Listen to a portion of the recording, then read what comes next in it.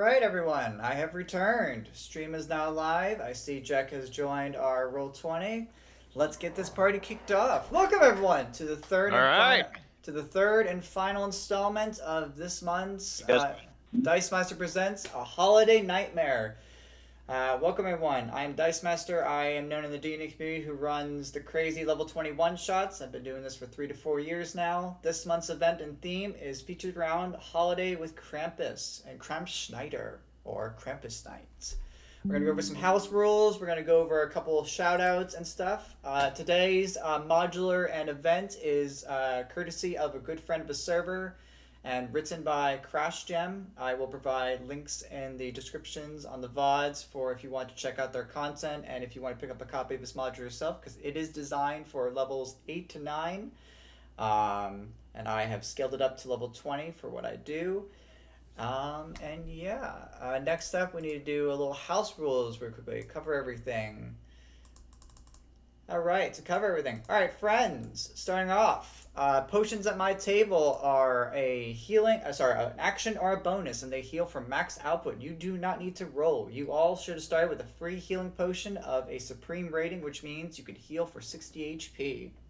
Next, we do not play with flanking rules. We do not allow.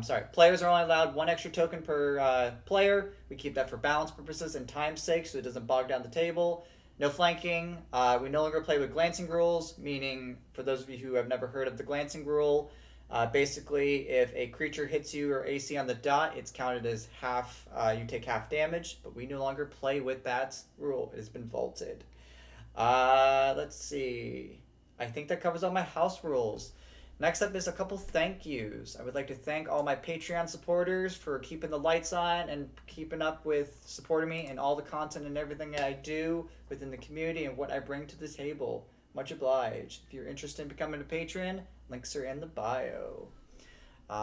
Next up is we will begin our tale for today's lonely adventure of Krampus Nights. So, friends, you have journeyed far and wide during this holiday season to the Dark Order that resides in the city of Arcania. For your reasons of why you have come, that is on you for role-playing purposes. You may tell that when we do character deductions. Today, we are celebrating in the holiday spirit. Everyone is being merry at the Dark Order. We are drinking and being merry. We are enjoying good tidings and drinking and enjoying mead. Enjoying good food. Mordecai Fluffmancer, the owner and the creator establishment of the Dark Order, is gathering around and being merry and cheerful with everyone. We're gonna go around the table and everyone introduce their character and what brings them to the tavern and what are they doing during this holiday season. So, from on Roll20, we are going to start with what I have. So, the first person I have is Itrax. What are you doing in this holiday season? Yeah, A little bit of echo there. Continue. Itrax is a dragonborn monk, very tall and kind of beefy, very like wide chest, big back, shirtless, no armor, some very kind of long, powerful arms, and just kind of like a monk's robe for like pants kind of thing. And he is in this tavern, looking for, I guess, Krampus. Okay, I'm gonna say. Okay, that's fine. So you've come to the tavern hearing rumors about the Fey Lord of Krampus. Okay, that is fine. So your race and class you're playing today? I heard Dragonborn and the class. Dragonborn monk. Monk. Okay, cool, perfect. Next is Kalor. hey, can you guys actually hear me now? We can now hear you, my Yes. friend. Oh, thank God, that took forever. Yeah, so I'm Calor. I'm a bugbear, mostly fighter, 17 with 3 levels in ranger. Calor used to be, I guess, like a mercenary and being in a bunch of different armies and stuff, and then eventually retired to the mountains. And he has, I guess, gotten bored and decided to join up in the search for Krampus to, I guess, recover these children. Okay. We'll keep that above table. All right, no worries. You guys will come. That's fine. That's fine. Next up is John Johnson. Oh. Well, you see, John Johnson is a fine doer of job at place. Naturally, he was just hired and to do this whole shindig and beat up the Scrampus fellow, and he's here with his Pegasus and flying chariot, which are probably parked out back or something. I don't fucking know how the rules with animals work in this tavern. But yeah, he's just here for the money and also chaos. Okay. What is your race and class that you're playing today, my Oh, friend? right. God, I'm a winged tiefling, bard 18, warlock 2. Okay. Next up is Bye Bye. What are you doing in this tavern today? Bye Bye is an Eladrin bard and is more of an interdimensional traveler than anything else, and so they're just interdimensionally stopping over for a drink. Okay, sounds good. Okay. Next up is Viol Entstriker. So Viol is a mountain dwarf barbarian / warlock. Um, he is known for striking people violently. Let's not beat around the bush. And he's here because he heard there's a party and there could be some work for him to do, which involves beating someone up. Okay, perfect. Sounds good. Simple man, simple needs. Nice. Next up is Dissolence. What are you doing in the tavern today?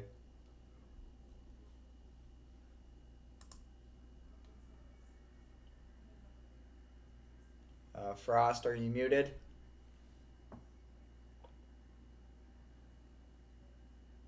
Frost? You there? You there, AJ? Frost? All right, we'll come back. We'll come back to that momentarily. Okay. We'll do that introduction momentarily. Next up is Esmeralda. What are you doing in the tavern today? All right, so I kind of hang around the tavern quite often. I'm always looking for something to stick my nose in and get in other people's business. So I heard there's a Krampus running around, and I want in. Perfect. Sounds good. All right. Okay. All right. Oops. I am a. Is it Verdan? Is that how I say it? Verdun? Yeah, Verdun. Yeah, Verdun. Verdun. Okay, perfect. And I'm a level 20 bard. Nice. We have a lot We of got bards. a lot of bards this time. Yeah. Between all 3 sessions, I think this is the most bards I've had in quite some time. It's all good. We also have just like 3 in this one alone. Yeah, it's all good. Frost, are you still there or are you AFK? Yep. No, I changed my mic input. Oh, no, good. Take it away. What are you doing in the tavern today? What's going on with you? Who is Dissolence? I came into town for holidays. I didn't really have anything to do with family over Christmas, so I thought, hey, let's do some questing instead. I'm a astral elf fighter and ranger. Kind of specializes in armor and avoiding damage and things. Perfect. Sounds good. All right, guys. So as you all are getting to know one another and being merry and drinking mead and doing whatever you wish to do within the tavern in the spirits of the holidays, the door swings opens as a tall, lengthy, armored elf comes charging in, shouting at the top of her lungs. Mr. Manser! Flupmancer! I've come! Hey, I need help! The Feywild's in dear need! Come! My dear, shut the door. You're letting all the hot air out. Come in, come, shut the door. Would you like a drink? Let's start there first before we start shouting about. No, the time is a dare. We, come. Let's come sit down. Tell us what's going on. What's it like? Keep drinking, everyone. Be merry. I will be back. Sorry, I am a representation of the Larvel family, and I seek the help of the Dark Order. Krampus has struck again. Krampus, you say? Oh, now that is a name I haven't heard in quite some time now. Well, I'm certain we have some adventurers willing to come around that will willing to help you on your quest. Um, Friends of the tavern, come lively, hear the tales of this. My name is Arwell Orwin. I am the guardian and the keeper representation of the Lorvel family. I am 2 children have been kidnapped by Krampus. For those of you who are interested and wish to hear my tale, gather around. Gather around. So, Mordecai calls all who wish to join up and listen to the tale. We will begin. So, D&D players, if you wish to move your tokens over to the bottom over here, just down over here, you may do so. But take your time, there's no rush. Next. Excuse me! Alright, first up. Arwell tells you that, once again, she is a representation and the protector of the 2 children of the Lenovar family. Elsa and her sister, Thanos Lenovar, have been kidnapped by Krampus himself. And I will give you all, I will read you your little insights. So,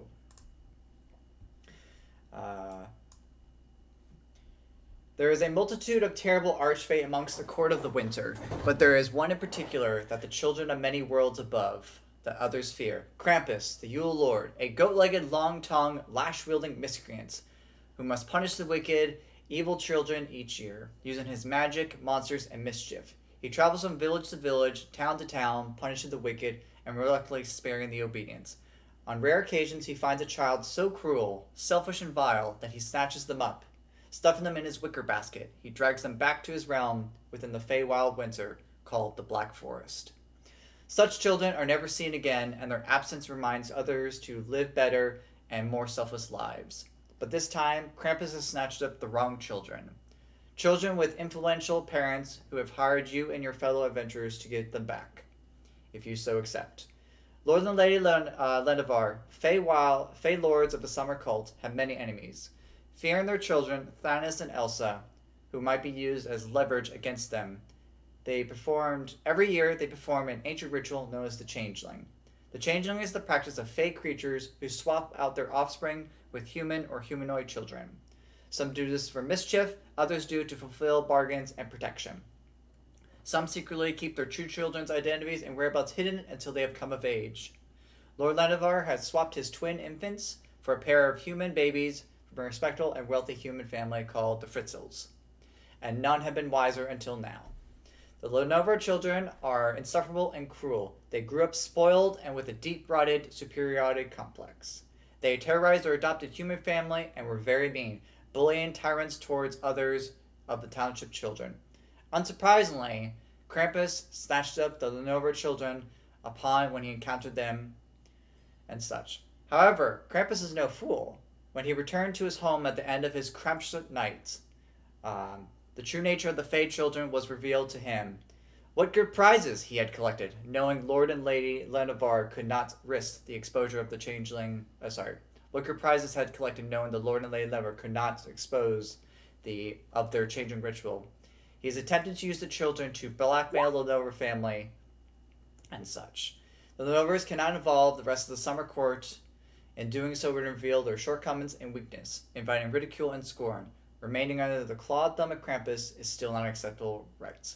Therefore, the Lenovars have enlisted your services, if you so accept, to aid in this matter. The Lenovars will disinvolve any involvement of themselves and withhold payment if you fail to retrieve the children within 4 hours' time. You each will be paid 10,000 gold upon retrieving the children and bringing them back safely and sound. And Arva will also give you a little insight of what she is little to tell you about Krampus, the Yule Lord. The Yule Lord Krampus is a Fey spirit, operating outside the typical alignment spectrum. His actions are mostly assuredly evil, and he is terrible as well. Despite this, Krampus believes himself to be good, and that his work is reasonable, just, and necessary. He is bound by nature and many oaths he has sworn to perform. His duties year after year. There is no way to stop him from doing what he has done, for in the end, he manifests an ideal to punish the naughty.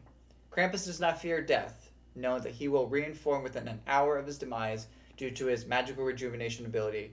So instead, Krampus fears an end to the Yule, a slow in stopping the belief in himself and other Yuletide spirits, and a world beset by terrible people who starred as naughty children.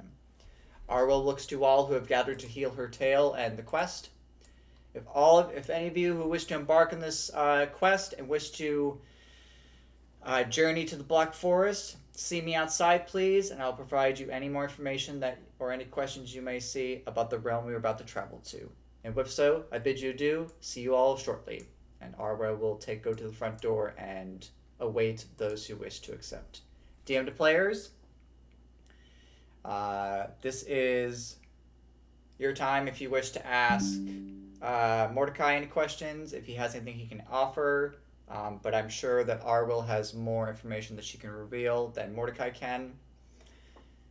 So, friends, what say you? Do you save the children and save the holiday spirit? 10,000 gold is quite about a coin. Yeah, all right. I say aye. Hi. Definitely. All right. Here, let's beat some it. Krampus' ass. Sounds good. All right, so Mordecai tells you all best of luck, happy holidays, and if you do see Krampus, be sure to give him a hello. It's been quite many years since he has seen Krampus and such. And with that, you all journey outside the tavern. You all journey outside the front door, and Arwell is greeting you all. Splendid! We have quite a gathering. This will be great. This will be plenty. All right, friends. I have been tasked and allowed to give you certain information about the Black Forest that my lord and lady are willing to share with you that they have gathered. So, friends, DM to players, this is the rules of the Black Forest and everything that goes about. Let's just begin. Black Forest. It is always night. The sun never rises. Abilities and powers reliant upon the daylight, dawn, and sun do not work or trigger. This includes recharging magic items that gain recharges specifically the next morning rather than new day. So mechanic purposes, basically, you would need to spend a full day and then some to recharge any abilities. But because we do not do short or long rest, all you need to take from this, it is always night. It is always dark outside. Next, extreme cold. Within the Dark Forest, anyone without resistance or immunity to cold must make a DC 10 Constitution saving throw at the end of every hour or gain 1 level of exhaustion. Clarification, we are not using the raw exhaustion system. We're using the new version, meaning every level of exhaustion is a -1 to all D20 rolls and a -1 to your spell DCs and such. Once you reach 10 levels of exhaustion, you will perish. Each creature that fails or succeeds, I have changes, I forgot to update the text. Each creature that fails or succeeds, the DC increases for 5 on the next save. This effect even activates even indoors. Therefore, cold weather gear alone cannot protect a creature from the supernatural cold. However, anyone with resistance to or immunity to the cold will make the save with advantage. I have a clock on hand. We will keep track of this. Next, punishing the naughty. Any creature who uses a spell or ability to replace the results of a dice roll, to force the reroll of a dice, or benefits from the replacement of rerolling of a dice, will suffer from the effects of Krampus's punishment. Examples include divination wizards, spells, feats that grant lucky rerolls, and enhance luck of halflings. So friends, be careful of changing the fate of your dice, for you will be punished by Krampus. Next, while in the Black Forest, unless you are Krampus or a being in his service, teleportation or planar magic has a higher chance of failure within the dark magic. Therefore, roll on the table below whenever a creature other than Krampus and his servants tries to teleport or leave the plane. If more than one creature is teleporting or using planar magic due to the same spell, roll separately for each creature. You all can take a look at the handout and see the effects of what happens if you teleport or use planar magic and leave the plane. Question, DM. Go ahead. For the extreme cold, the con save, do you do what's it called? Crit fails? No, not for saves. No, not for saves. Okay. Yeah, my con is a +11, so I'm guessing I don't need to roll. Well, the DC does go up by 5 every hour. Oh, each time it goes up. Oh, okay. Cool. Yeah, it goes up every 5. So you will still need to make the check every hour. All right. Yeah, Um, makes sense. So, DM to players, now is the time. If you all need to change any spells, swap any spells, cast any light spells and preparations before you enter the portal leading to the Black Forest, I will get you as close as you can. But now is the time. I've given you all your information about the Black Forest and everything that she is willing to reveal. With this knowledge, no. Tristan, the DC goes up by 5 for every hour. Again, I changed the text because there was a typo. It's if you fail or succeed, the DC goes up by 5. All right. Does anyone want aid cast on them? I could use it. Okay, sorry. Which is okay? Which is your character? Vial. Okay. Hey, so I wanted to roll my Tales from Beyond. Okay. I'll be- All right. So let's go around the table and do a kind of a turn order just to make sure everyone gets a little thing.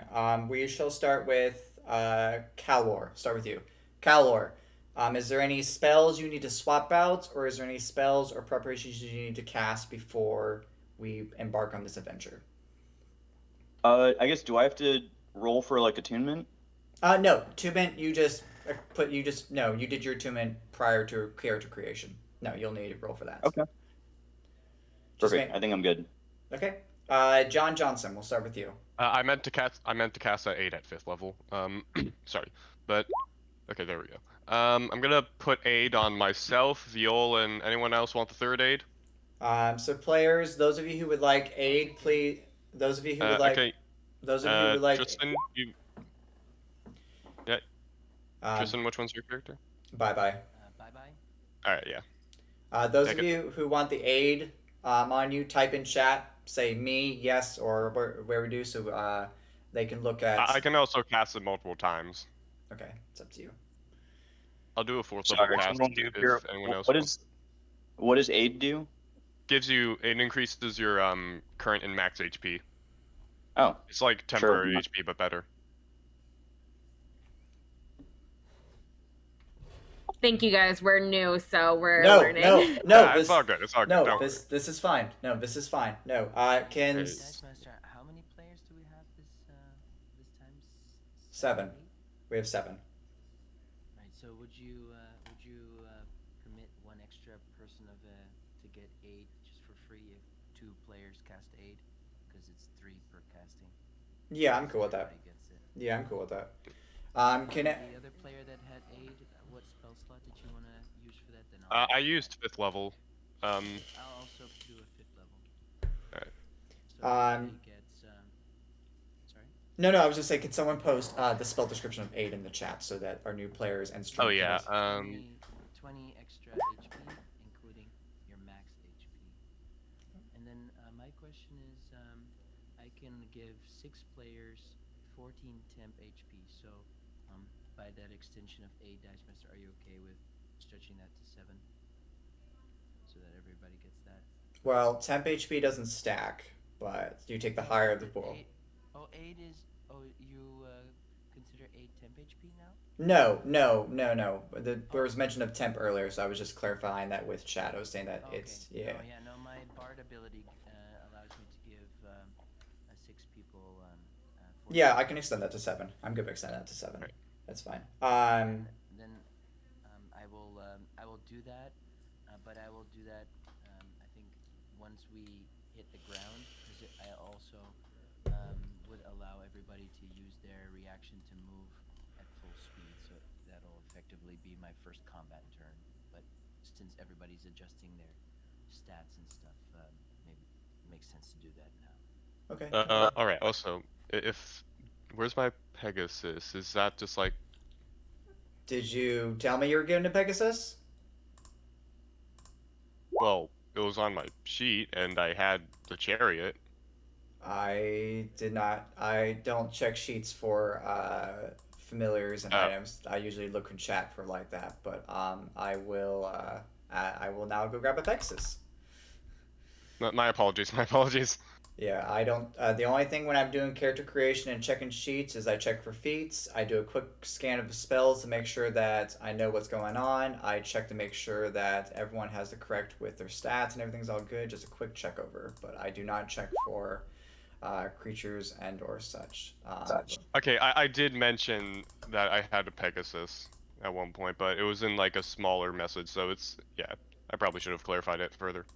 DM, I have a dragon, if you remember, and I can also cast what do you call it? Conjure elemental once. So All right, so I might do that. before we keep jumping around, that's why I was trying to keep us in order so that everyone has, so that we don't get. Oh, sorry, my bad. Yeah. I didn't catch that. Yeah, no. Everyone's all good. Wait, and then I would say everyone.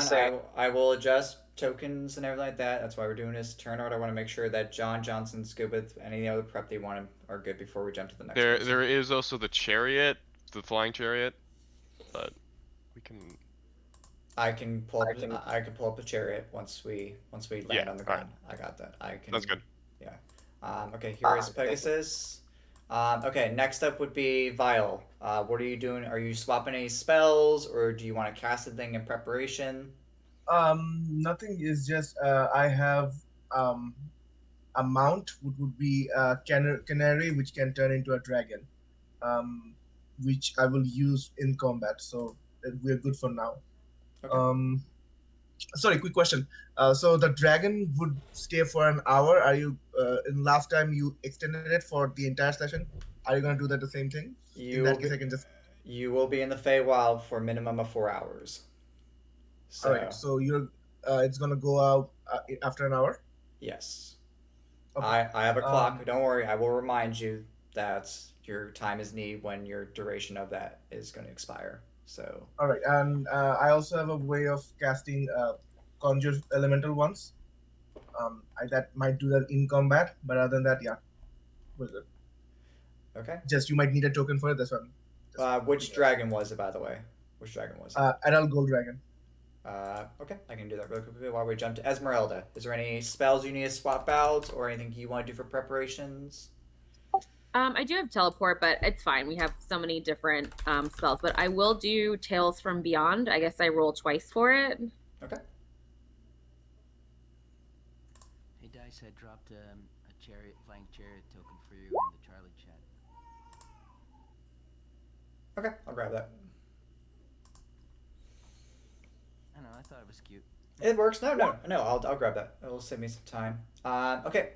So Esmeralda, what exactly goes with your Tales Beyond? What exactly this kind of feature? If you want to explain that a little bit. What exactly? Okay, so I think I basically rolled twice for it, and then I rolled a 5 and an 8, so I have to choose from the list whether I want the tail 5 or 8. Okay. So I'm just looking at it super quick. Yeah, no. I was saying, no, take your time. You are fine. This is all good. I am currently making sure I grab the right gold dragon. There we go. And I'll put that in just on the token board, and then I'll save in the chat. So I'll drop it off for Raider. Okay, good. Dragon's good. And I will drop Pegasus when we get to there, so it's easier with the copy and pasting. Let's see. Tales from Beyond. All right, let's see. Okay, so you reach out to spirits who tell their tales through you while you're holding your spiritual focus. You can use a bonus action to expend one of your bark inspirations to roll on the spiritual table. You can use an action to choose one creature you see within 30 feet of you to be target of the tale's effects. Once you do so, you can bestow this effect once again to your roll again. Okay, and your choice was 5, Tale of the Avenger, and Tale of the Phantom. Okay. So Esmeralda, which one are you feeling for the tail? I think I'm gonna go with 8. Okay. The Tale of the Phantom. Okay. Which ally are you choosing yourself? You don't have. I think you can choose yourself. I believe you could choose yourself if you wish. I think you could choose yourself if you wish. Do you wish to put this on an ally, or do you want to push this tail on yourself, Esmeralda? Which one would you like? Okay, so I think we were like kind of a little confused because we thought we could keep it and use it at a later time. Oh, sure. Then yeah, totally. Yeah, no, we're good. I'm good with that. Yeah, no. Perfect. Thank you so much. Yeah, no. That's fine. Yeah, it's fine. I just assumed you were going to use it right this second. No, that's fine. So we have Tail of the Phantom Yeah, on it the. can be you. Sorry. It Yeah. can be you. Sorry, I looked. Yeah. Tail of the Phantom will be used for later time. No worries. Okay, cool. Esmeralda, is that it for you for the tails? Any spells you want to cast or anything else? I think that's it. Okay, Thank cool. you. No worries. Itrax, any spells you need to swap out or anything you want to prep and stuff?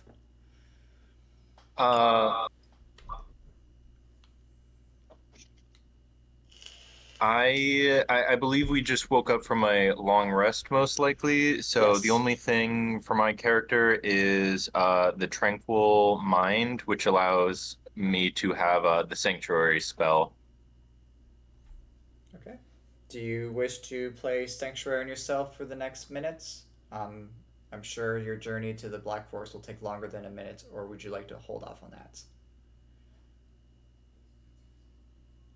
Sorry, one more time. So Sanctuary, the spell Sanctuary has a duration of a minute. Would you like to cast that now, or would you like to wait until the time is at need to cast it? Oh, Unless I am. It's later. Yeah, I'm guessing later. The answer is later. Yeah, I'm I guessing. think it applies automatically to the monk until I Yeah, until you make an offensive thing. yeah, you gain the effect until the start of a long rest or until you take like an attack action. Gotcha. Yeah, exactly. Yeah, Sanctuary is very well known within this tables at level 20. It's one of the big spells, so we are very much aware of it. But cool, still fun. Great. Awesome. Okay, so we have that. Is there anything else you have for preparations besides that, my friend? Before we jump to the next person? No. Not a preparation, but I just have a question. My bow has like I guess a minor beneficial property. It says that I get a resistance against one damage type of the DM's choice. You And I may was just pick. wondering what damage You may pick. pick. Okay. Highly recommend you pick cold, unless you're already resistant to cold.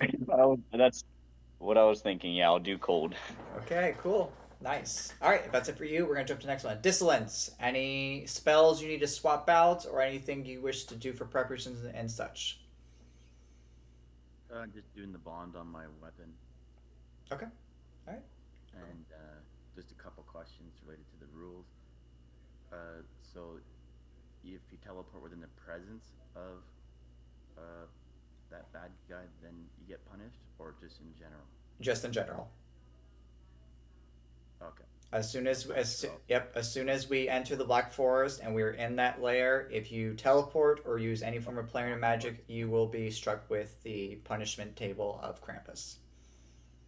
Okay, so Black Forest only. Yes. Okay. Is the whole thing in Black Forest? Yes, the whole thing's in Black Forest. Okay. Then the second one was with the if you re-roll something with luck.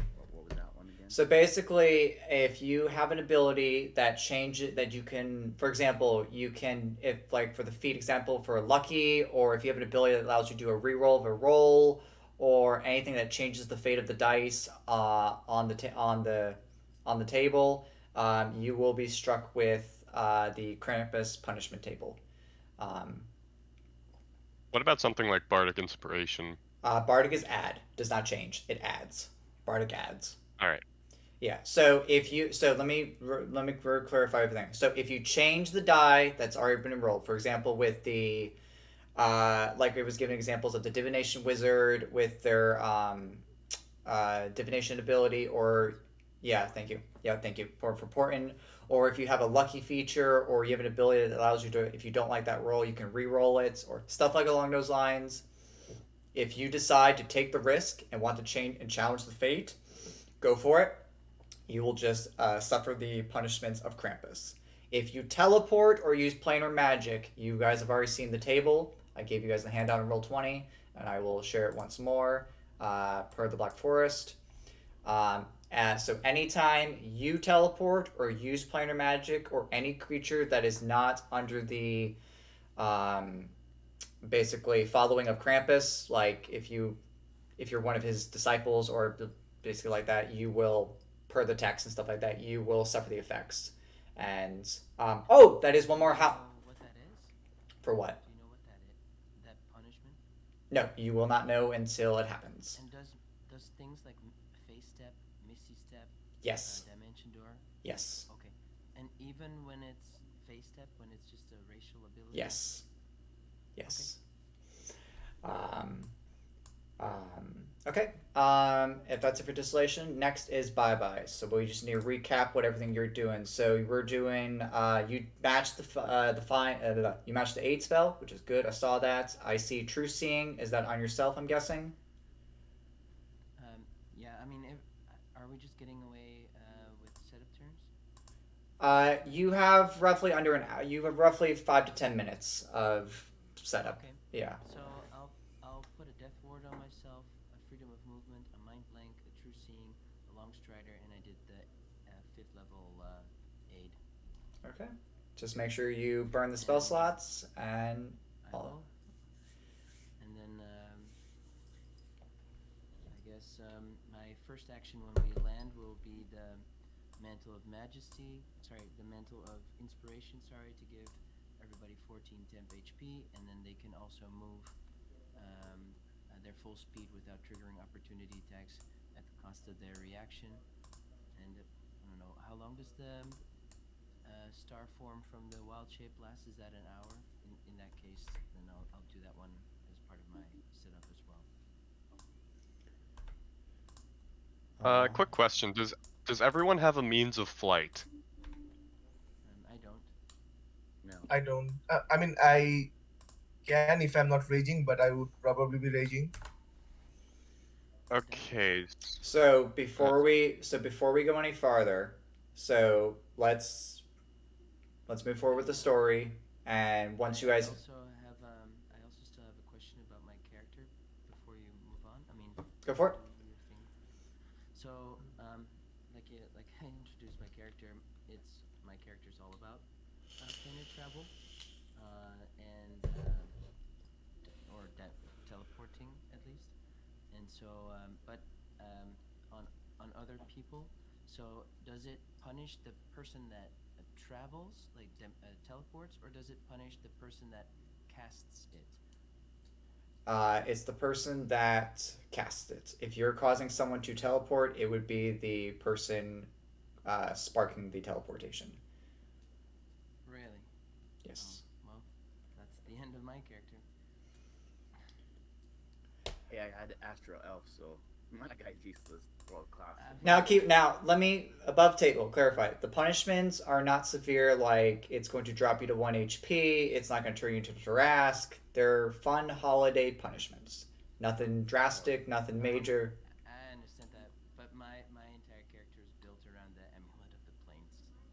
So that was my whole character concept. Wait, what happens if you cast something like Gate and then like does it only punish you if you go through it?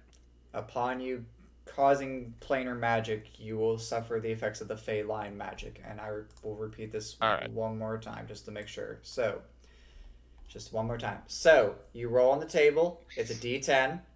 You can have the following effects: immolation, going up, malfunction, time dilation, and then it automatically succeeds, and nothing happens. The first effect: teleportation or planar magic fails, and the creature bursts into flames, taking 30 points of fire damage and 30 points of necrotic damage, and an ongoing 10 and 10, and it requires an action to put out the magical black fire. Second effect, going up. You teleport straight up 300 feet and then fall.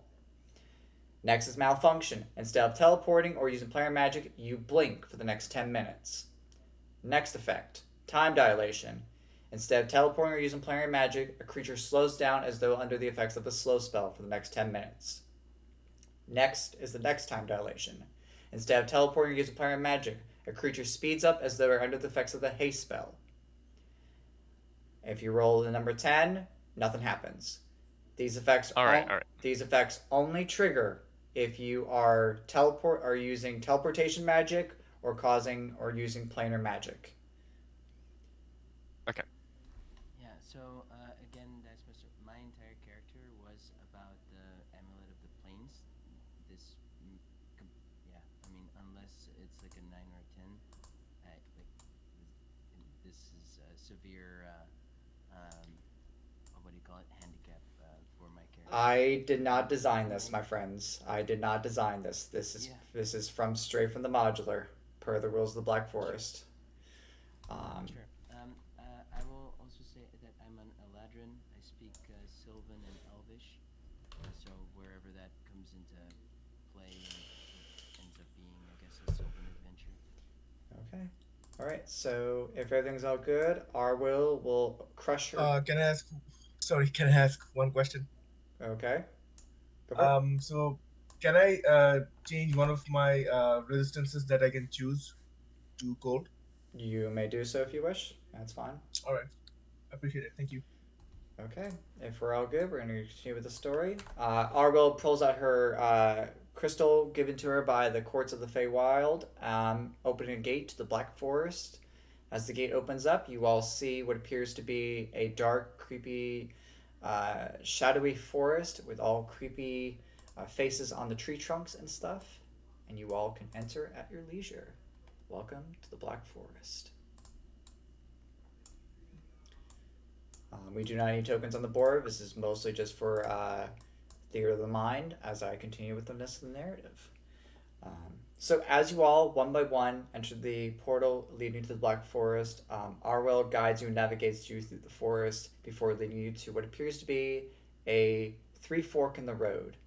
But as you notice, two paths, the path to the left and the path to the center, are currently blocked off by large blocks of ice.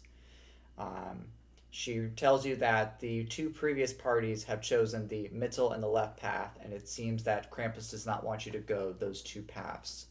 So the only remaining path you all have is the path of the right.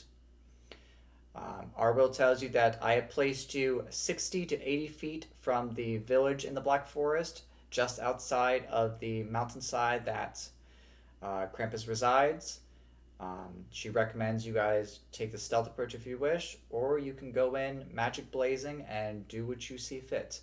I will stay back here and hold the gate open as possible. Keep in mind, friends, you have 4 hours. Please bring back the children safe and sound, and good luck. And with that, I need everyone to please roll me a DC 10 con save. 14. And I repeat, if you have immunity or advantage to cold, you roll this with advantage.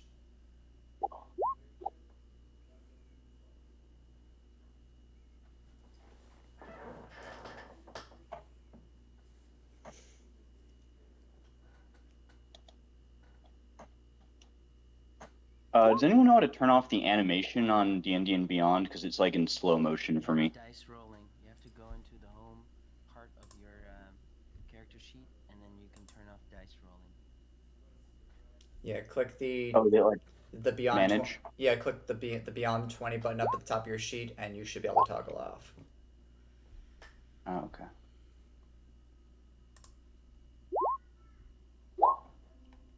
They removed to get rid of the noise when you roll. I noticed. You can't disable that anymore.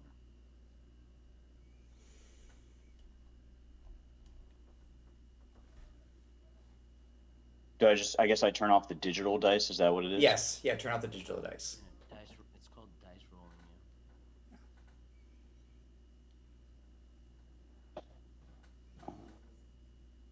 All right. So it looks like everyone is good. No one suffers the penalties of the cold. Bye-bye. Roll for narrative, please. And the next time the DC will be DC 15. Thank you, sir. All right. Everyone's good.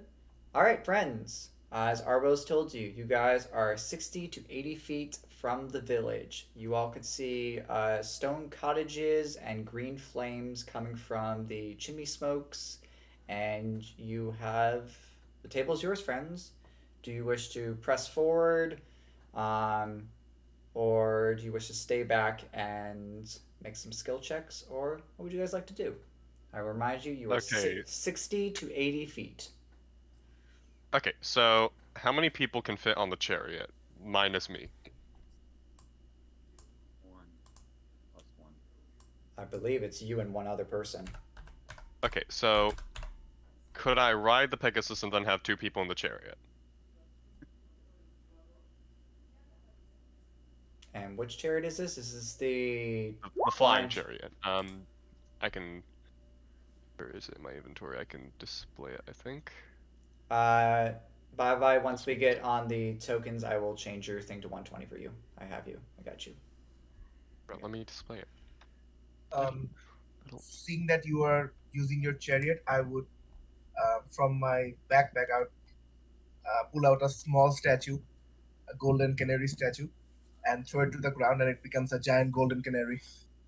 All right. And I just So. say, I can fly. So All right, my question to Shadow: where were you keeping the chariot all this time? Well, just connect it up with the Pegasus. Okay. And I mean, I'm pretty sure I can pull it. Yeah, fairly easily. no. It's mostly for narrative questions of where were you. Oh, yeah, fair enough. Yeah. Okay, so I can fly on my own. The Pegasus can like bring 2 people along. We have a giant golden canary. So, how many people need flight? Because I can help 2. And I'm just gonna say this right now. The direction I'm going with this is that I, for some reason, just immediately had the thought of orbital bombardment. Air superiority. Well, I can't fly. I am sort of a ranged character, so that I don't know. I guess shooting from the chariot might not be too bad. You get in the chariot. Get in. Alright. All right. I mean, I guess we could do combined arms warfare. And have ground troops as well. Yeah, I just say I can fight long and close range, so All I'm right. good with both. Okay, Although if so anyone else is ranged, I'm also kind of stealthy, so I could still be on the ground if anyone else would prefer to be in the chariot. I also have pass wheel trade. I can hop in the chariot as well. all right, so okay, that's one person in the chariot. I can get out and bring in one other person because I can fly on my own. We can have like maybe like a stealth force sneak up while we do orbital bombardment. Sure. Yeah, I'm super stealthy. All right, so who will be flying and who will be on the ground? I'm good I'll either try way. to be on the I got ground. high stealth. All right. Maybe I need to be on the ground. I don't know. However it comes out. Hmm. Find a way. I I'm guess we fly. could. Yeah, I guess we could split like half the people out in the air, half on the ground.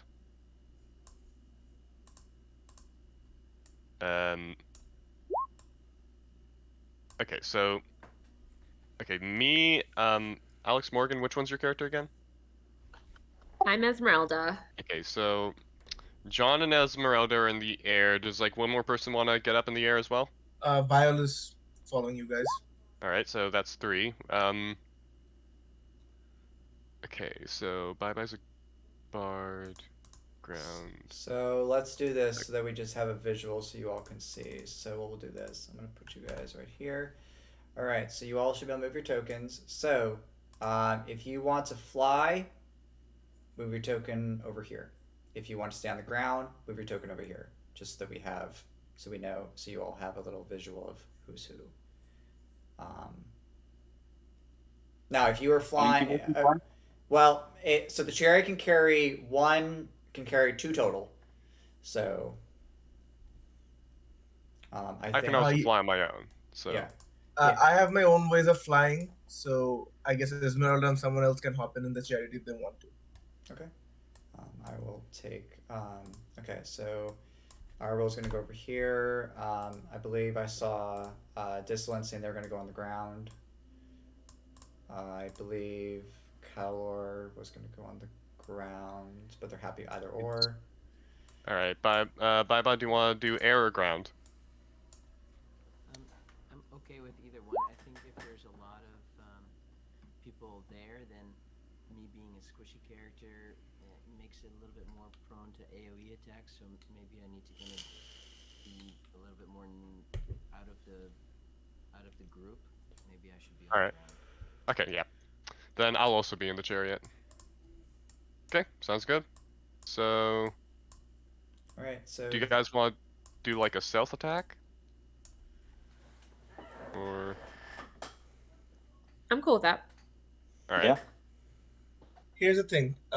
Since we're the ground force can stealthily move in and we can fly overhead, and unless one of the groups get detected, the other can keep moving forward stealthily.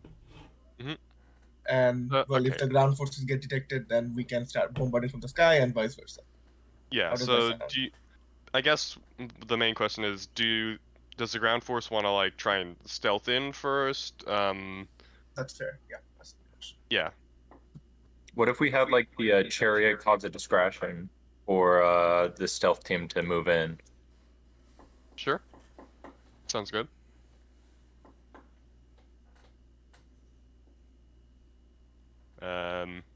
Everyone else good with that? Yep. okay, I will. All right. I will move you guys over to the Black Forest, and we will begin our tale. And I will read you guys some narrative. All right, give me 2 seconds to shipping. All right, you guys are in Area 3. This is the east. Alright, friends. You follow a well-traveled hunt trail leading to a small village's edge. Sheltered from view by nearby pines, you look between two stone cottages, and across a frozen tract of land littered with broken stone walls. This one was the short description. Okay.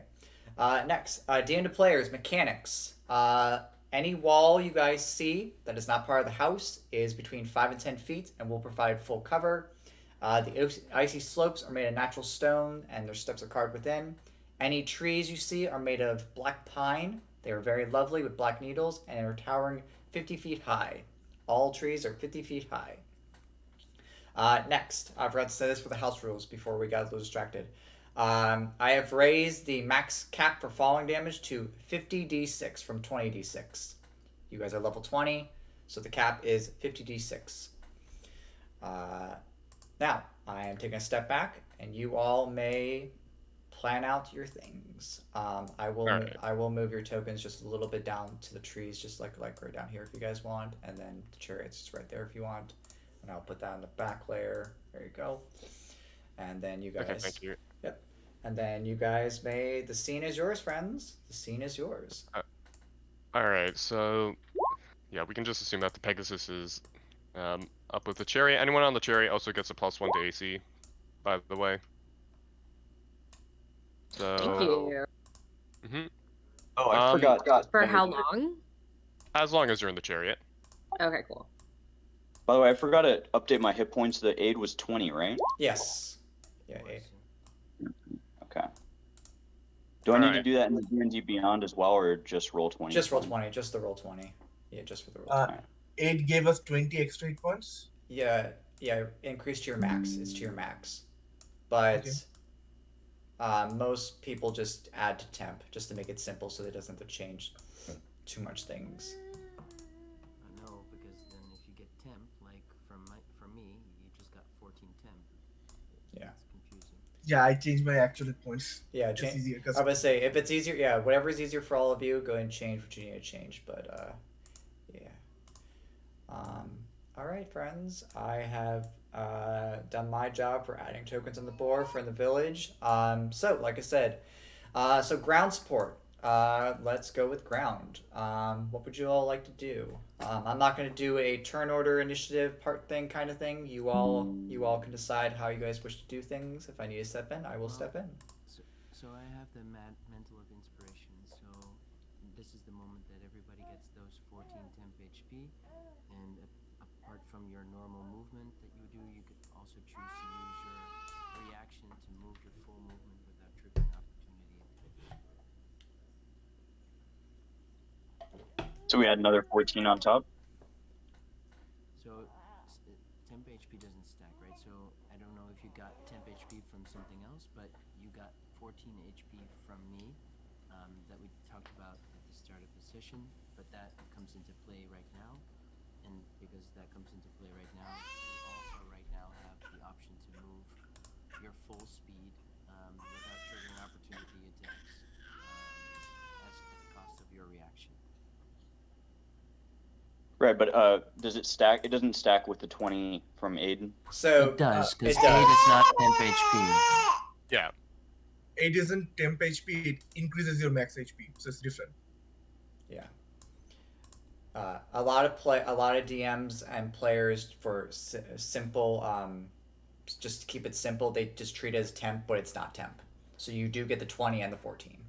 You do get the 20 and 14. 20, 14. Okay, thank you so much. That clarifies a lot. Yeah, no, you do get the 20 and the 14. Yeah, the 20 goes to your max HP, so just basically you get 20 extra HP, permanent. And then the 14 that's coming from bye-bye is temp. So that would be the first pool of HP that gets hit first. And then you go to your normal HP. Wonderful, thank you. No worries. All right, ground supports. Take it away.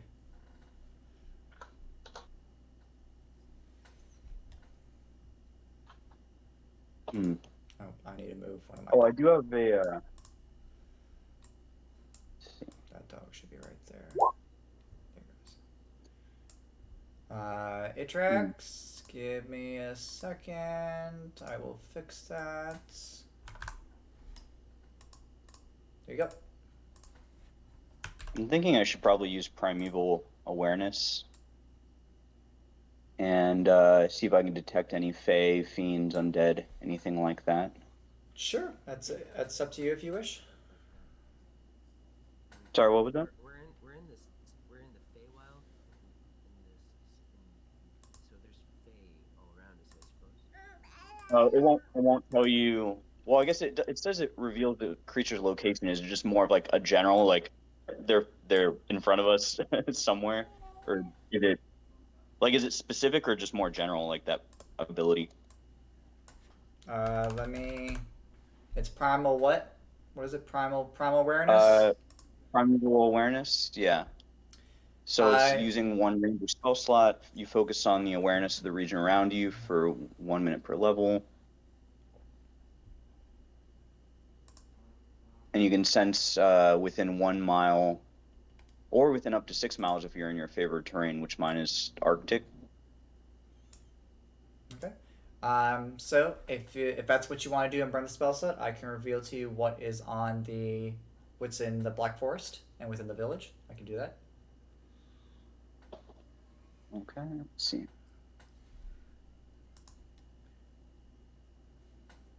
That's weird. I don't see it on my spell list though. It would be under features and abilities. But yeah, it should be under features and abilities. But it's okay. So just burn the spell slot, and I will reveal to you what kind of creatures we have here within the Fae. And we'll be all good. It's no worries. That's all good. So you have the following. You sense Fae dark elves. You sense some Fae beasts. You of course you sense a Fae undead creature that is drawing more power than they should. And then you sense a Fae. What are you again?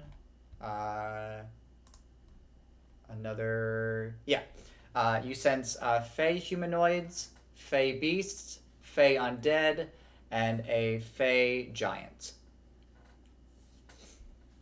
And do I sense anything about like kind of their general locations? Most of the Fae humanoids are perusing and on patrol throughout the entire forest with the Fae beast dogs. Each of the houses, from what you can sense, also have occupants as well. And particularly what's inside the mountainside is being kind of protected by Krampus's lair and such.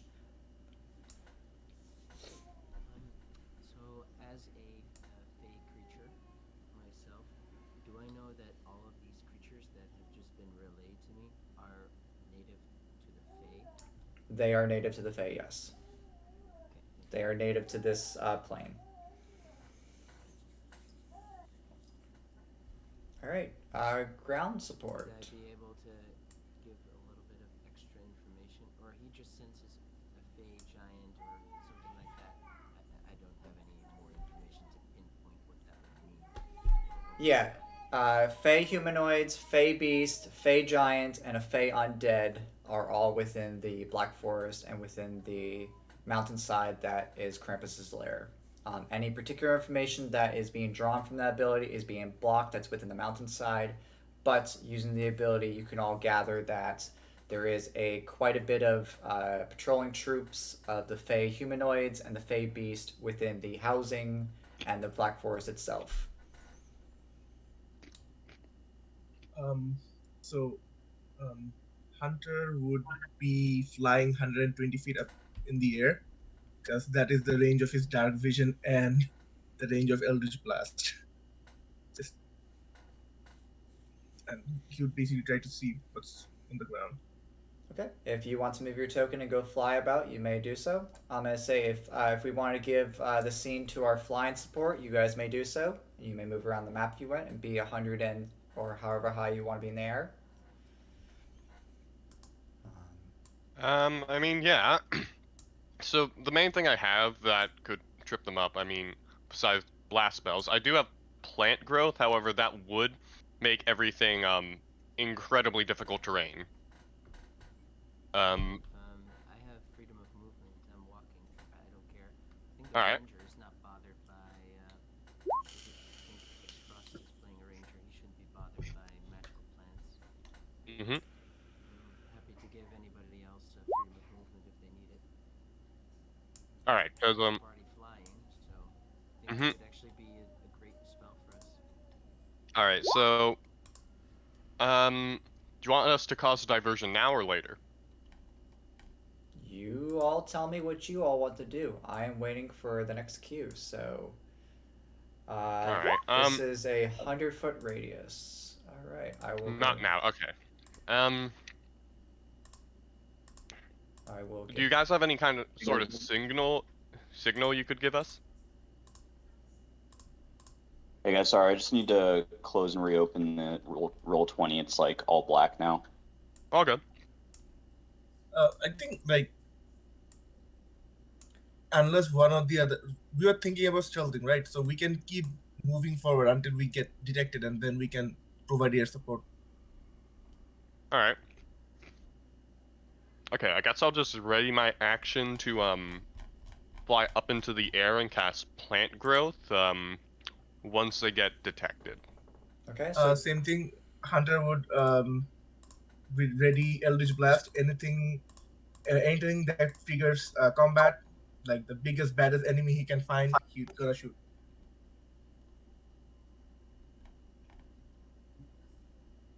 Hello. Can everyone hear me? yeah, no, we can hear you. Yeah, no, we can hear you. I'm just grabbing a template for plant growth real quickly, just so that we have something to go. And I'm almost done. Fine. All right. Yeah. This works. And this is a 100-foot radius. I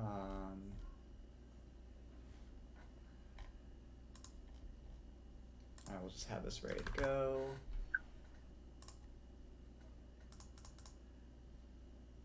Alright, so while you are still talking, I'm going to have to do this. We'll do this up here. Alright, and then I'm gonna go ahead and start making this. That should be roughly 100. I will take that off. Alright. I will make that a drawing. Alright, I now have plant growth ready to go. Alright, sounds good. So I will just put that on the GM layer for when you guys are ready to do that. Boom. Okay, so the table is yours, guys. The scene is yours. So It looks like Bye Bye is casting Anti-Life Shield and concentrating on that for the next hour. Um,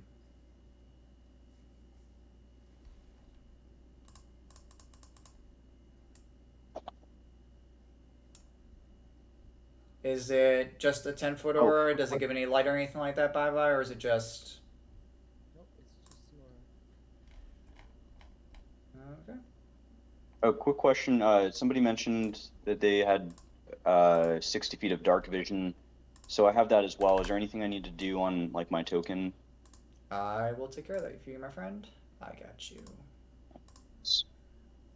Oh, and while I'm in darkness, I'm invisible to any creature that relies on dark vision. Nice. Doomstalker. My character has 120 feet. Yeah, Itrax, I have used Itrax, I got you for your 60 dark vision.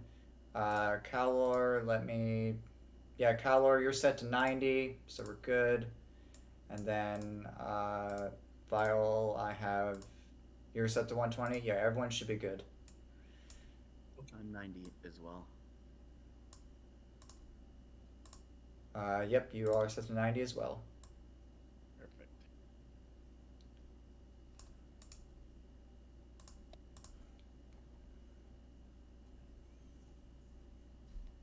All right, friends.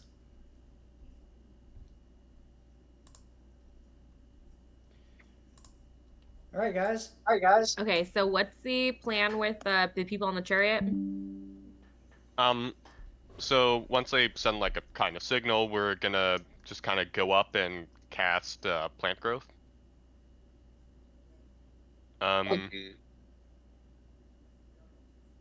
Essentially, before starting, like vials and something like, unless you guys didn't agree, we can keep going stealthily until one or the other group gets caught or gets detected, and then the other group can jump in as a surprise. I'm cool with that. So it makes more sense probably for the ground troop to keep stealthing in. And if you guys get detected, we will start blasting from the sky. The other way around can also happen. That works for us. Okay. If you guys, those on the ground, want to roll stealth checks and take the stealth approach, go and move your tokens however far you wish. And then my flyers, if you want to reposition your tokens so you have aerial view so you can see everything, go and move your sight and stuff like that. Bye Bye is not participating in stealth. Oh, you're not? Okay. I'm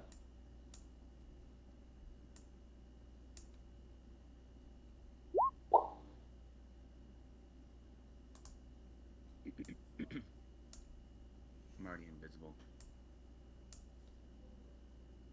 Oh, Bye-Bye's invisible? No, Dissonance is invisible because of we're in darkness. Oh, same here then, right? Yeah. Well, no, I did my my ability to go invisible. Yep, you're good. Right, yeah, I have like a umbral sight. Do I have to do anything? Like, I don't have to roll for that, right? Like the umbral sight, like it's just like a trait. Yeah, it's a passive. Yeah, you're good. So do we need to like specify what direction we're moving in, or how do we move forward? You all can tell me, player to DM, how you guys want to move. So let's just recap everyone. So just so we go around the table, make sure everyone's all in the chain of command. Bye Bye is staying behind. They're doing their thing. They don't feel that they're going to provide the good stealth approach because of certain items and such. That's just fine. Dissonance, you are invisible to everyone, and no one can see you if they have dark vision, unless they have true sight. Which I believe only one person has true sight at the current moments.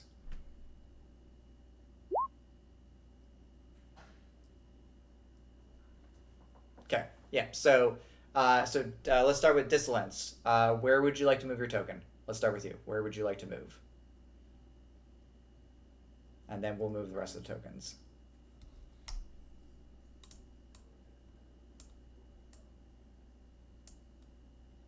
Like behind the door or window here. Okay. You can see a couple people inside the house as you move over there. Two are currently sleeping in the bed, and one is currently by the fireplace. I'm just repositioning the tokens. Okay. All right, Itrax, where do you want to move for your token?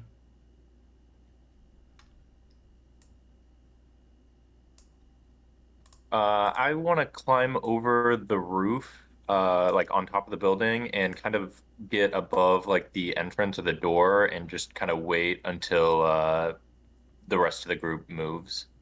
Okay, so I'll put your token right there. So you're right here. Okay. All right. Next is Esmeralda. You're in the chariot, I believe, right? Or are you on the ground? Yeah, I'm in the chariot. Okay. So I need to bounce to John. Where would you like to move the chariot? All right, let me think.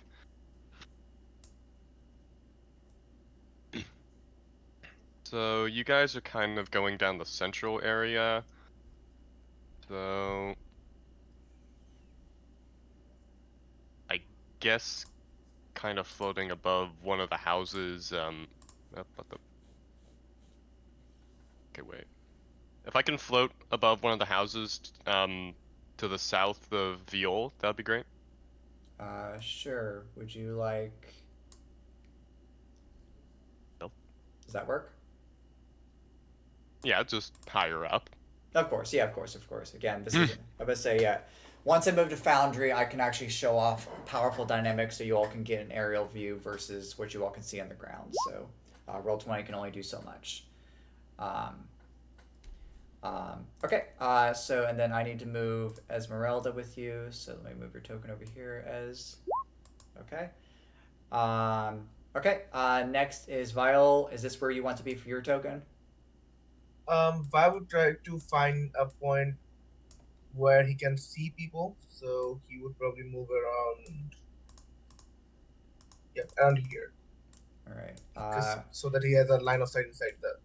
Okay. I'm gonna go into dynamic lighting and remove the walls for all the fortresses because we have people going for the aerial support, and just so that you all can keep in mind. But if you guys do see any walls on the map, keep in mind they're anywhere from 5 to 10 feet. They are solid walls, so you will need to move around them. I will clarify with movement if you need to, so just give me 2 seconds. We had this issue with the last table because they were doing, no, the first table because they were also doing both aerial and on the ground. So let me make sure. Okay. And then this will also help you guys with making sure you all can see certain things. There you go. And then there's that one. There's that one. There's that one. All right, that should cover all the walls. That should fix a lot of your vision so you guys have a better view. Okay, so back to Vial. Where would you like to be for positioning?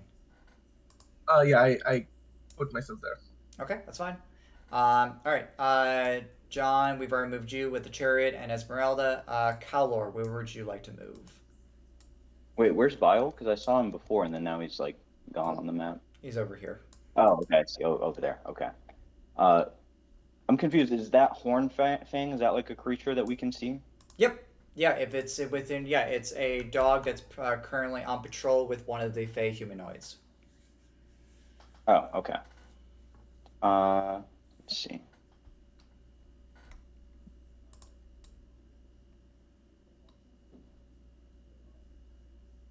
So there's like a wall over here, right? I'd kind of like to just go a little bit behind here, so I'm ready to attack if necessary from range.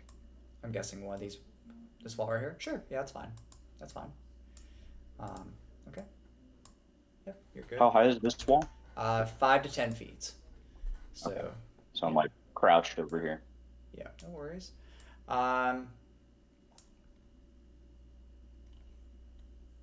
Okay. Bye-bye, just to clarify that there is a wall right here. This is a wall right here, so you will need to move around it. Just so you know. Okay. All right, friends. Again, I don't want to put you all in a turn order.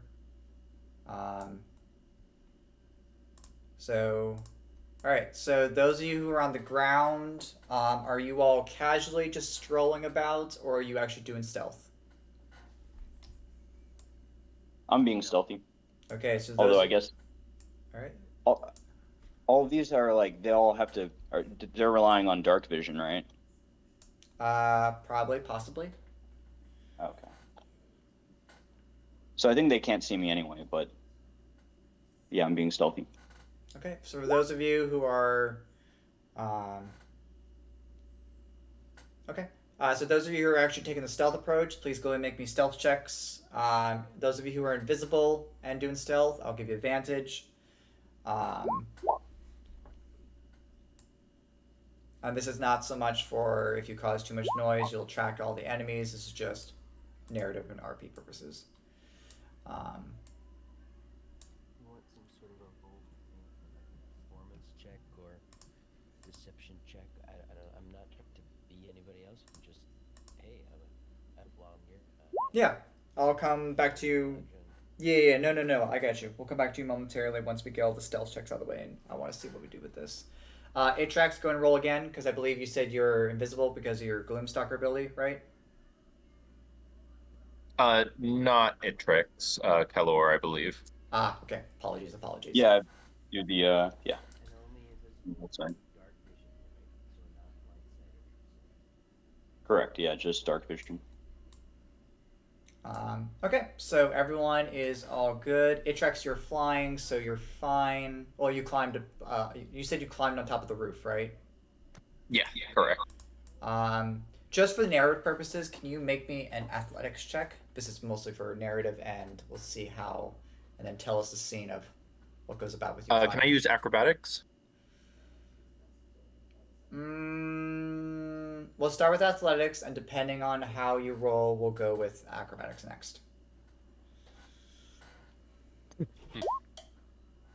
Okay, now slap me that, let's see that acrobatics. 12 still good. I would say these are pretty sturdy stone buildings. Alright, so you're on top of the roof. So what do we see? So paint us a picture of you climbing up the building.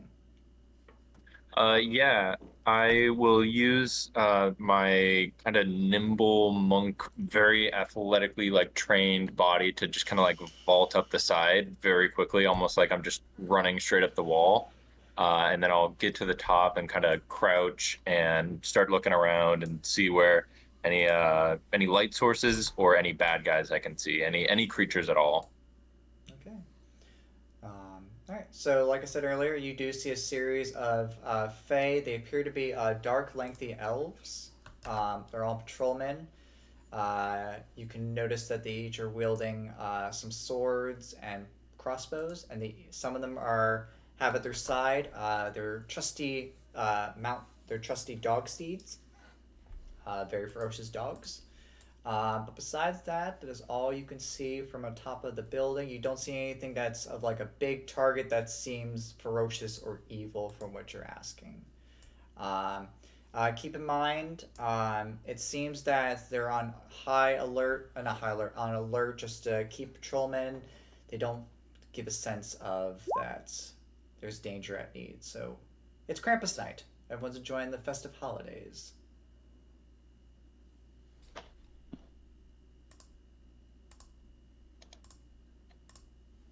All right. Does anyone know what's going on with the chariot?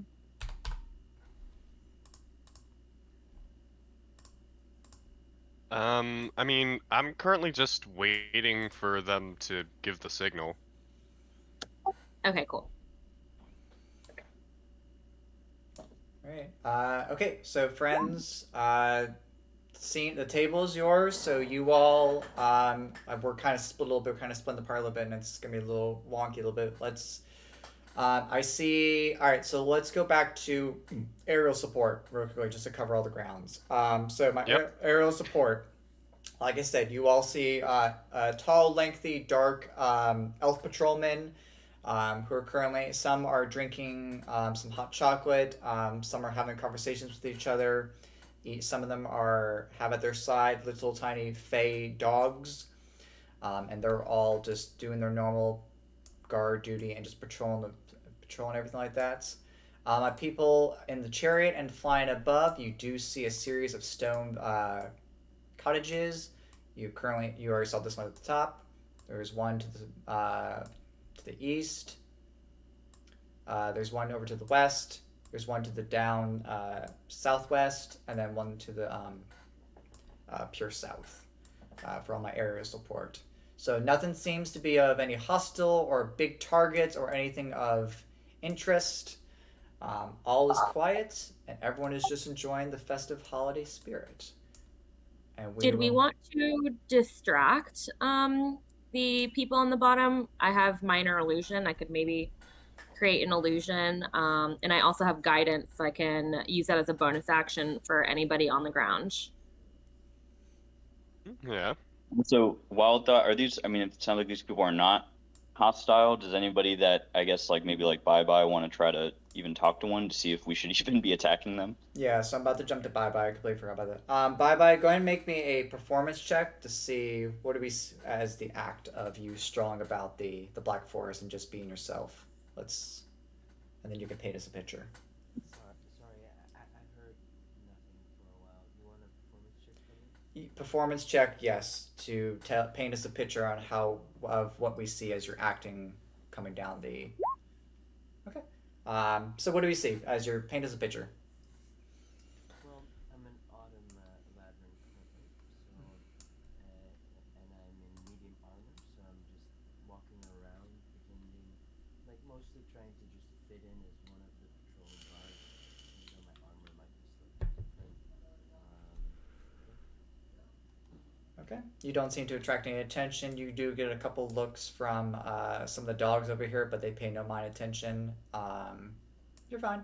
You can, since you're over by the window over here, you can look inside and you see 3 sleeping elves. I do apologize, I forgot to reset these tokens. 3 elves are currently laying in the bed, and this one right by the window, he's currently putting something on the shelf.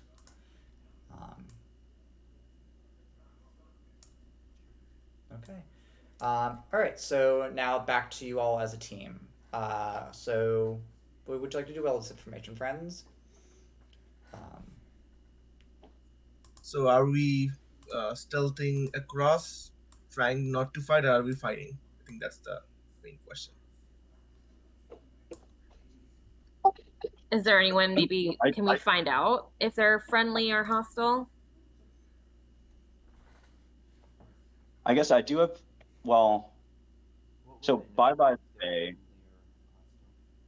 Also, I could burn a spell slot to change how I look to be like Faye and try to talk to one of them, but you know that would burn a slot. I don't know if it's worth it. If somebody needs to talk to them, I think I'm your guy with a plus 24 persuasion. Ow! I have expertise in persuasion, and I'm a bard. Plus 9 proficiency bonus. So Amazing. It's not the worst. I'm just gonna stop asking questions. It's not the worst I've ever come up with. So here's my next question: how are you all communicating with each other? You all are spread apart, and I did not hear no one say that they're going to cast Rary's telepathic bond. we all know ASL. So do we have to do that for for We all having know a ASL. card? I assume I see the flying chariot flying above. Here's the thing, anything, I think basically what you're saying, anything we come up with now is essentially metagaming. Anything we said beforehand, we have to basically go on that assumption, because the flying guys are hearing nothing. All right. Yep. Fair enough. Correct. We can give kind of hand signals, right? Like Yeah.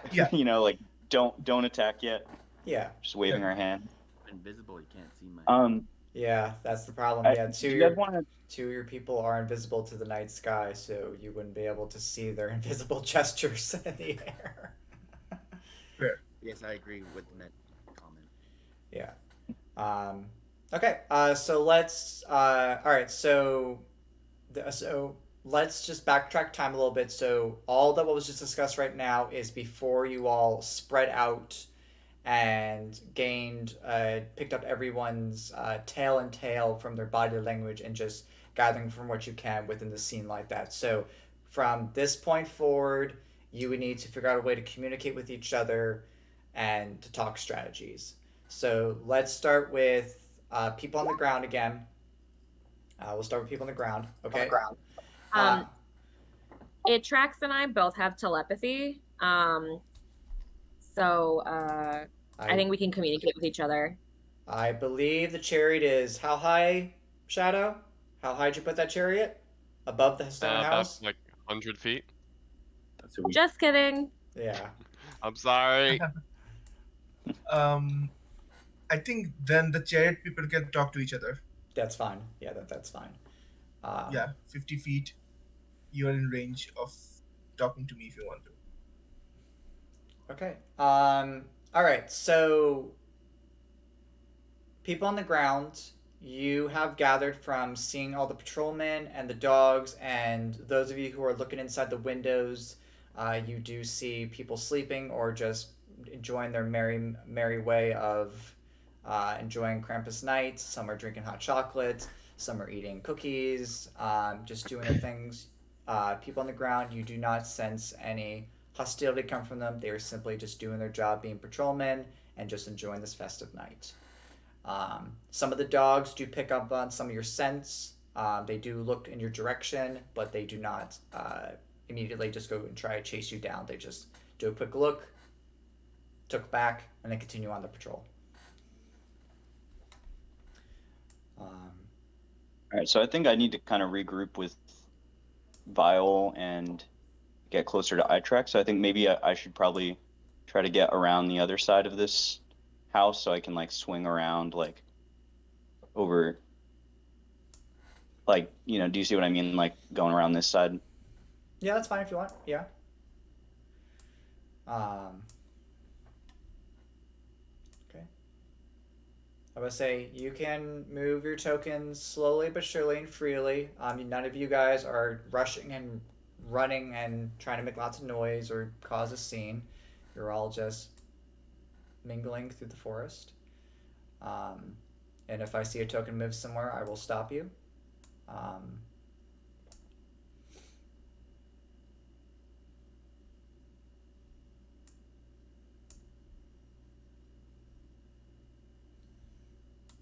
There's like a wall here, right? Yeah, there's a 5 to 10 foot tall wall right there, yes. And for tokens that are right over here, you do see a pathway leading up to the mountainside and a big black door over here. You do see a big black door.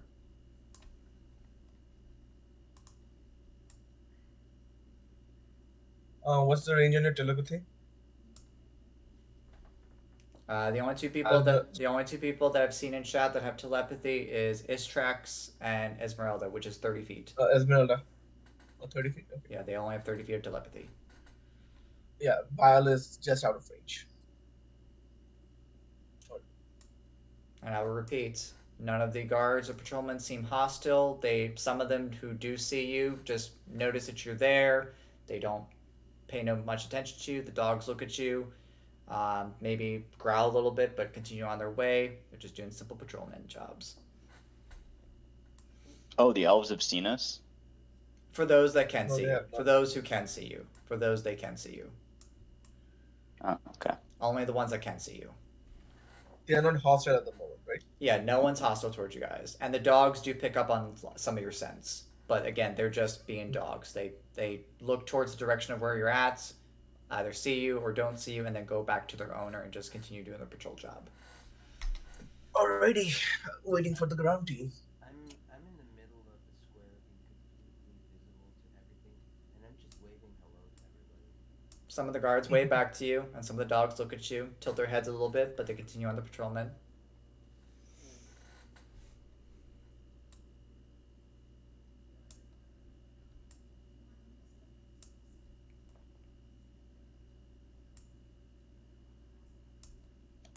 Are we just gonna move forward? Yeah, I have to say you guys can keep moving forward if you so wish. Yeah. I have to say no. Sounds like we should probably not be fighting them.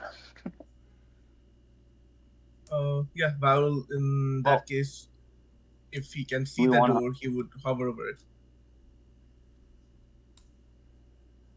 So now that we're all kind of close together, could we? I mean, we can all talk to each other, right? So, Yeah. like, do we Yeah. want to try to ask? But I guess I would want to ask Bye Bye, like, hey, do you want to see if you can talk to people and see what's going on, like where we are? Yeah, sure. So I'm standing in between two dark elves, so in Sylvan, I'll ask, how's Krampus night going for you guys? It's going great. We have our cups of tankards with lots of hot chocolate and boxes filled with gingerbread cookies. It's going grand. It's a quiet night. Where are the main festivities tonight? Oh, that already has gone down. Now it's we all do our own thing and be on patrol and like that. But it all happened inside the mountainside with Krampus before he shoot us all out so he can have his alone time. So Krampus is having his alone time up in the mountain? Yes. And they all gesture towards the big black gate towards the top of the mountainside. We should really go and pay our respects. See if there's anything we can do for Krampus on this most important night for him. You do that. And they bow their heads and wish you happy Krampus, and they continue on their job. Say happy Krampus and do like a Vulcan. Okay.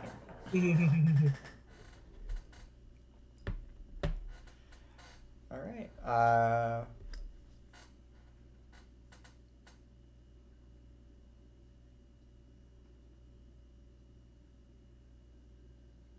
feel like before we go in, does anyone want to continue exploring the little town, see if there's anything useful here?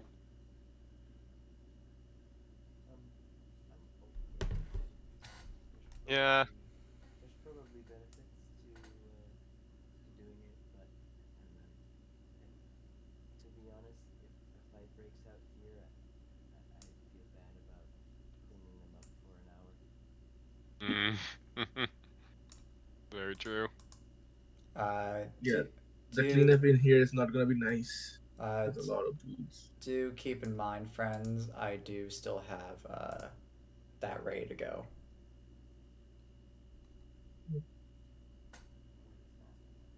Plant growth. Plant growth. Yep. Plant growth. Oh, plant growth, yeah. I'll only cast it if you guys start fighting, so don't worry, but the first sign of something going haywire, it will be cast. Whether it is a good idea or not, I'm just letting you know, because I can't communicate with you guys. Do you want to keep the chariot by the house over there, or do you want to move the chariot closer to the mountainside? I don't know. I mean, would I have a reason to move it any closer? That is up to you. I mean, Keep in mind. I think the ground group is sort of established that these guys are not trying to fight us, right? We could kind of wave to. Do you guys want to wave to the chariot and wave them over to us? Or wave them to a specific direction?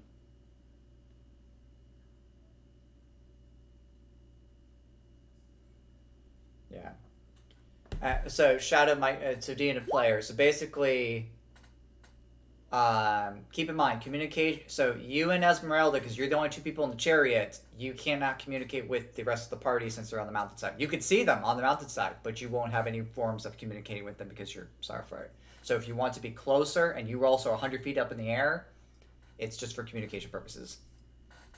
Sorry, I've been trying to speak, but I've been using the wrong button. Yeah, I think we should kind of get close to the ground team so we can at least follow them and see what's going on. But it seems like we're in friendly territory. Maybe we can put our guards down for a bit and land, maybe. Shadow, it is your Pegasus, your chariot, your call. I mean, if your character advises that we should land, we can land. I mean, it's up to you. I'm not we can keep going. Actually, let's just keep going above them, so that we can keep track of them. All right. We'll just follow from above. All right. So Shadow, you move the token chariot where you want to move it, wherever you want to be placed, and we'll take the scene over to you guys on the mountainside. So, who all approaches the gate? It tracks. And collar. Okay. Val is still hovering above 120 feet, basically looking around. Okay. So I have a handout for you all. Let's see. This is number 9, the Great Door. A dangerously icy slope leads steeply up the mountainside to the ledge, roughly 30 feet above you. The southmost path leading up the hill is flanked by 2 brass braziers, each blazing bright with eerie green flames. 2 pikes jut from the ground near the braziers, each with a stack of reindeer skulls and embedded upon the end. At the top of the slope, you see a large black wooden door, obscured by clinging shadows. And upon you all entering the door, a voice calls out to you all. Let's see if this actually works. It was working yesterday.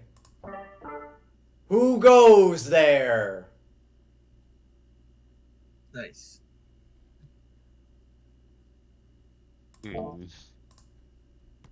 Adventurers.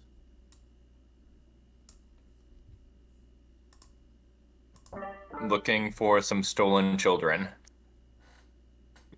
I do not know of any children beyond this gate. Why have you come here?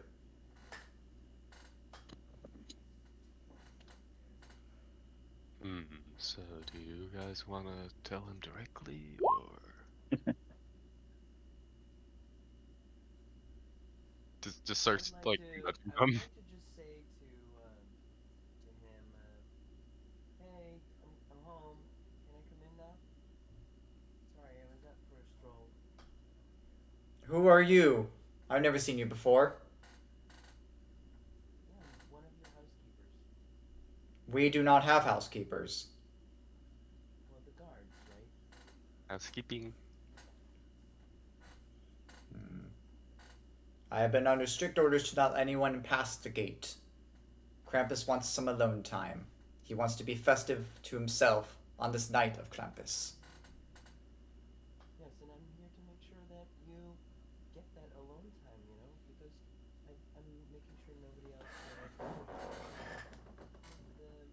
the ward take care of you and is most important.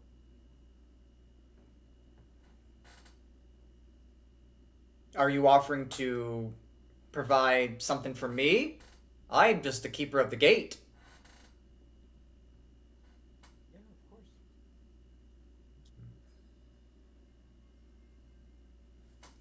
Do we see the source of the voice? You do now, as the shadows begin to form.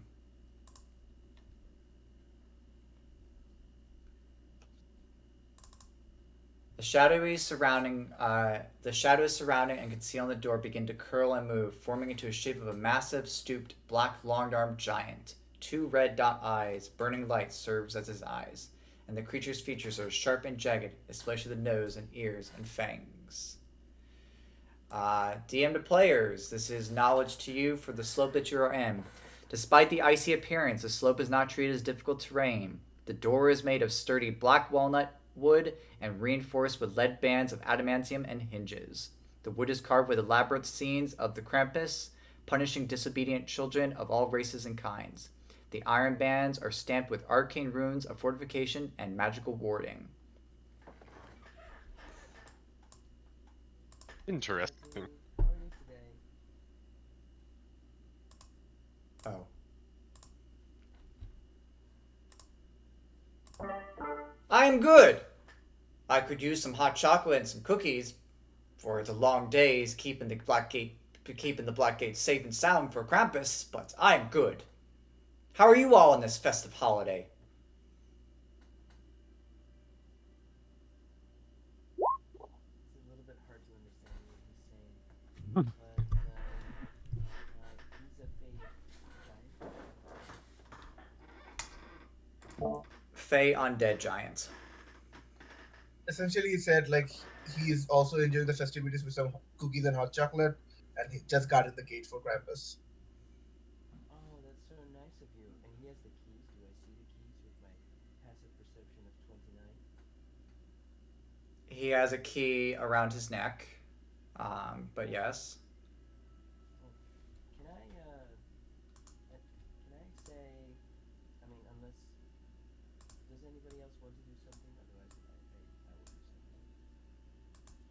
We could try to offer to go get him some hot chocolate and cookies. If you want to try to maybe steal the keys from him while we distract him with that. Well, I'm not a rogue, but I mean, but I'm in the air, but I do have persuasion, sleight of hand, and deception. I DM, only have how plus. I have something better than that. But you do your thing, and if it fails, then I'll do mine. No, go ahead, cause I'm in the air. They're also 100 I- feet. They're also 100 feet up in the air, and until Shadow moves that token, I'm using that. They are roughly 67 feet away from the gate. DM, quick question. How high is the mountaintop? The slope, we'll say it's an incline of like 10, 15 feet. Okay. So this creature appeared from smoke from the gate, right? And it materialized. Shadowy tendrils from the gate, yes. Okay. I will say, no matter, Snetterling. I will guard the gate here. You know, I got special orders from Krampus, and you can merge back with the gate. And I say that very loudly, like loud enough for the people that may be patrolling in the area to hear that Smetterling is supposed to disappear. And then I'd like to use my action to put him in my iron flask.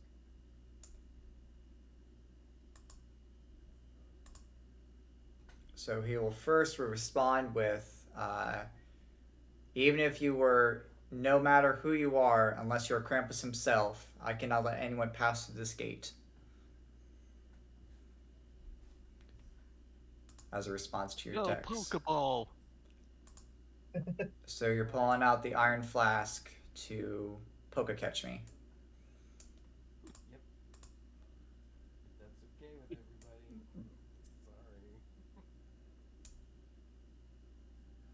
Sorry. It's been rolled. All right. It's a DC 17 charisma save or check? No, there is nothing. It just happens because you are native to this plane. If the target is native to a plane of existence other than the one that you're on, the target must succeed on a DC 17 wisdom save or be trapped in the flask, but you are native to the plane that we are on.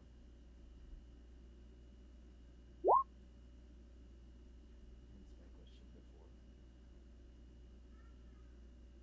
Sorry about the all the table like that. For there too. So, yep, he just goes into the flask. Guess you used the Master Ball. Yeah, I did. So Schmetterling just goes inside the flask. And then he comes out, and then he is obedient to me for 1 hour without using any concentration, and obeys my commands for that duration. And I cannot give it any commands that. Sorry, it says that if you give no commands or give it a command that is likely to result in its death, it defends itself but is otherwise takes no actions.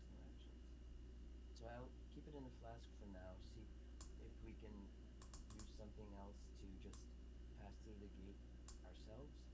And I'm just waiting to see how the village reacts to my action. If anybody's noticed or if anybody thought that the creature did not return to smoke back into the gate or something like that. If they decompose, I wasn't sure. No, they Wait, do. couldn't you do that? Couldn't you do what you just did to Krampus? Probably, yeah. Mm.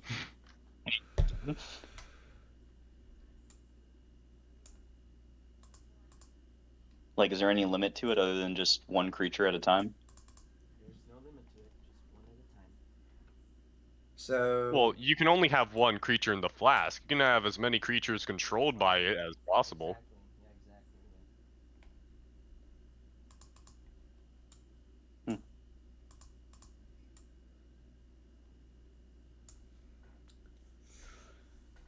Yeah. no. So is there a way for us to go in the gate now, or do we need the keys that are on his body that are in the flask now?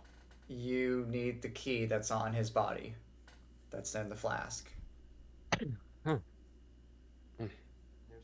that we could do in terms of like a knock spell or fly over the gate. Nope. Above you is the mountainside. There's no other entrance into besides this one gate. You can try a knock spell. You can try the means. You can brute force. You could try to pick the lock. However, you all as a team. I think we chose our fate here. I hope that was okay with everybody, and I think I should just let out the undead giant and let him be our, our gate opener. Wait, I mean, you might want to have him say something when he pops out. Yes. Thank you for the milk and cookies. I'll have him say thank you for the milk and cookies, and Krampus is expecting you. After the hour, is he gonna remember all of this and like be hostile? Who knows? I don't think they remember, but he might be hostile. Who knows? I don't know. It depends on what we have him make him do. Probably.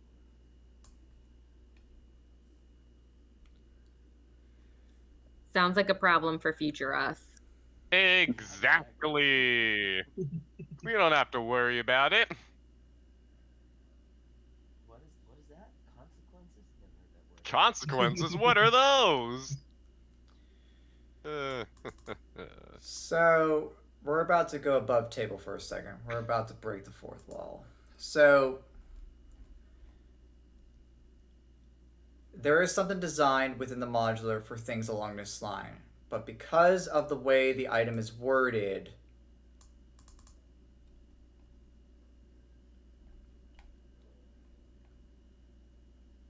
It can be taken two ways. One, the item just does not work, or they get insta captured. I was just reading the item description. he's magically being commanded. Okay, so do we still need to open this door? Because I can also pick locks.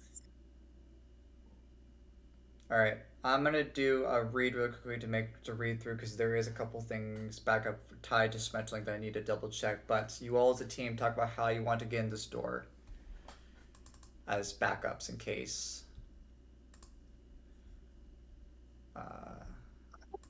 Does I'd like to look John, around and. Sorry, go ahead. I was gonna say, does John want to land, or are we going like into like a place or is into a mountain? So we need to come down anyway, right? I mean, yeah. Okay, so we can come why down. don't we and control- land once the door is open or once something starts happening, just in case? Okay. So I do max damage to any object I hit. So I can just keep hacking at the door until it breaks, if nothing else works. Yep, Assuming it there can is be, always good old-fashioned overwhelming firepower. yes. So assuming this gate can be broken using brute force, I got that covered. But I guess that should be a last resort. Yeah, the elves might notice that.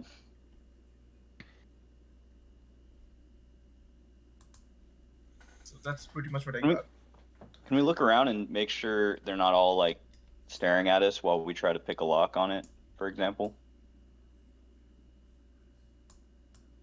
Yeah, you can do that. Yeah, that's all what you guys want to try and do.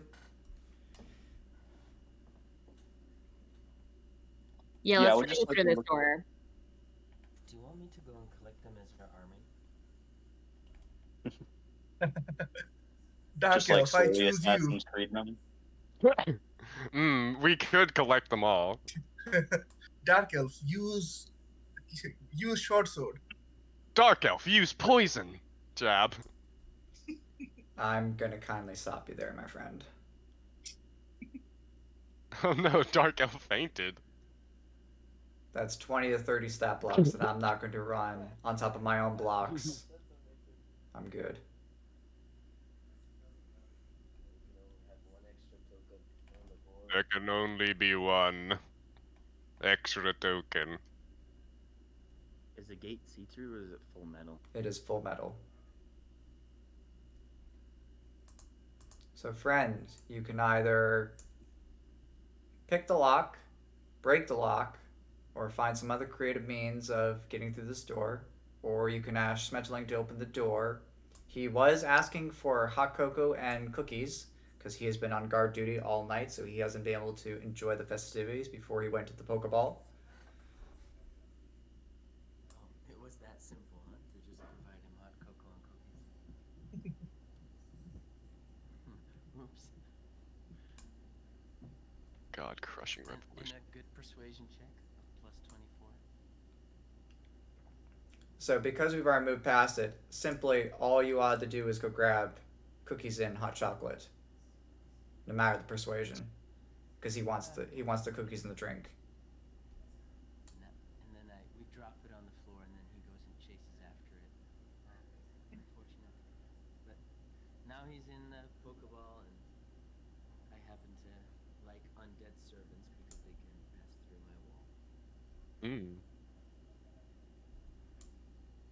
So unless anybody has any other ideas, I'll let him out, and we'll open the door. And I think we should try to. little... I think we should try to pick it, right? Because he could be useful for later, right? Since you. I mean, yeah. Don't forget, you can always just ask him to get back in the ball. Exactly. Oh, really? Okay. Well then, yeah. You I might mean, as well yeah, do- all you have to do is like, okay, willingly fail the next thing. I made. It's not a save even. Oh yeah, right. It's my command, so I can just say go back. Exactly. So we good, basically. Yeah. I think we should just draw very little attention To ourselves. Okay, I think we should do it then. Alright, Yeah. so Smitterling comes out, the team agrees, and Smitterling is given some milk and cookies for his good efforts and says, Do you have any cookies or milk on you? I mean, We have rations. It's a festive day, isn't it? He particularly wants gingerbread cookies and hot chocolate. oh, I'm I mean, surely you could just like go to a drow and be like, hey, I'd be happy. buddy. I'd be happy to take a step and give. Does no one have create food and water? No, all my spells are combat focused.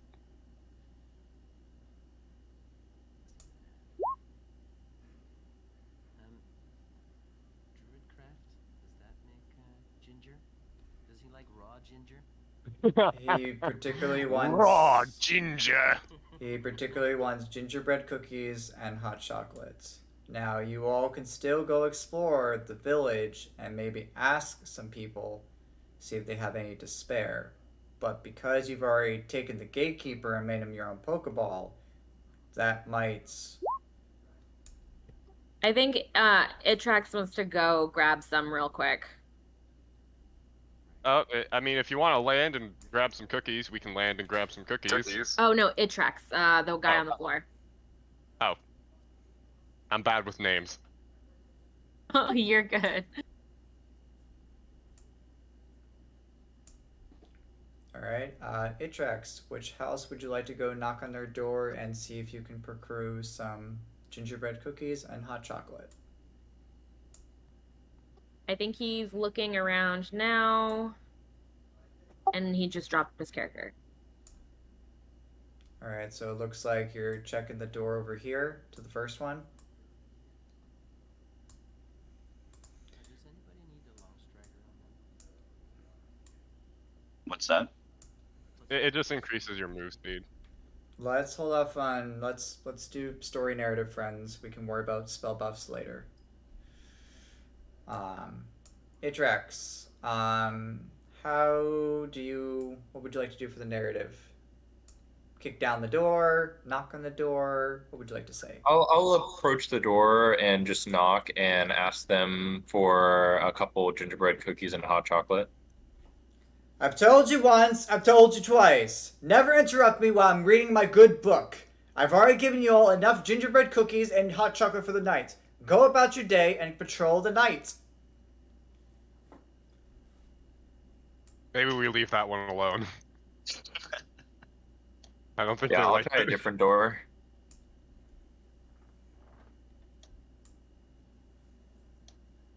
Not even for Schmetterling? I don't think you can persuade that one. I can try with my plus 24. I don't think you can persuade that one. Alright, I mean, there's always the next house.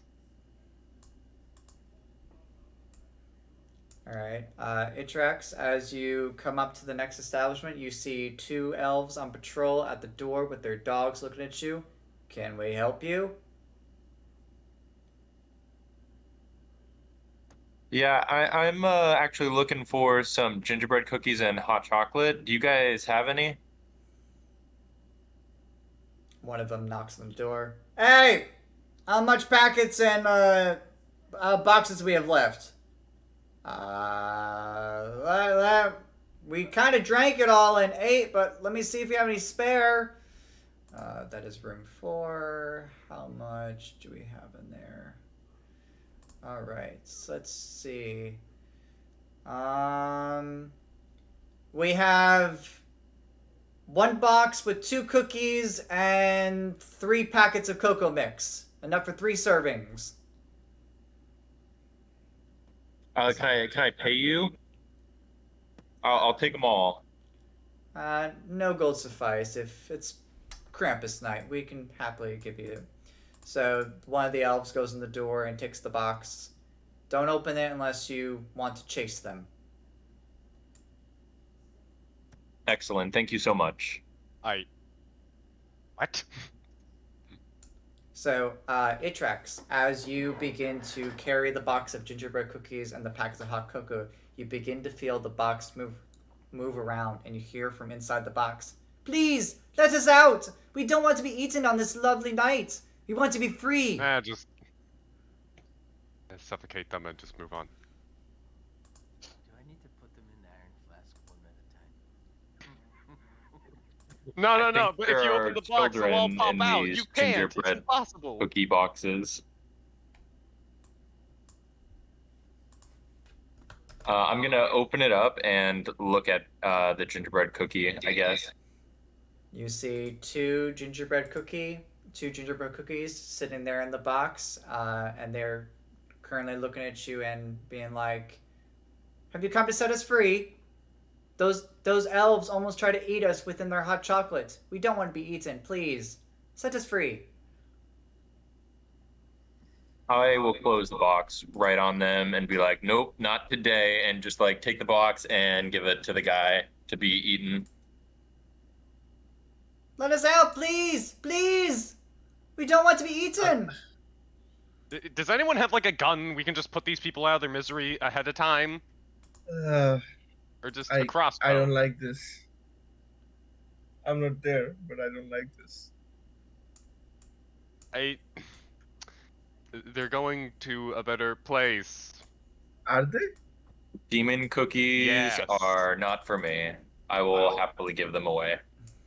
How do you know they're demon cookies?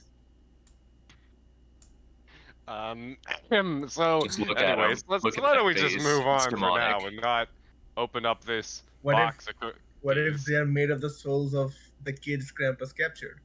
You never know. Listen, we weren't paid for this. So Itrax, Not our circus, not our monkeys. So Itrax, the end of player. Do you feel that two tiny gingerbread cookies and 3 packets of hot chocolates is enough to feed that large undead creature that guards the gate? Yeah, I'll head back with the 3 packets and the 2 cookies. He sure didn't that's enough? specify how many he required, right? I mean, we We are can mind go back controlling and him. bottle anyway. Yeah, we are mind controlling him. We are. We'll make him happy. You get what you get, and you don't get upset. This is what you get, and you are happy. All right, so I'll put You a would check. be happy, little child. I am happy. All right, so Yes, you were very happy. Now do not question at all. Dice Master, can I ask him to sing us a song, worthy of Krampus Night, What? with your voice? not gonna He's happen. gonna sing Silent. Not He's gonna gonna sing happen. Silent Night. You don't have like any like limericks or something laying around? Not for Smetterling. He does not sing. Not for Smetterling. He does not sing, my friends. said? But he obeys me for an hour. I am fully aware that he obeys you, but he is not capable of singing. I mean, wait. I have a decent singing voice and a deep voice. Send me some lyrics. I'll see what I can do. So it tracks. You come back. Wait. I just need to. Okay, wait. Does this sound at all similar? I don't think it does. So it tracks. You come back with Whatever. with the shaking of the box and the cookies and the pop packets. He looks down at you, awaiting the command. So it tracks. What do you do with the hot chocolate packets and the gingerbread cookies? I'll hand them to whoever has the iron flask and has the Pokemon captured. That would be Bye Bye. Here you go, Bye Bye. It's all I could find. Oh, that should be more than enough. I don't know. I think as an Eladrin, I would just do whatever would normally be custom and not think twice about it. It's like, I don't know, foie gras to me. Like it's normal to just stuff goose with Oh, fuzz. to just spice up their livers or something. Like that's normal. If it's normal to do that for humans, it must be normal to eat gingerbread creatures that are still alive here, I guess, if that's normal. So I wouldn't think twice about passing this box on if that's what's normal on Krampus night. Well, Schmetterling looks at you and is waiting your command. So, Well, enjoy and let's go meet Krampus. so how is he going to drink the hot chocolate? How does he normally drink hot chocolate? Are you providing the tankard and the bowl and the liquid to stir and make the hot chocolate? Right now, you've just been given 2 hot packets. You just have the packets, the powder mix. I guess I could prestidigitation probably something. A bowl and I don't think prestidigitation is going to produce water and a solid bowl for him to drink out of. it creates a hand-sized object. Drink. yeah, but it only lasts like a round. It lasts than that. It lasts longer than that, but Oh, does it? maybe not. And I think I'm not sure on the water. So, DM to players, do you all want to come as a creative solution? Provide we need a bowl, something to him to drink out of, and You can drink from my iron flask. It might be a little bit painful, but I love that. Only emotionally painful. exactly. That's what I was referring to. Drinking of their house. This is my house, and I drink hot chocolate with it. Yeah. so I do have a herbalism kit and stuff like that. I should have like some tools and vials. Oh, I have a cup. I have a mess kit, cup and simple cutlery, so you're about and to also some use as you're- a.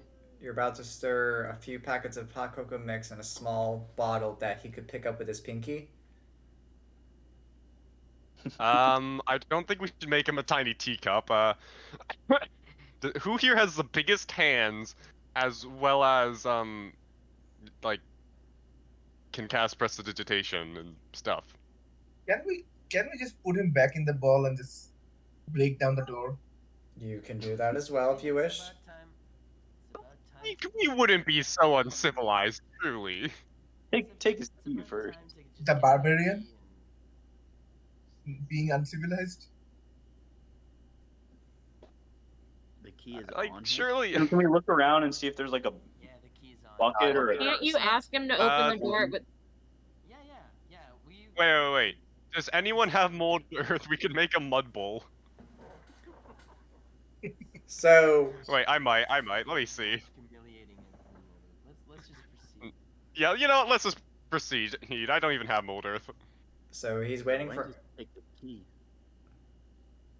Well, he's also waiting for our command, so I think one is more important than the other. Like, Oh, why would God. he's not taking the key? He has the key around his neck, right? Yeah, the key's Yeah. around his neck. Like a Can you mage ask hand him grab to it. unlock the gate for us, please? Is that what you want to do with Mage Hand? Yeah, I can do it with mage. Okay. So as you cast Mage Hand and reach forward and begin to outstretch with the Mage Hand goes through the key. Cannot for some reason grab it. Yeah, only Smitherling can handle the key. So let's Okay. ask Smitherling, please open the gate for us. I am sorry. I'm under strict orders by Krampus. I cannot open this door. Yes, you can. You're under strict orders from us. Okay, so he's obedient. He has to obey my orders, but I guess Krampus's magic trumps that of the Iron Flask. So let me paint you guys a picture. So he is respecting your wishes, and you see him fighting. He's following your command, but at the same time, the power of Krampus is also fighting as well. He is torn between two different voices, and he's doing what he can. He's being torn in a new direction. Yes. So after a minute, he. Go ahead. If there's all snow on the ground, we can scoop up some of the snow and melt it, right? And that we can use it with the bowl to create hot cocoa for him. We can use prestidigitation to make it perfect temperature, and he can have it, along with the box of cookies. Something like that. If that is all what you feel you want to do for the narrative, if that would fit with all what you guys want to do. Now keep in mind, he is like trying to open the gate for you all, but at the same time he is fighting the power of Krampus and his. Yeah. I had some bard friends and some other adventures, and they had abilities to counter charming. I don't know if any of my bard friends had that. The counter charm is just against those conditions. So friends, do you wish to try to do a makeshift of creating a bowl filled with some water, heat it up, and make hot cocoa mix and give him the gingerbread cookies, or do you want to ask him again to open the door? Why don't we like just let's get him some food first, so at least if he dies, he'll go out happy. Well, he needs Okay, to let's dip do the cookies in. Right. How are we making the bowl again? You can use my mage hand for the bowl. How is Mage Hand going to be for a bowl? Well, people drink water out of a river with a hand. No, not really. Not particular for this situation. It's an invisible magical hand, and keep in mind, it's it's a couple packets worth, and let's try So- I think we should look around for like a cauldron or a bucket or something. Question to DM. Mm-hmm.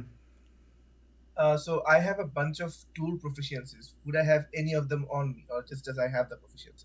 Unless you took the mundane tools, you do not have them. Okay.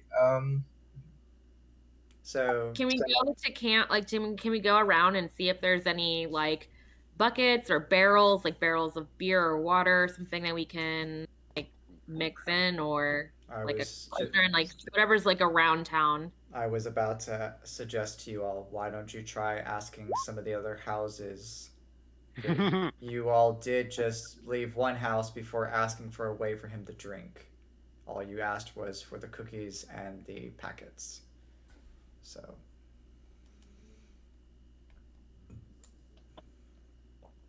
So. Yeah, that we probably should just go and ask.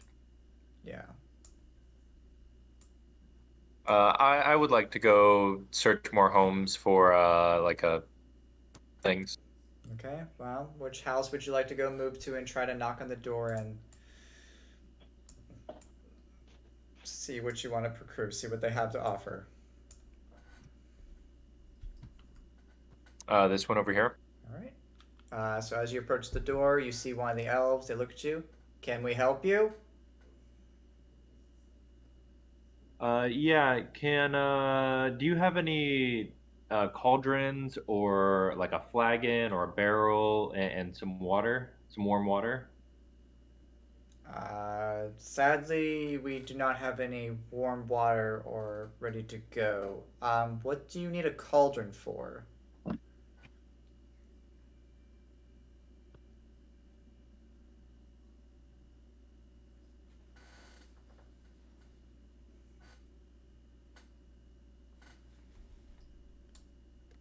To make some hot cocoa for our group.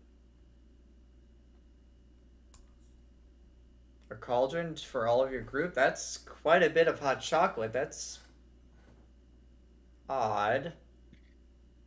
We'd be open to Listen, I mean, to be fair, we do have a lot of bards. Keep in mind, Shadow, you are not here. You're 100 feet Oh, up I in know. the air. Yeah. So it tracks. The elf is questioning a cauldron for all your friends for the hot chocolate. He's not saying it's not a. He's giving you a weird look of strange. A cauldron. Why not just ask for tankards and you each have your own drink? Yeah, Drinking contest. we'll do 5 tankards.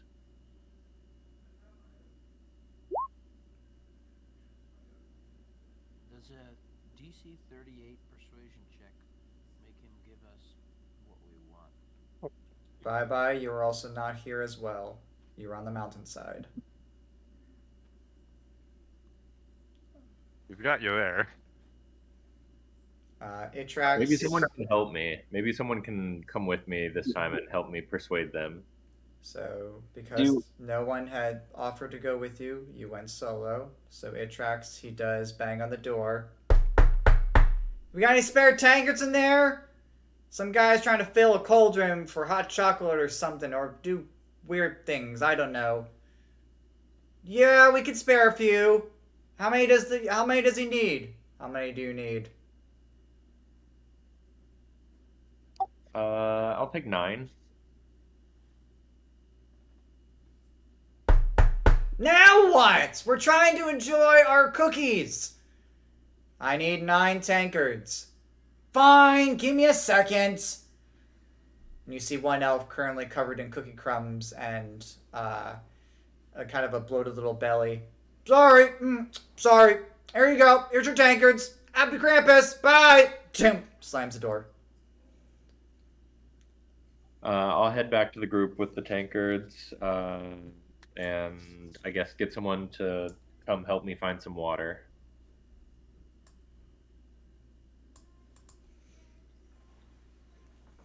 Alright, so you come back carrying and jingling, and you now start to attract some attention from the patrolmen as you're leaving the house with all the tankards, and you all are starting to gather around the Black Gate. And then for some time now, they begin to notice they haven't seen Schmetterling for quite some time.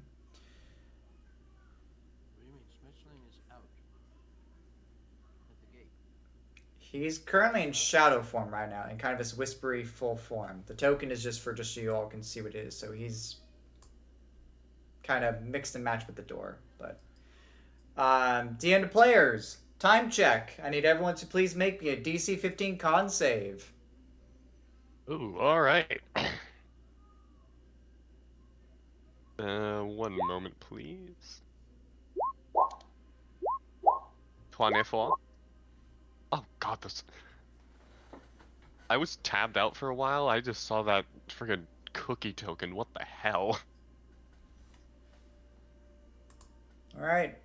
GM to players, for those of you who rolled a 14 or lower, you now have a level of cold exhaustion. You now have a -1 to all of your rolls and a -1 to your spell DCs until you take a short or a long rest, aka meaning until the end of session. I guess I'm Calor is good. not feeling mucho calor. Well, I have the cold resistance, so I get advantage. Was So I rolled twice, grammatically and correct. Why is they... Yeah, he's got the 22, so we're good. Everyone passed. Everyone passed. I think you should move this along. Yeah. All right, friends. So you have the cookies, you have the tankards. You need a source of liquid to pour the packets inside to offer to. Snow, right? Yeah. Okay, you can do so. And like I said before, you can ask him again. Open the door. You've only asked him one time. Let's ask him again. I don't know. What's the downside of asking again? We don't break know. me free. I think his brain would explode from the second again. I don't know. I feel like as a player, I got a cue from the DM that he didn't want to have me use the. Okay. The other thing, if we needed water, I can control weather, so I can like make little rain clouds over the tankards to like fill them up with water. Control weather is like a full Vile at this thunderstorm. point would fly over to this house and see whether anyone is happy to part with some water. So the elf is like, so the patrolmen look at you like, if you're with your friends, I've already given out the tankards. We have no more to protrude. Be on your way. Oh, they went this house. Yes, they were at that house. Oh, my bad. I'll go this way in that case. Okay, and the two I patrolmen. don't know which way. The two patrolmen look at you like, Happy Krampus, may we help you? Yeah, we are trying to drink some hot chocolate and we just ran out of water. Could you mind giving us some?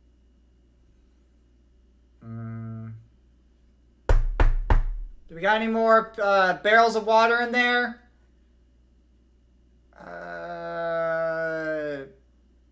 Do you care about expiration? No, Water no. expires? All of my friends are pretty sturdy. A barrel of water, whatever you have, would be fine. Still, Alright. water definitely expires. Yeah, and it's an undead, so I'm guessing an undead won't really care about water quality. Yeah, so the door swings open. Barrels of water and then 3 packets of hot cocoa is gonna be water. Don't forget the 9 tankards. Yeah. So you see as the door swings open as one of the elves rolls out a barrel, and you hear the swish and swash, and he's like, "Here you go. It's quite expired and it smells a little bit, but it's all we have. We've already Does drank." water expire? Much appreciated. Happy Krampus to you. Happy Krampus to you too. Flies away with the barrel. So, DM to player Shadow, keep in mind this is fantasy times. They didn't have the filtration and stuff that we have nowadays to keep water in its normal form so that you can prevent certain things. Fair enough. So, yes. Yeah. Alright. Yes. So it is not the greatest quality water, but you now do have a barrel of water, you have 9 tankards, and you have 3 packets of hot chocolate mix. I think the tankard is enough. I'm sorry, the barrel. If we simply mix in the barrel, I think it would be like a glass for a huge giant. I mean, we could do that, Yeah. but it might be a bit, Dilute. dirty. I was gonna say, but yeah, that too. And we can boil the water, right? Do we have a way to boil Yes, the water? but we have. Well, yeah, all we have to do is start a fire, which, I mean, if at least one person has prestidigitation. Right. Can I cast prestidigitation to like heat it and flavor it and like make it nice and tasty? Some little Make it Mark taste like hot Oliver. chocolate. Yeah, I'm good with that. Magically reflavor. I'm good with that. Okay. Hey, yo, is this how they make LaCroix? Yeah. So you all as a team come together, fill and stir the barrel with the to make it hot and warm, and the smell of chocolate brewing in the air. Schmetterling begins to lick his lips, and is it ready? Hot and ready for you. Yay! Splendid! Thank you! Thank you! Thank you!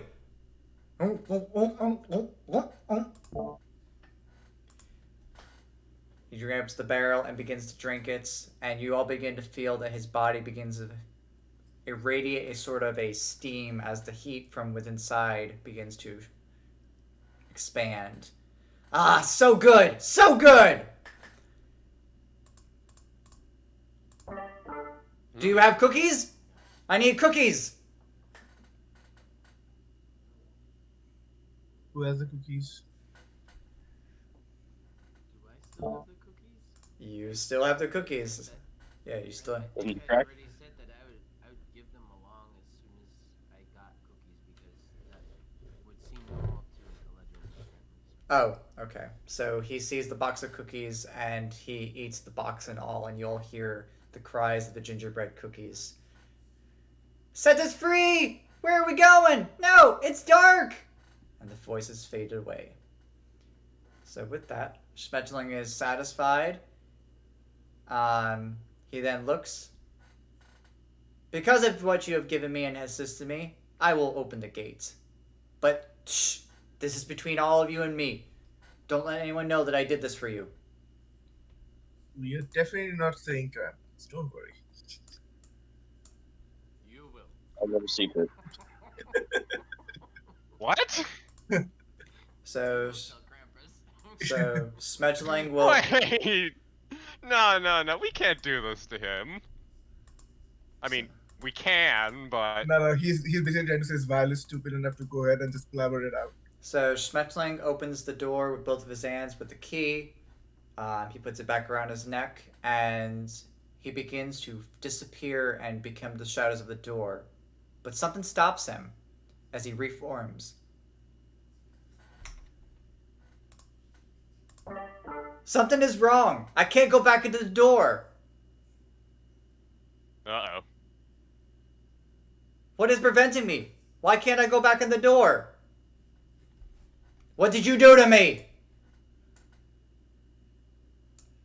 think he needs to go back into the Pokeball. Yeah, put him back. I pull him back in the Pokeball. So, D&D players, that was me saying that I can't return back to the door because I'm magically bound by the Iron Flask because I'm under the command of Bye Bye. So he is angry and upset that he can't go back to the door. Just let him back in. Let him back in. Um, Right. So Are we entering? now unlocked and we can go through. You may all go in. The door is open. Thank you. DMI, how is this? Are we just gonna how ignore high is the him? ceiling? So, before we press in, we are actually going to take a quick 5-10 minute IRL break. Stretch our legs, refill our drinks, and take a stretch. And when we return, we will enter into the lair of Krampus. So, for the time being, I'm going to move all your tokens inside the gates, inside the little gate hallway. Now, I'm pretty sure do you want to keep the sled, carriage, chariot thing outside, or do you want to bring it inside? Can I bring it inside? Yeah, before we go on a break, let me read you the text that I have for this room so you guys have the dimensions and everything. Oh, that's the wrong one. Entry hall, here you go. The frigid howling winds diminished, but the endless cold chills you to the bone. You stand in the stonework entry hall, 10 feet wide with a 15-foot ceiling, lit by a green flame burning in a stout blast brazier. At the end of the short hallway stands a second large black door, nearly identical to the one outside. To your right, the work stone walls give you away to a natural cavern passageway that winds more profound into the mountainside.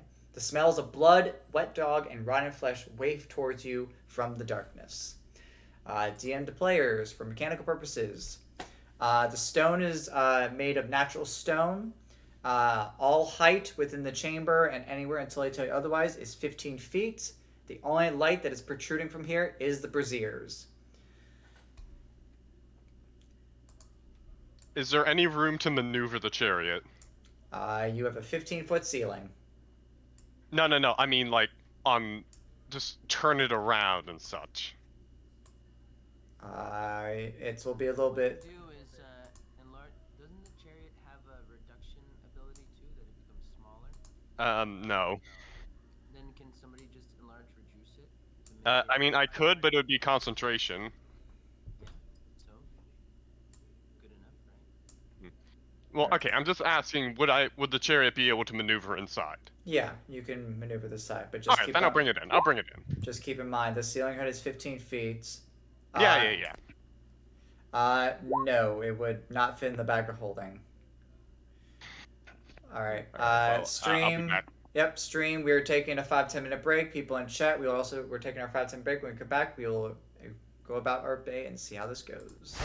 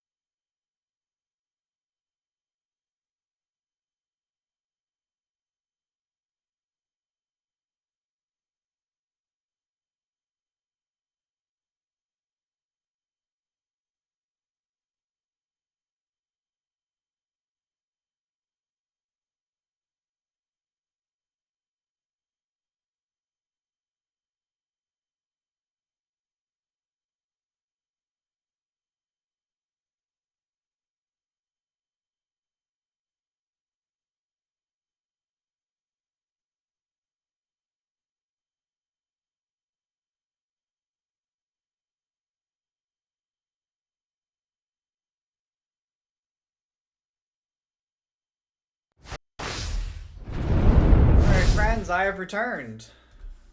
All right. We'll give everyone a couple more minutes to come back when they're ready.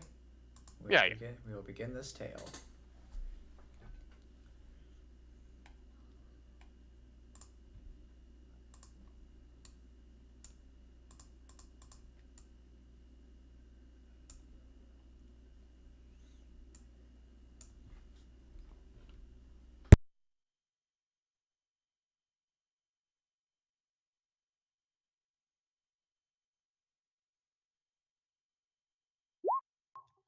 So, according to the logic of what you said, if I cast Dimension Door, then I get to roll on the table, but the person that gets to travel with me is fine.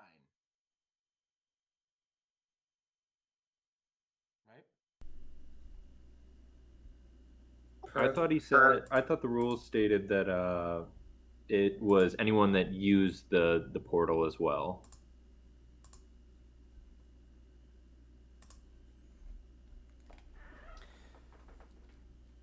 If more than one creature is teleporting or using planetary magic to do the same spell, roll separately for each creature.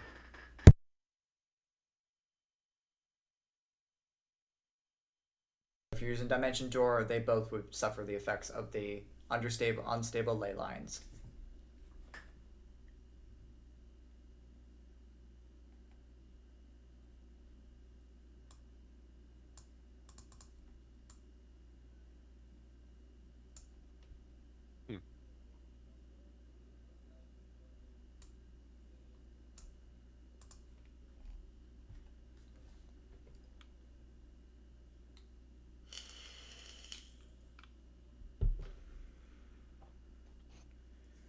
You know, every time I'm so amazed at what you think as a DM players can do in a 4-hour time frame, and yet we only have an hour and a half left, and all we needed to do is, show up and ask for milk and cookies, and then progress.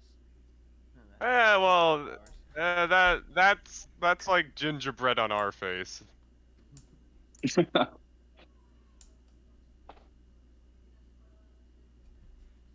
I'm just glad we didn't attack immediately. Oh yeah, that's definitely for the better. Anyways, so ready to just curb stomp Krampus? Let's do it. Yeah. Is everyone back? Sign off in Roll20 chat so I know that you're here. We're here. I'm here. Yep. All right, if everyone's all good. All right, friends. We'll put the sleigh back here just momentarily. All right, friends. You have two directions in front of you. You have another big black door, double doored, and there is a passageway into the caves to your right. Which path would you like to take?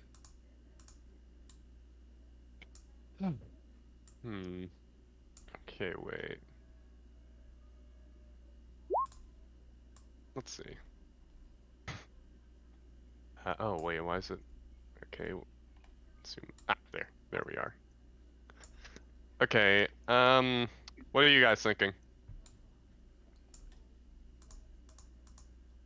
Or cavern. Does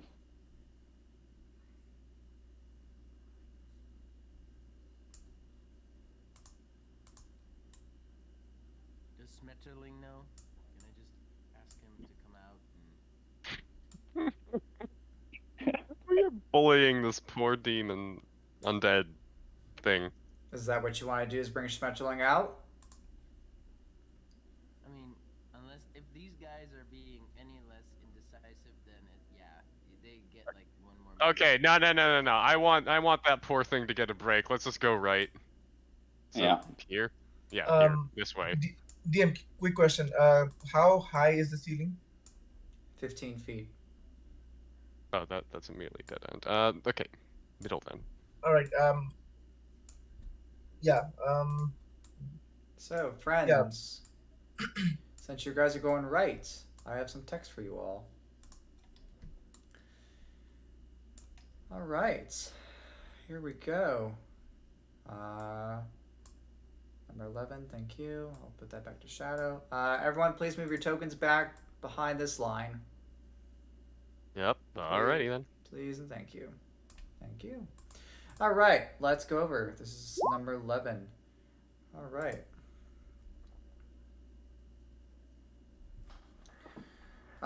Distillation. Those flames coming from behind you in the cauldron. They are magical. They are not magical. Oh.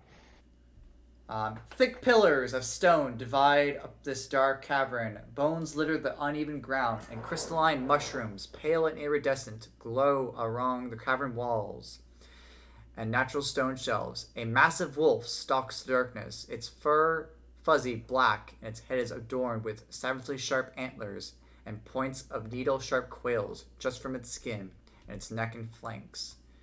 And you all hear the sounds of... As soon as I pull up my thing... Dinner is home! What? Dinner has arrived. And you all hear the sounds of a howl. So I'm assuming that's Krampus. And that he's eating children. Yeah, you know what? Let's just kind of go in. I don't think that's Krampus, friends. Oh, you're right. It's not. Get the bottle. I dismissed that immediately on accident. Is it like some mutated Wendigo? Something like that. Sure. Looks like something straight from Norse mythology. Or Gaelic. Friends. Alright. Out of all 3 sessions I've run this week, I actually get to run this small combat before you guys get to Krampus. Oh, I also got to show you our mushrooms. Because there are mushrooms. Oh, that's on... Nope, you guys can see them. Yeah, you guys can see the mushrooms. I think I put those on the map player. Did I? Or did I put them... No, yeah, you guys can see the mushrooms. Yeah, you guys can see the mushrooms. We're good. All right, friends. You all, before we roll for initiative, behind this line, reposition your tokens. Okay, I'll put myself here. Oh.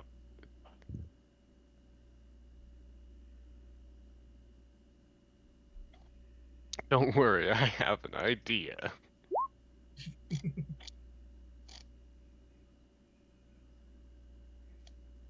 Oh. Yeah, unless you're an undead or a construct, you can't be in my aura.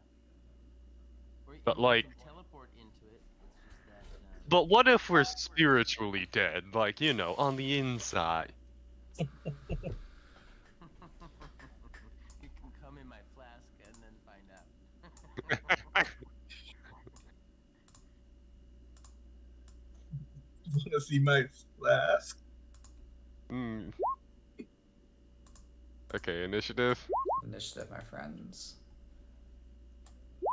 Okay, 25. If you forget to click your token, just add it to the turn order, please. Oh, I did it. I always forget this thing. This one. Oh god. Coming out of my cage and now I'm doing.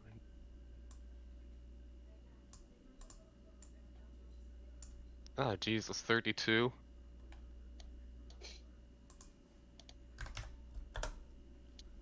Alright, looks like everyone's a roll initiative. So, before I put my creatures on the initiative order, we play with a house rule that I keep secret. It's called Popcorn Initiative.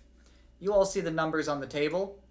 You all may swap initiative with any of your allies. For example, Calor, if you do not like that 32 and would like to give it to, for example, Itrex, you would then take the 9 and he would take the 32. You all may swap around your initiatives. This is to encourage combat and tactics. You all may also say no to all this and keep your current initiatives. Okay, so Calor, hear me out. I have Force Cage, and that thing is small enough to fit in a 10x10, which, you know, is just a solid cube. So we could immediately just nope out of combat. Well, either way, I don't think I'll... Unless they teleport. They can teleport, remember? Oh, no, but... Okay, so, let's see. Oh no, it's invisible. So yeah, they could theoretically teleport out, but let's see. A creature inside the cage can't leave by non-magical means. If the creature tries to use teleportation or interplanar travel to leave the cage, it must first make a charisma saving throw. On a success, the creature can use that magic to exit the cage. On a failure, the creature can't exit the cage and waste the use of the spell or effect. So first it would have to beat the saving throw, and then it would have to hope it doesn't, go like 300 feet up or one of these other things. It's unaffected by the conditions, because it's a servant of Craptus. It's only us that get. Oh, fair enough. No, they can teleport, but they still have to make the save. Yeah. Exactly. They don't take any negatives if they manage to teleport, but to do the teleportation once they're inside the cage, they still have to make the save. I don't see anything that says in the rules that they just can ignore that and just basically get away. No. They still follow. No, all the creatures on the board still follow the rules of no spells and raw like that. The only thing that you all fail as a negative is if you all teleport or do planar magic, you have to succumb to the Fey line effects. If they want to teleport out of the Force Cube, they still have to make that Charisma save and possibly get out of the Force Cube. Yeah, if they get out, then obviously they don't get any penalties. But There's two of them. Calor, what do you decide? Let's keep moving. Yeah, by the way, I accidentally dismissed it when like the thing popped up, but what exactly is it? It's like some sort of undead something? It is a fey beast of some sort that appears with antlers and long. It's a menacing. Okay. I would like to just kind of sneak along to a sort of vantage point since I'm a ranged character. I won't start attacking immediately. So before we, I mean, it sees us though, right? Already. Yeah, but so Calor, so what we're doing is this is a house rule that I call for. It's called Popcorn Initiative. So before we officially trigger combat, I am giving you all as players the opportunity to swap your current initiatives with another ally to promote tactics. If, for example, if Calor, who has the highest of a 32, does not want to go first and give that 32 to someone else and take their initiative, you all may do so. If you all do not wish to swap your initiatives with anyone and you like what you have with the current setup, we will progress. But that's why I'm giving you guys a minute to discuss. I'm gonna swap with John. Yep. All right. That was you, right? That wanted put them in a cage. Spell. Okay, so yeah, John, I'll just try and put them in the cage. So John, please take the 32, and Calor, please take the 25. So just change your initiative scores. Does anyone else want to swap? Negative. If anyone wants to swap with me, I'll be okay with it. All right, I'm not hearing any issues with anything else. All right, cool. All right, I just need to do a quick aura check real quickly. So,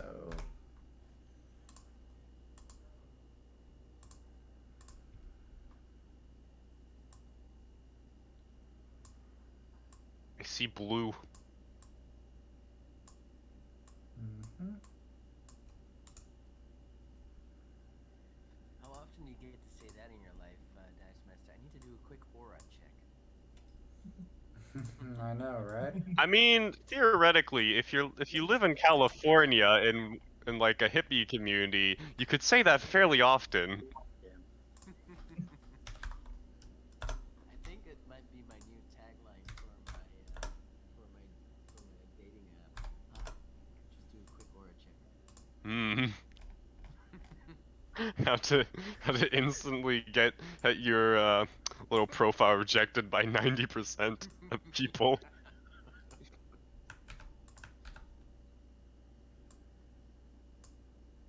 these things look like they have some sort of a death aura around them, the way that they already look.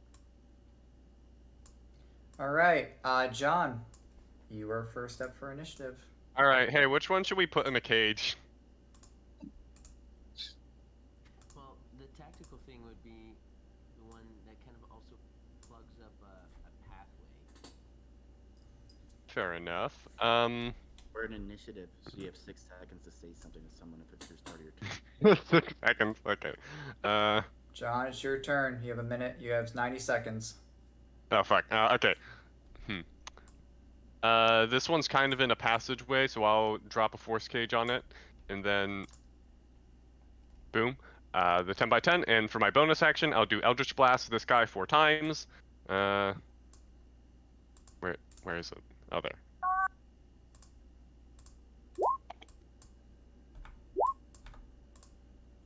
All right. Nat 20, 30, 25, 19.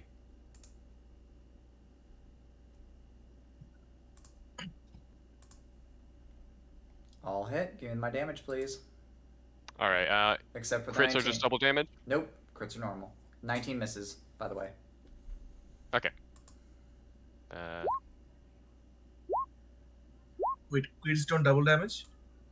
No, normal rules for Just crits. double die. Normal crits. Okay, so There was a rule. 17, 15, 12. There was a rule a while 44, back I think. where we did max crits and some other cool fun things, but we moved away from that. Oh, but you still roll double dice. It's normal rules for crits. Still normal rules for crits. Yeah, so double dice. Yeah. Yeah, that is 44. Yeah, 44 on this guy right here. And I will push him back the full 40.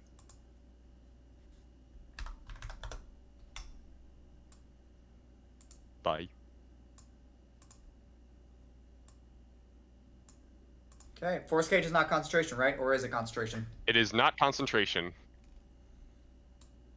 There goes my 7th spell, my 7th slot. Okay. Calor. Okay. So I'd like to kind of sneak up over here, take a pot shot at this other guy, Umar Mungan. Am I saying that right? You are. Let's see. So I guess does it count as a surprise attack? Not for this time. Not for this one. All right, so I'll shoot him with my bow.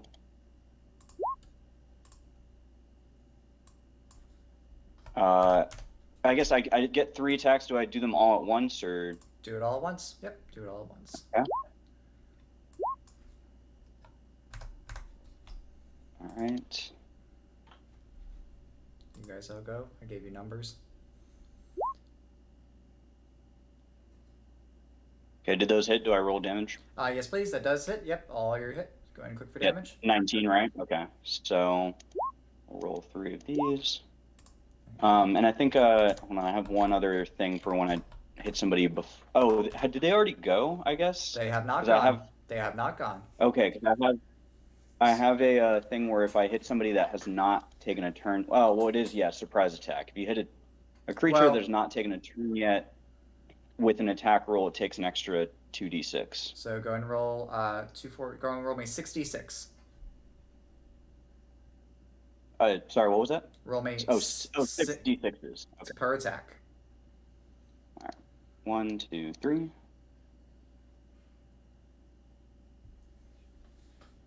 And we'll see that 66.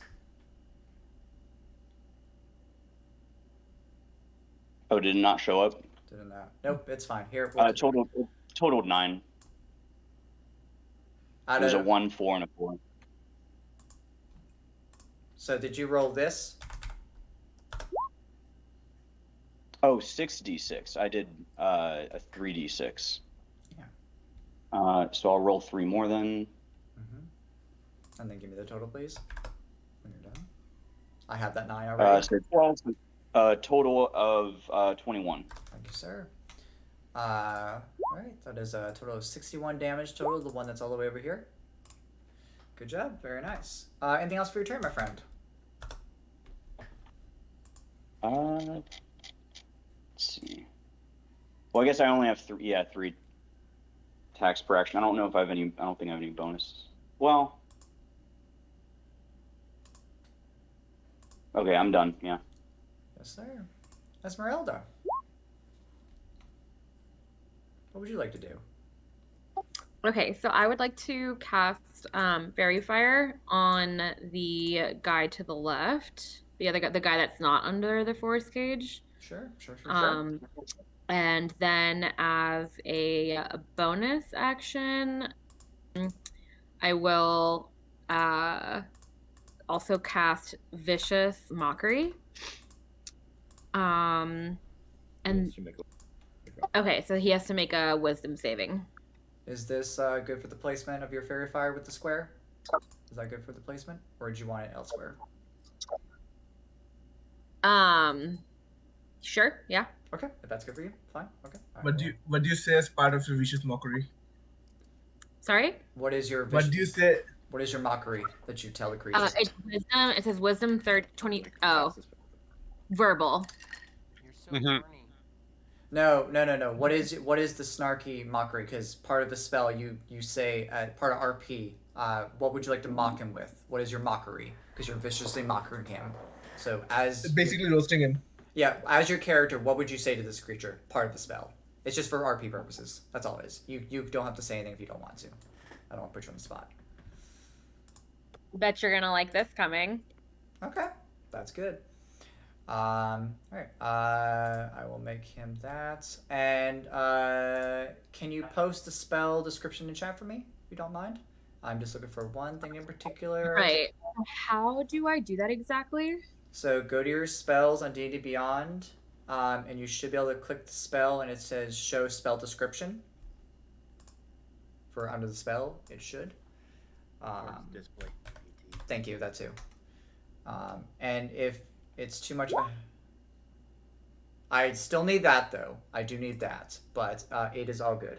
I've already pulled it up on my end. So, all right, that's what I need. It is. Sorry, just so we know for next time. How do we do it? So on your character sheet, under your spells, go to Fairy Fire, and if you click it, let me pull up a character sheet so I can follow along. Guys, just I'll show it to you in the Discord chat. Why don't you just proceed? Okay. Thank you.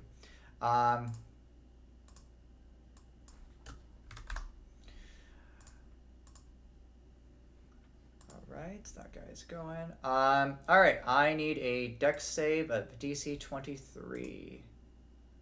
From who? I fail. Okay, I'm under the effects of the Fair Fire. We're good. Esmeralda, anything else for your turn? And then can you also post me the Yeah. Do I need to roll for the Vicious Mockery or? Yep, go ahead and click your Vicious Mockery in chat and we'll see the damage. Thank you. Let me make another wisdom save. I also failed that as well. Alright, and I take 13 points of psychic damage.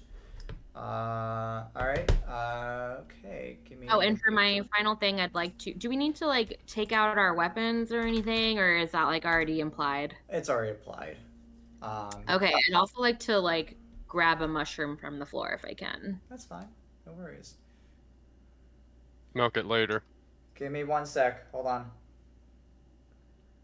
I'm trying to figure out how to get in. Guys, I have someone at my front door. I need to step away for 2 seconds. I do apologize. Stream, give me 2 seconds. I do apologize. I have someone at my front door that I need to address and figure out. I'll be right back. Esmeralda, that should be it for your turn. Okay, and yes, you pick up a mushroom, you have your weapon ready, and when I come back in a couple seconds, I will be very quick. Be right.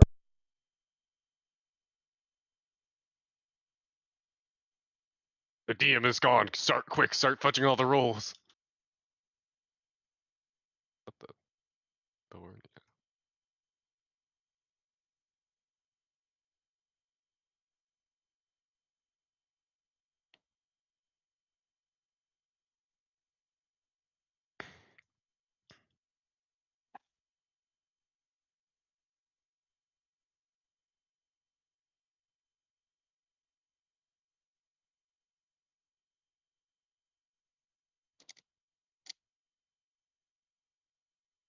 Guys, I need 5 minutes. It's kind of personal and it's kind of an emergency. Give me 5 minutes. It involves my real estate. All and good. Don't landlord. worry. Give me 5 minutes. Yeah, no problem. Go ahead. If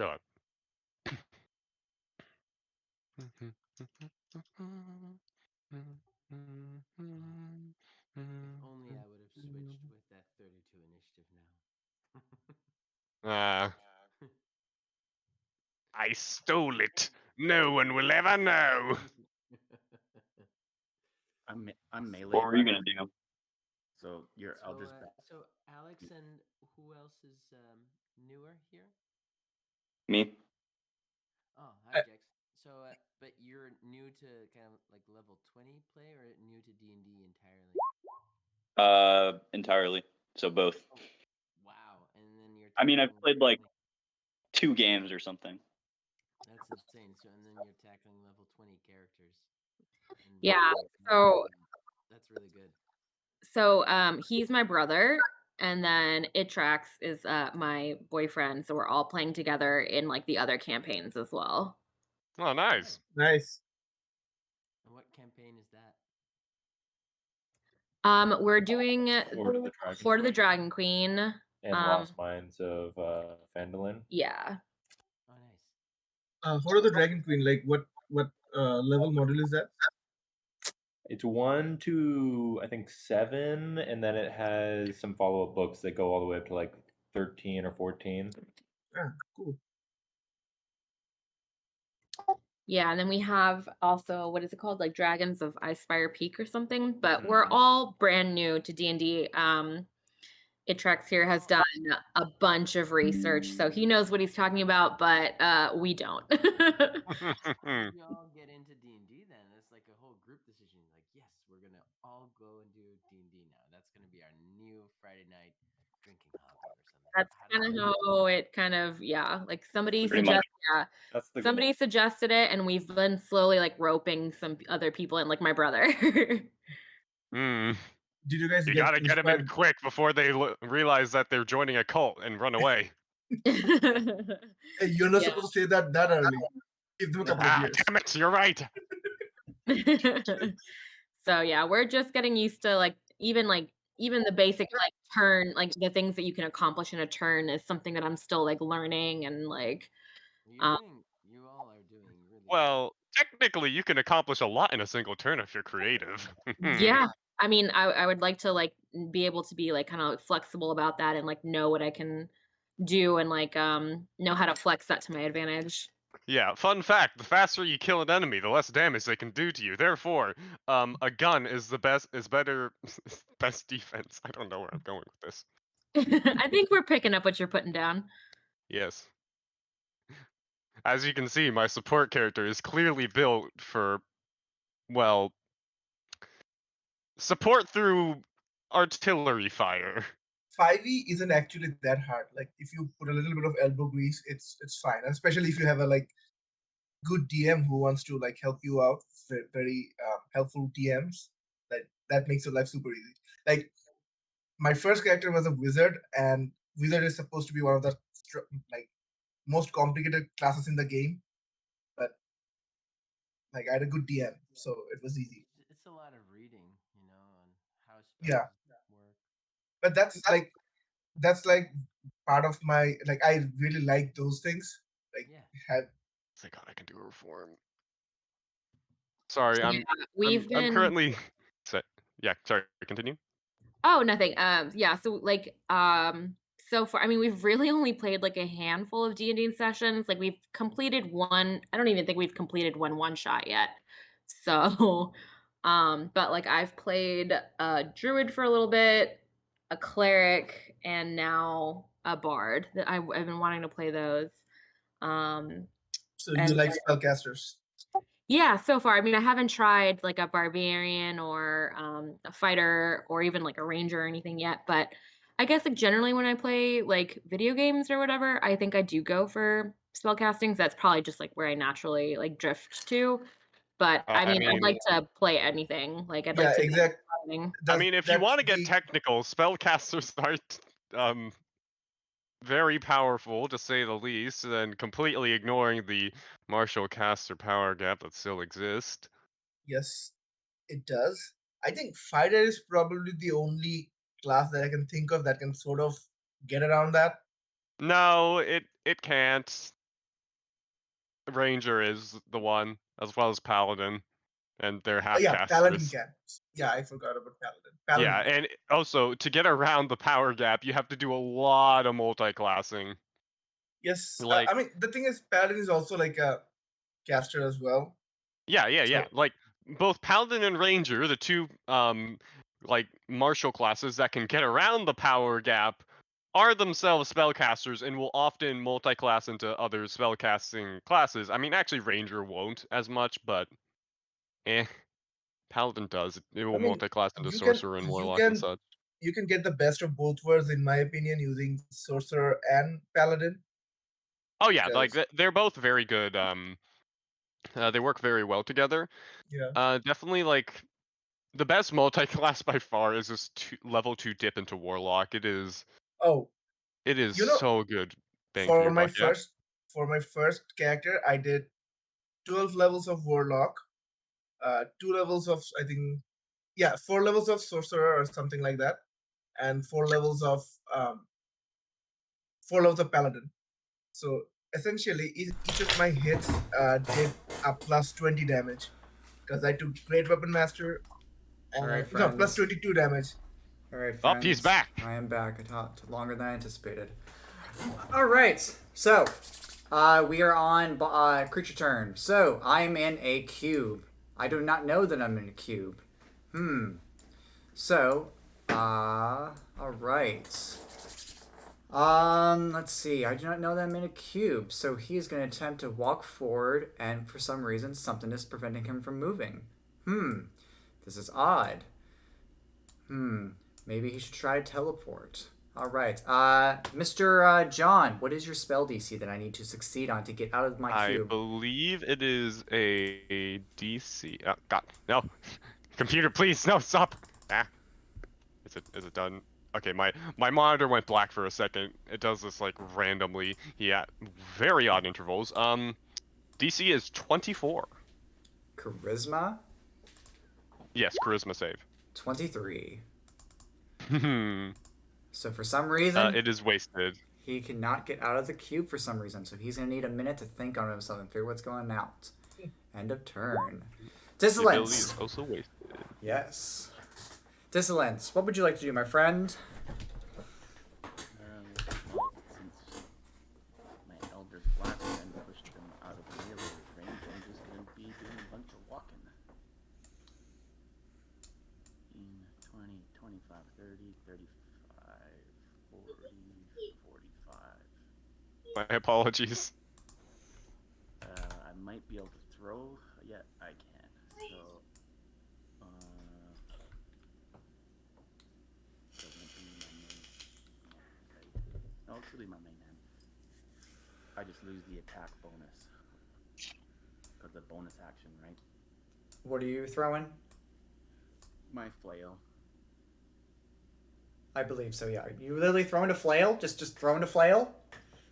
Yeah, I'm gonna throw it at him. I'm not gonna cast a stupid cantrip on him. Okay, that's Well, fine. I mean, how good is the cantrip compared to yeeting a flail? It's gonna throw the flail. Go for that. It's fine. Fair enough. What do you lose on the attack roll when you're using your bonus action instead of your main action? You don't lose anything. It's yeah. I think it's just proficiency. Okay, well we'll just subtract my proficiency, which is 6. That's gonna be easiest. All right. So you yeet the flail across the way. That is going to bonk him on the head. Okay. Let's see the. Now, part of the flail of Tiamat, does it come started with the element, or do you have to use like a word like a flame tongue to activate the specific element? Pick it. Okay. Well, what? Yeah, I'm gonna go with fire, I think, to see what happens. Okay. Okay. All right. So click for damage. Let's see how this goes. Okay, so he gets bonked in the nose for 19 bludgeoning and 12 fire damage. And now it is at his feet. And he is rubbing his nose after being booped in the snoot. All right, my friend. Sorry, that can still be my main action. So my bonus action I'll use to summon the hammer back to me, and then that's the end of my turn. Oh, okay. Wait, how does the flail have the returning property? Or I'm Eldritch fighter. ah, thank you. I got it. We're good. We're good. You're good, Esmeralda. I'm glad that you figured it out. I'm glad you figured it out. Thank you. Yeah, sorry. Thank you. Anyways. Yeah, and a turn. All right, no worries. Number 2. Seeing that his brethren is glowing pink and illuminating by the fairy fire, and his other one's curious, why aren't you moving? He's beginning to snarl and yelling at him. He's going to doot, come around the corner, sniff his way. Let's see. He sees a shimmering of someone right over here and makes his way over to you. I still have disadvantage.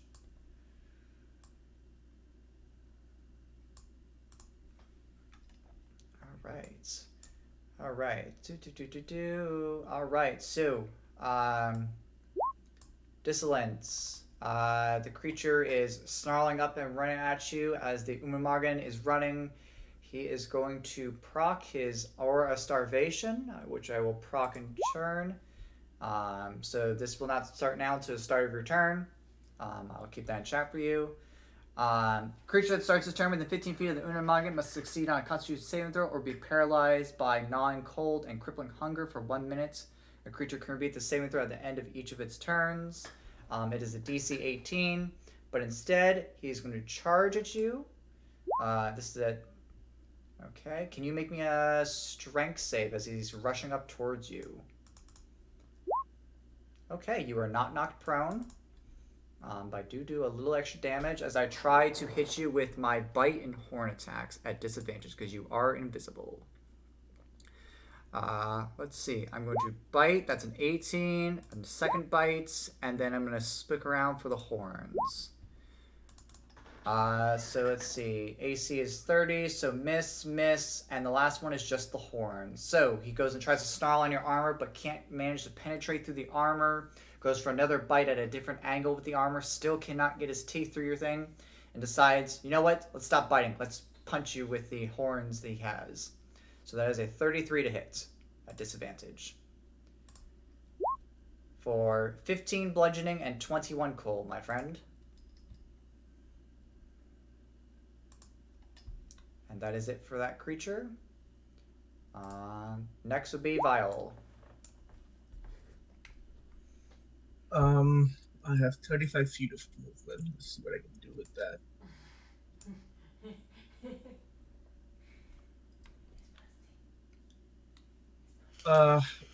Would you say I have a line of sight to the pink one? Let's double check. Yeah, you do. Yeah, you have a line of sight to both of them if you wish. All right.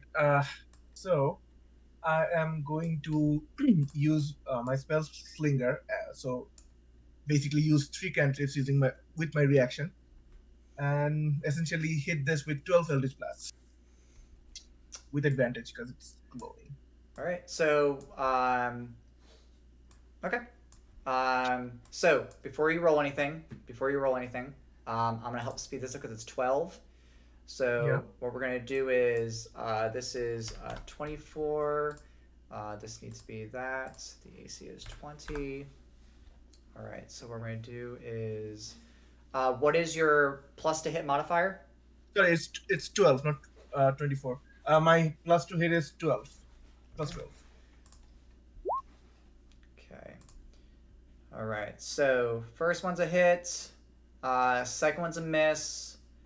That's a hit. So 1, 2, 3, 4, 5, 6, 7, 8, 9, 10 hits. 2 miss, 10 hits. 10 hits. Did you count the critical success? Yes. I can Yeah. see a natural 20 there. Yeah, I count the natural Okay. 20. Yeah, so you do get the crit one. Yeah. All right, so that would be 9 normal and 1 crit. Yes. So Okay. base damage is what? D10, right? D10, yeah. So roll me 9. 11 D10. Yeah, roll me roll me 11 D10.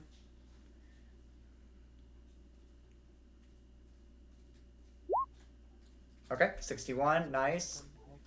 And then do you add your charisma bonus to Yes. the damage? Okay, so Yes, so It was 6. So it was 10 hits, right? Yeah, 10 hits. Yeah, so it will be 121 total.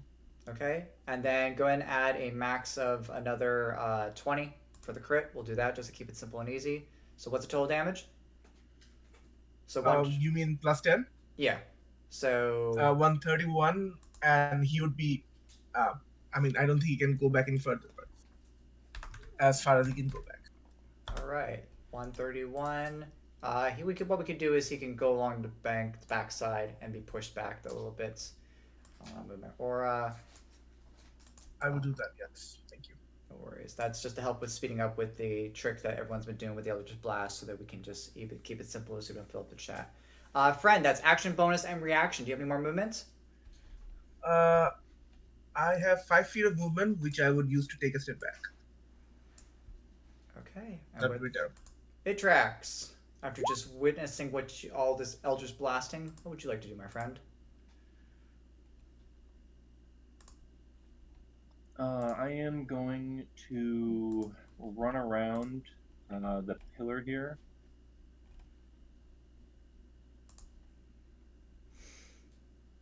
Is my character within melee range, or I need to be a little closer? You need to be just a little bit closer.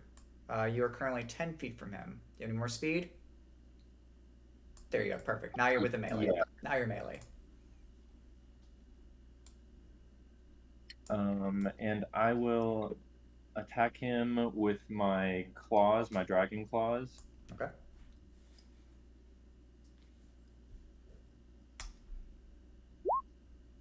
Uh, 26 will land your striking blow. All right. And then I will also use my bonus action for Fury of Blows, giving me 2 more unarmed, and then I will use my second action to also attack. Do you want me to just roll all 3 at once? Please and thank you.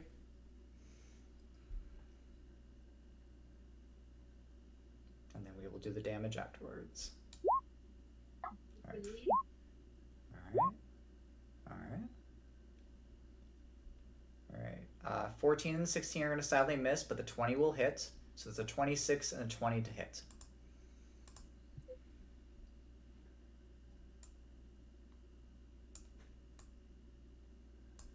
All right. Would you like to click for damage? I should be. Yeah, there we go. 14. All right. So that's 2 for the landed hits. I used a key point for the Fury of Blows, I believe, right? Mm-hmm. And then my Gloves of Soul Catching do an additional 2d10 for unarmed strike. Okay, so go ahead and roll me 4d10, and you heal back whatever you roll. If you're missing any HP, of course. But I don't think you're missing any HP because this is the first time in combat. Alright, for an additional 16 force damage. You would heal if you're missing anything, but you are not, so we're good. It says I can gain advantage on 1 attack roll, ability check, or saving throw for the end of my next turn instead of the hit points. Go for it, if you would like that. Perfect. Okay, anything else, my friend? Yes, I will also use the Master Tactician, the Master of Chess feature, to switch my initiative with the number 3 bad guy, the one in the 4th cage. Okay, I will fix that momentarily for the start of next turn. And I will give, thank you. All right. Okay. Now, it is the end of your turn. You are in my aura. Can you please make a Constitution saving throw, please? It's a DC 18. You are good. The cold does not bother you anymore. You're good.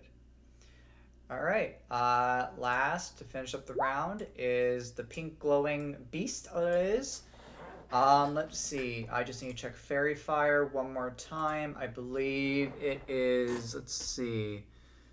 Each creature for the duration. Yeah. Any attack roll, and this is concentration. Already failed. So as long as you're concentrating, I am glowing pink. Okay, that is fine.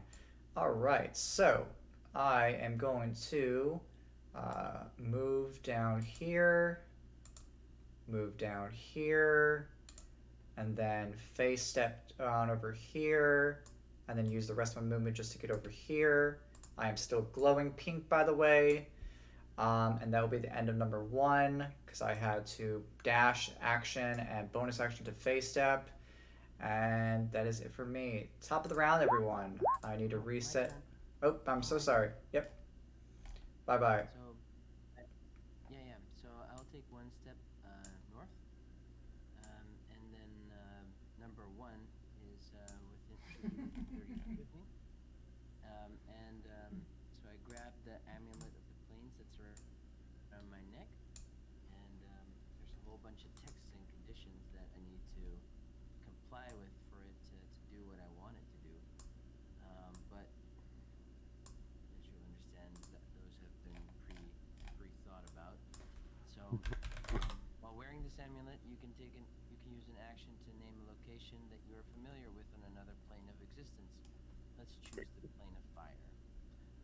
Then you make a DC 15 intelligence check. Well, I can't roll below a 10, and I'm a bard, so I add half my proficiency bonus, which is a 9, and I have a +1 intelligence, so I can't roll below a 15 on my intelligence check. On a successful check, you cast a plane shift spell, and the plane shift spell you can use offensively if you touch another creature, but I will use my metamagic to distance spell it. And when I distance spell it, I need to make a what's it called? A spell attack roll, which is I have a +18 to that one. If it lands, then it needs to make a charisma saving throw at disadvantage because I have a Shadowfell shard, or be teleported out. So let's roll for the d20 plus 18.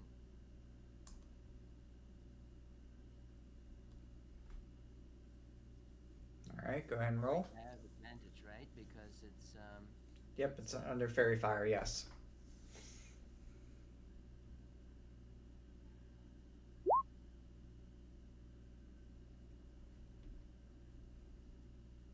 did I was that right?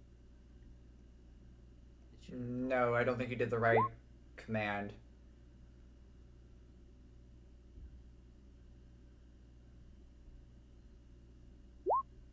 There you go. Yeah, so 30 to hit. Well, it's 18 plus 12, right? Yes. Okay. The total roll was 30. All right, that's going to hit. And what's the DC I need to make? 26 charisma save at disadvantage.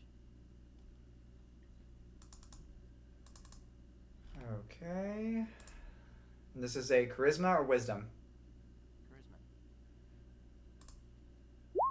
That is a 14. So it goes to the plane of fire.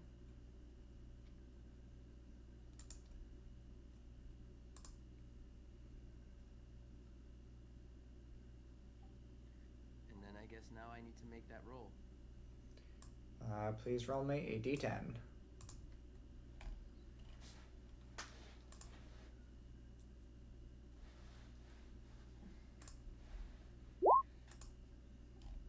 Seven.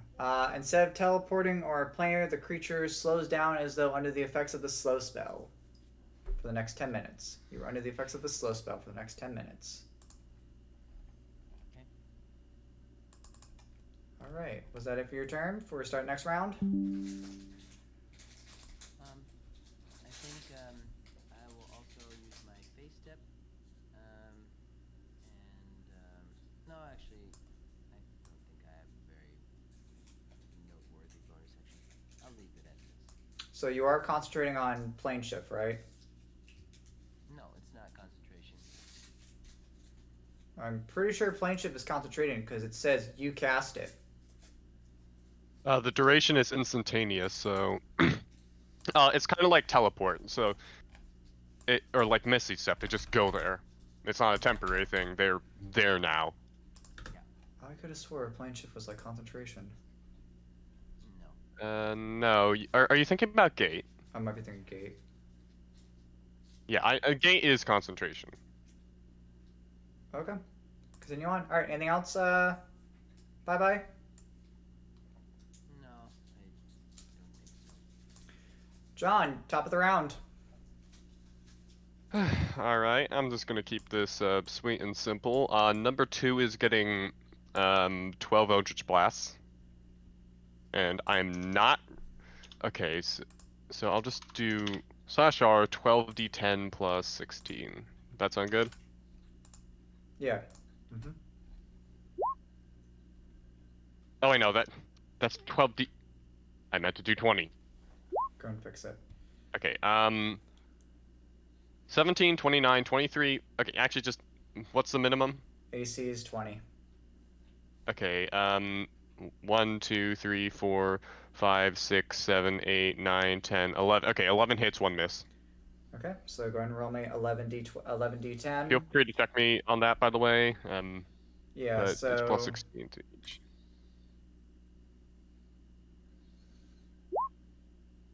yeah, like anything lower than a 4 is a miss.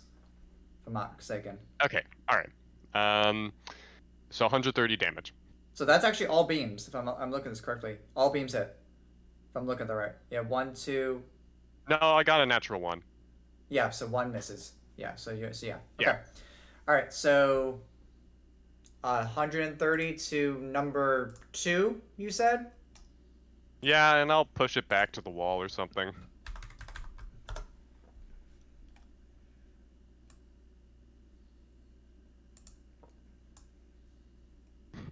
Bite. End turn.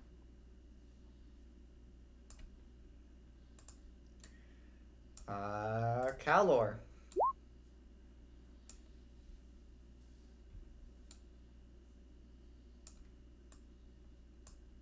Whenever you're ready, Calor, your turn. Jack, you there? You already muted? Yeah. Sorry, I didn't realize I was on mute. You're good. I can still see that guy number 2, right? It looks like he's still in line of sight. Yep, you can see him. Where I'm at. He's in the back of the cave. That's correct. Okay. All right, so I'm gonna shoot him with my bow. Ooh, lovely crit. Lovely crit. All 3 hit. Okay. I'm sorry, I forgot. What do I do with the crit? I took care of it. Oh, okay. I got you. Got you covered. Thanks. All right. So 3 attacks as he becomes a porcupine. 41 damage between all 3 attacks. Whew, he is not looking too good. And I think I'll just move a little bit back too, because it. Wait, is there like what's this aura that's like right next to me? Don't worry about it. Is there? Oh, okay, that's the old guy. Okay. Yeah, don't worry about that. Or actually, I'll stay where I am. Okay. Oh, Esmeralda. I forgot. Oh, okay. Oh, I forgot about my. I have like some piercing thing. Real quick, sorry. Mm-hmm.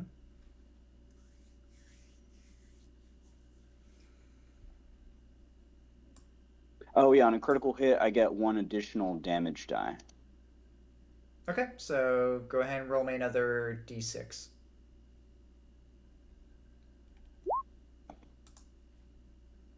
Oh, I'll take it. That's fine. No worries. All right, another 12. Oh, it did the +6 or +8. I'm not sure if I was supposed to add the +8. It's a simple DA6. I've already had the damage. We're good. No hell, no harm. Okay. You're good, buddy. It's all good. No worries. Is that it for your turn for jump to Esmeralda? Yeah, that's all. All right, Esmeralda, you're still concentrating on a glowing pink person who is no longer on this plane. No save. Bye-bye. No save. Okay, I'm gonna break my concentration, I guess, and then run up towards Itrex. Dashing. I think I do need a dash. Hold on one second. So if you want clear line, it's 55 movement to get to Itrax if you want some assistance. Okay, yeah, I'm gonna have to use my dash, so I'll do that, and then do vicious mockery again on the one in the force gauge. This is mockery is a bonus action, correct? That's correct. And you're mocking the one in the cage or the one in the back of the cave. Oh, you also have very low dark vision. So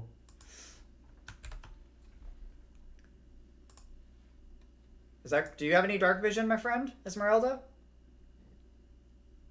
I do not have dark vision. Okay, so all right, so you know there is a creature in the back that can hear you. So it's part of hearing the spell. So which creature would you like to hear your mockery? The one to the right or the one to the top? You tell me. Because you know they're in the one to the right, I guess, in the force cage. Okay. Cool. How would you like to mock him? You do need to see the creature that you cast vicious mockery on. Oh, you do? At a creature you can see within range, it says. Force cage is supposed to be transparent, right? Yeah, it is. But if she has low dark vision, then that might be. Oh, I see. For dark vision.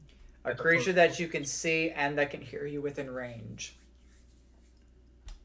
Okay. Let's see. Hold on one second. I'm willing to override it and let it rule cool with this little situation. You are aware as a player that there are two creatures in there, and because we're in the cavern, your voice should echo. So it's still within the 60-foot range parameters, so I'm cool with letting it slide. If you want to mock the one that's in the force cage, I'm cool with this. Perfect. So I'll just be like, go ahead. I don't know if anybody has the dark vision spell. If not, I will give her my 6th level spell slot for true sight because we would have discussed this before heading in. You know. We can.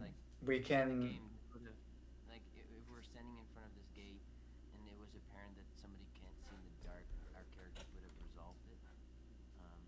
So I'd be happy to give her my 6th level slot if you're okay with that, Dice Master. We can deal with that after combat and recap like that to keep this, but I'll address that afterwards. But thank you.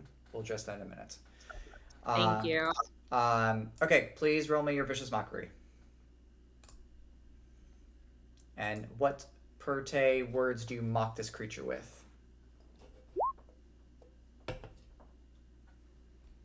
I hope you're enjoying that cage. All right. All right. Let me make my. Is your name Barry or Bari? All right. Guess what? You'll be coming out of that cage and you won't be alive. Yep. Okay, Esmeralda, anything else for your turn? That's it. Okay. Itrax. So, which one is in a different plane? The one token that's not on the board. Number 1. Oh, I thought we killed that one, but it's in the fire plane. No, he disappeared via plane of magic and was cast to another plane. So He went to the spicy dog farm. Yes. Yeah, I sent him to the plane of fire. I don't know how good he is with fire damage, but he's a cold creature.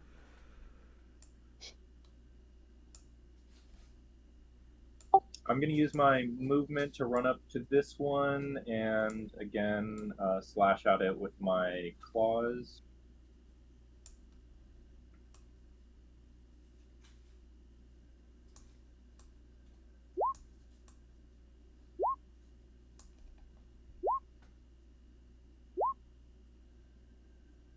All right. Get your bottle out of my face. All will hit except for 18, so that's 3 attacks.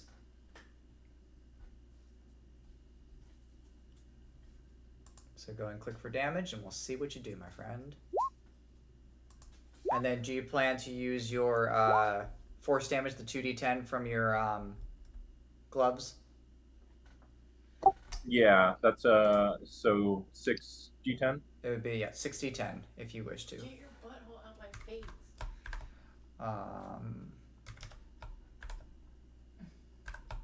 Oh, with that advantage that I got from the last one, would I be able to re-roll that missed attack? Sure, we'll take that. I'm good with that. Yeah, so give me one more attack and we'll take the higher of the two. Oh, right. Everyone has advantage, right? Because I cast Fairy Fire. Well, no, you dropped fire concentration earlier, and the pink blob that was already under the effects has disappeared, so you dropped fairy fire. 18 still the same, my friend, so still a miss. So go ahead and roll me that 6d10, and we'll see the damage.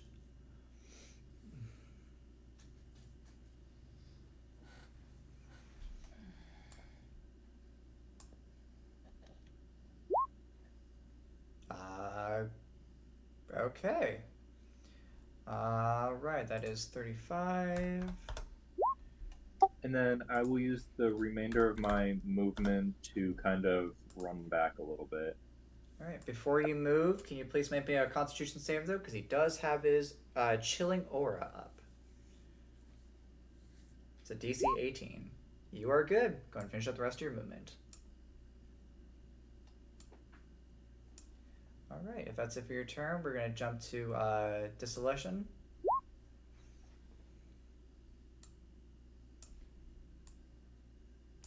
We about to play Bonk with the Flail again? No, we're just going to go melee. Oh.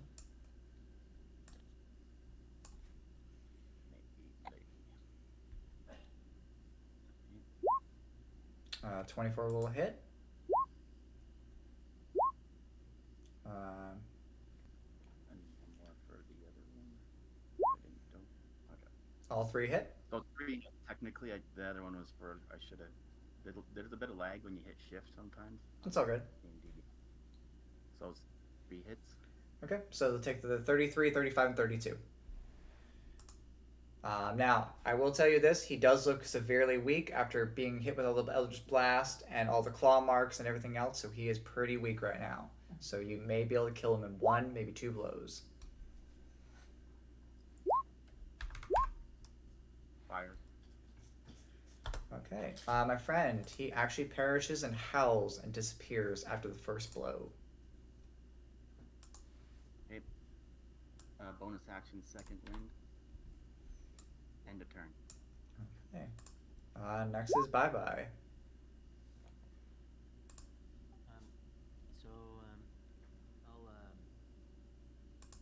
If I cast Dispel Magic on that slow spell, would that do it? Or is that not possible? Is that something that I would understand? Yeah, you could burn Dispel Magic. I'm good with that. I mean, yeah, I guess I'll do that. I do need to roll to see if this happens. And how does that work with concentration? Because if I have to take another round to cast that spell, then that effectively requires concentration, which drops my concentration on Anti-Life Shell. I mean, if you want, you could wait for my turn to come around, and I could cast it for you. So the effects of the modular with being given the slow effects, you are not the one concentration on slow. You are not concentrating on slow. Well, I understand that, but if you take more than one action to cast the spell, which the slow spell on a failed check would make you do, then that would require concentration, which would drop concentration on the Anti-Life Shell. Is that how it works? I think it does. Yes, I believe so. Right, so I'll just pull out Schmetterling from his flask.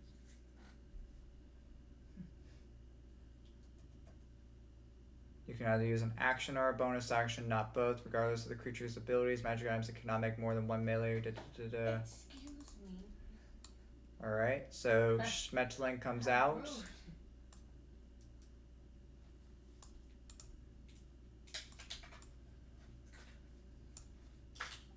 Yeah, I just ask him to protect me. Okay. That's my turn. Vial. Yes. Who's remaining? Only the one in the force cage. Appears so. Yep. Uh,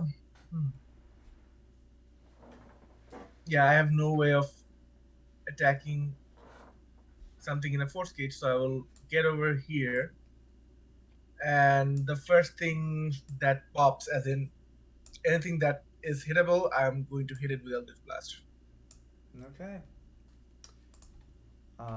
We're about to look up a little bit of Force Cage. The other thing too is, are you all aware that he cast Force Cage?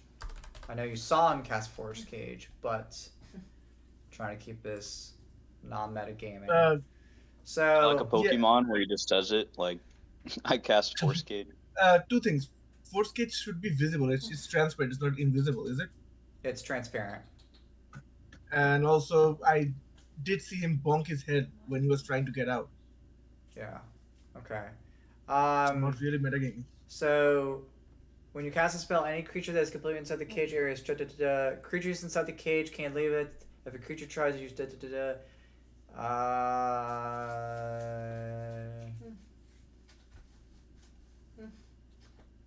so no spells can be cast into it or out from it. Yes, essentially, I'm waiting for it to come out. If it comes out, I'll hit it with the blast. I mean, we could also just leave it there and go to Krampus. Yeah, we can, but DM didn't get rid of initiative. Yeah, we need to keep it moving. We might as well. I mean, what's the worst that can happen? So we'll finish up this round and then we'll go from here. So he realizes that he's in some sort of a cube prison thing, so he's once again going to try to teleport out. Because brute force is not doing it.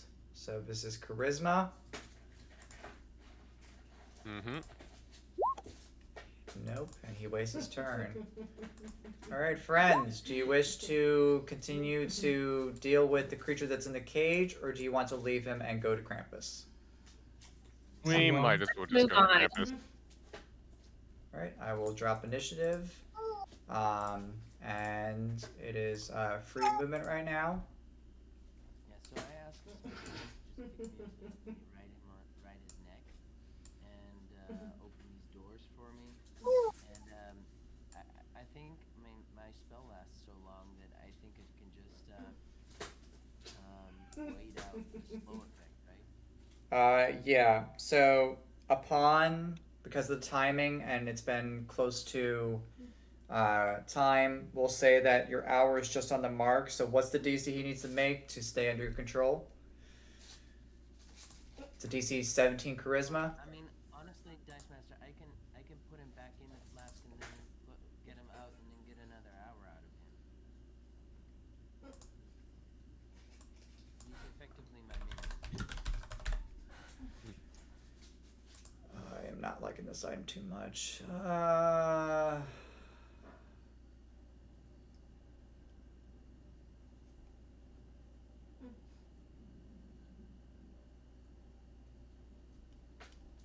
got that part. Okay, so no, yeah, there's nothing I can do. No, he's good. Okay, yeah, no, we'll continue on. Yep, we're good. Alright, so he will open the door and carry you inside.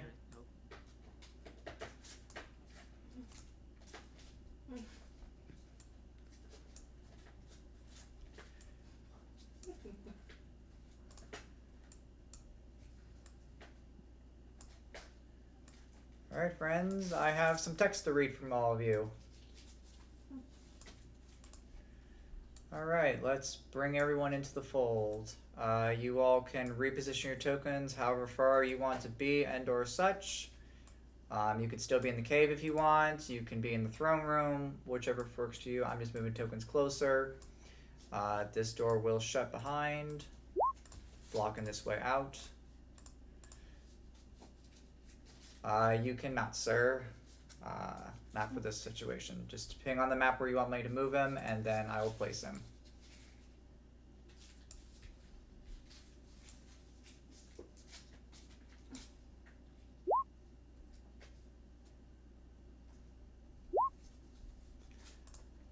Okay, let's go for the next part of the story. Number 12. Welcome to the throne room, everyone. This irregular shape. I forgot to give you that one. Let's see. Here's that one. You guys have that for knowledge. Let's see. Okay. Close. Now we're in the throne room. All right. This irregular shaped throne room is equal parts natural cave and work stone. Iron chains hang from the walls and ceilings, intertwined in and out of the mounted trophy skulls of giant reindeer. A green bonfire burns fuel that resembles the shriveled remains of small humanoids, casting a sickly green light over. Hold on. There we go. Casting a sickly green light over the throne of lead and black walnut, wet-looking leather, and ornate carved skulls. A pair of massive antlers fan out from the back of the throne, casting odd, writhing shadows in the firelight. A heavy door hangs closed on the southern wall, and stairs lead down from the throne room, more profound into the mountain. A cage constructed of lead-coated bones in the center of the room holds a pair of frightened children. And after a moment, you guys see the children begin to shimmering back into existence. And they're calling out saying, "Set us free! Help us! Help us!" And then after a moment, a large creature begins to arrive on the throne. Sitting upon the vile throne is a sizable bestial humanoid. Its lower body is that of a bipedal goat, and its torso is muscular, red-skinned man. A long, scaly tail curls around to its rest of the floor. Dark, shaggy fur covers its leg and lower body, then forms a mane around its horned, lupin head. The eyes of the creature are wild, yellowish-green, with cruel yet playful intent. Shining through them is his long snout, which is open and broad, revealing a massive canine fangs unnaturally long. I just lost my place. A prehensile tongue. Its only clothing is iron chains with tinkling bells of all shapes and sizes. Around its waist, a coiled long, barbed whip of leaden thrown. This is Krampus, to you, Lord. Happy Krampus, everyone! Interesting.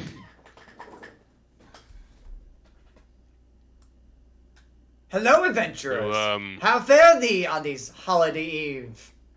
What can I do for you all? Schmetterling? Yeah, we just want some. Shouldn't you be back at the gates? Don't answer that. I'll figure out you later. Back to the task at hand. Hello, adventurers. What are you doing here, and what can I owe you on this humble night?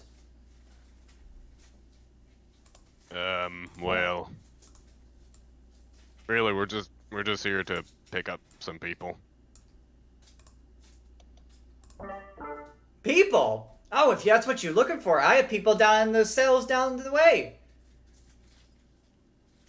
I literally cannot understand you. Like, have you? Okay, maybe throat spray. Throat spray would help you. If people is what you're looking for, I have prisoners down the cells, down the stairs, if that's what you seek. All right. Can we see him? And he gestures down to the hallway if you wish. You all may go down there if you wish. If you're only here for humans, I have plenty to spare.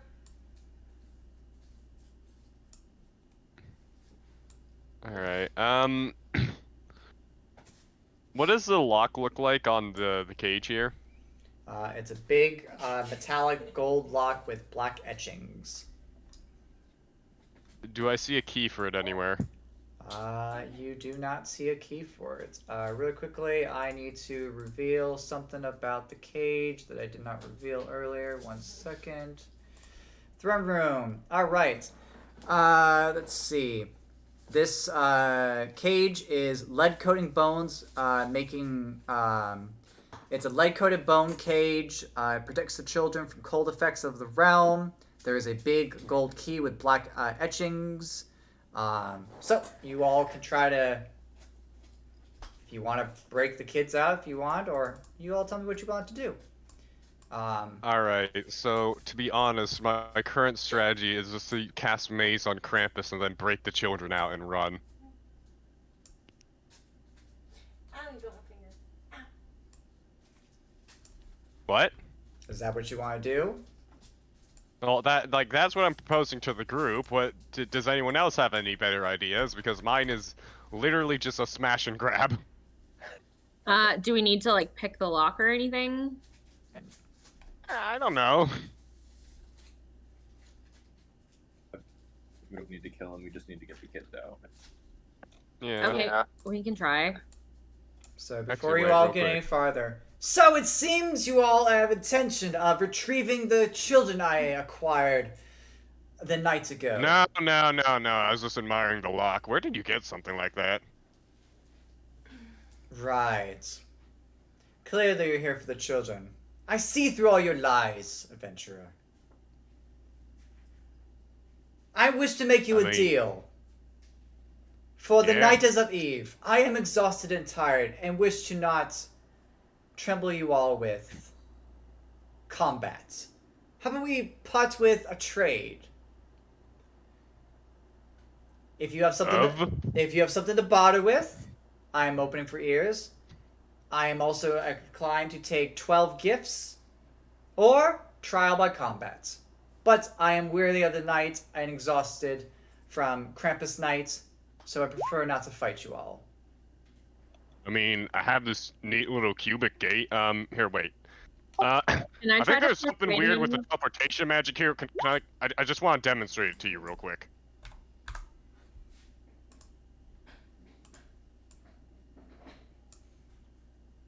So what are you trying to do, Shadow? Demonstrate the cubic gate to him by casting gate. You wish to offer a magic kinda... item.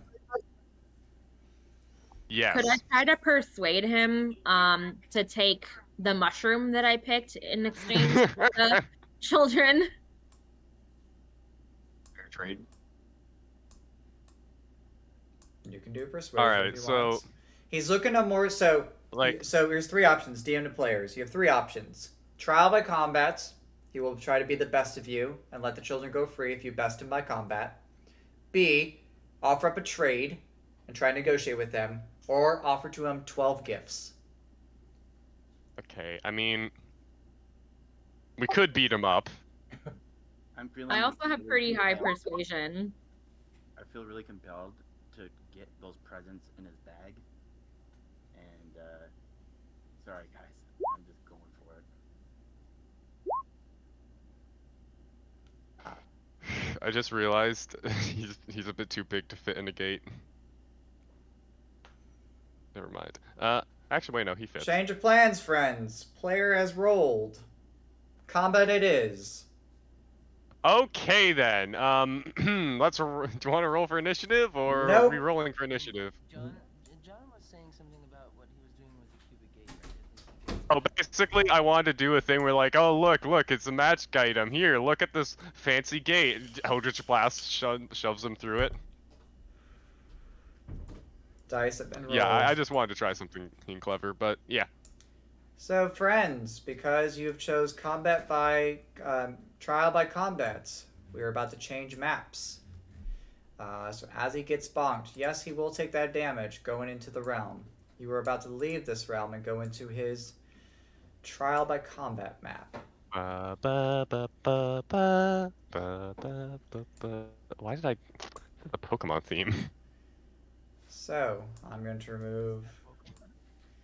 So... It's like, it's one of the evil team themes. So, I'm grabbing tokens, and I'm copy and paste you. Smetling can also not come into this plane, because it is Krampus's domain, and only Krampus is allowed here, and those he chooses to come in. And... Dude, come on now.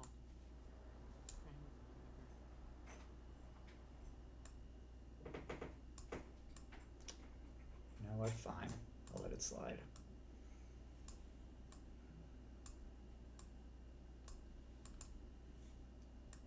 Alright, let's do this. Alright. Alright. I'm gonna bring you all to the lair, And we're going to fight. Oh, there are still people here. That's not good. No. Like the extra allies, they could be useful. You just left some adventurers in there from last time and forgot about it. I did. It's I'm like, sure they'd be oh, happy to sorry, help. I forgot to clear out those corpses.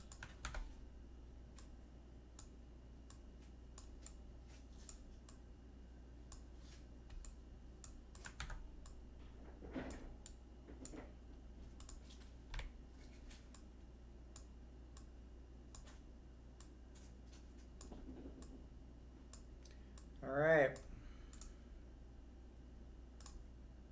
I'm about to move you guys over to the lair.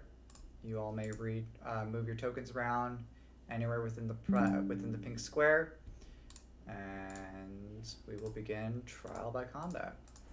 I was going for negotiations, but we got this. We'll have to speedrun. I was trying to offer him the mushroom. Who knows? Maybe he's into shrooms. Aren't we all? He had his own farm, so yeah. Oh yeah. Might not be the best gift to give him his own stuff. I do have very high persuasion. Persuasion is not mind control. Alright, friends, you may reposition your tokens where you wish within the pink square. Oh, okay. Let's see. All right. How high is the room? There is no cap. So if you want to go and be out of range, go for 60 it. feet shall do. Go for it.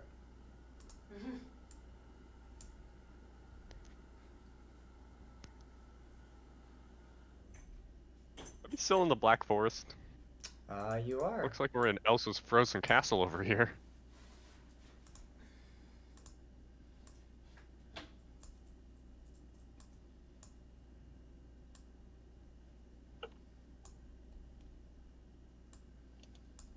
Put Smiddling underneath me, please.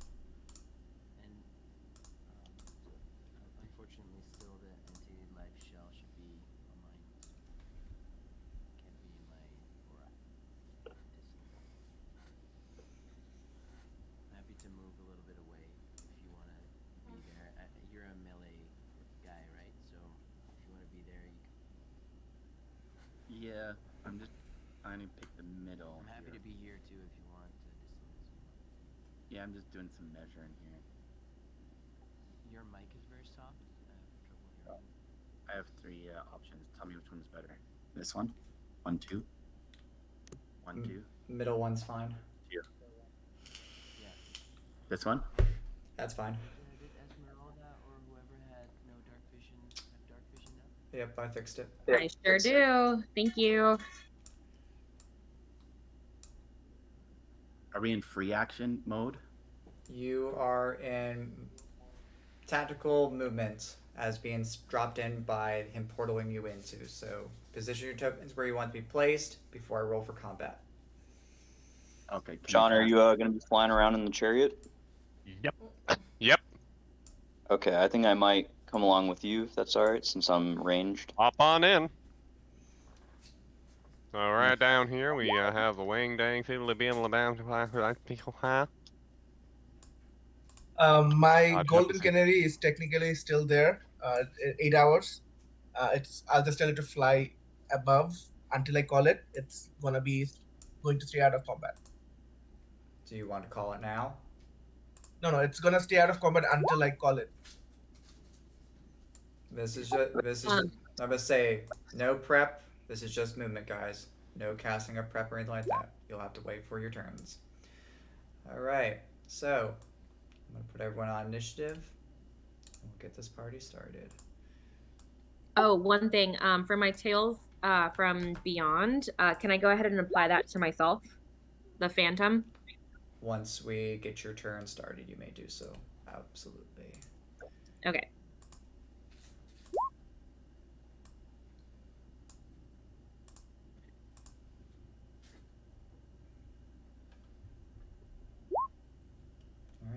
please roll your initiative, and we'll get this party started. Right? I am smooth brain. You all have 3 rounds.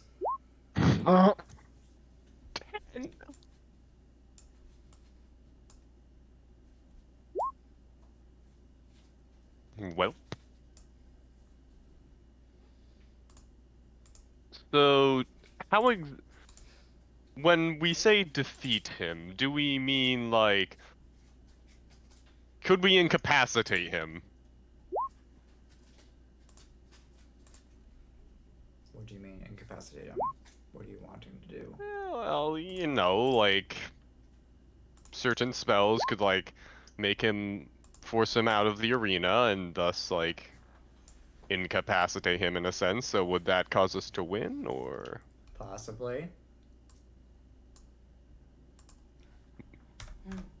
Hmm. You will have to see if he is immune to that. He may be immune to that. You'll find out. Ah, bugger. Alright. Vile, what did you roll for initiative?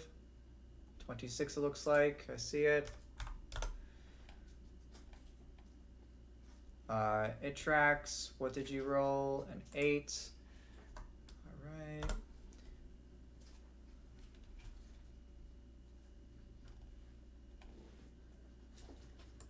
Alright, friends. Popcorn initiative has been triggered. Does anyone want to switch with anyone or change anything? Is everyone good with what their setup is? I'm good. It's tolerable. Yeah, I'm good. Okay. Alright, give me a second. I'm about to add Krampus to the board.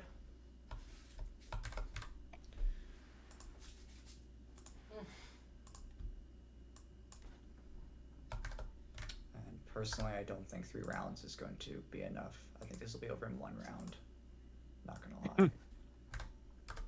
All right. Alright, friends. Krampus 1. Alrighty. Krampus 2. Oh. Oh. One Krampus Krampus. 3. Oh. All right. Ooh, Krampus. I don't even know where I was going with that. Initiative has been rolled. Viol, you are first up. All right. I would like to rage, and I am going to hit him twice. Reckless attack. Alright. That would help. Mm-hmm.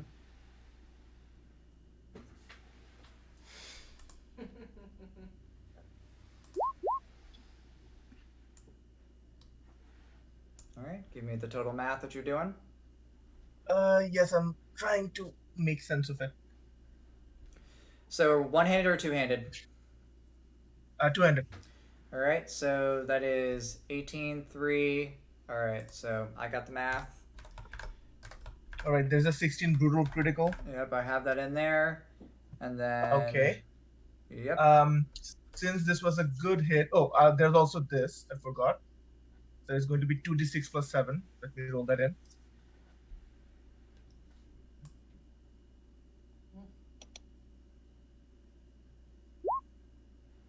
That's extra 14 damage, and since I hit him really good, I'm going to also add in, what's it called? Oh, Eldritch Smite. So it's going to be extra 8d8 force. Okay. That's 36 more, and there is the thing about rolling a d20, whether I chop up his limbs or not.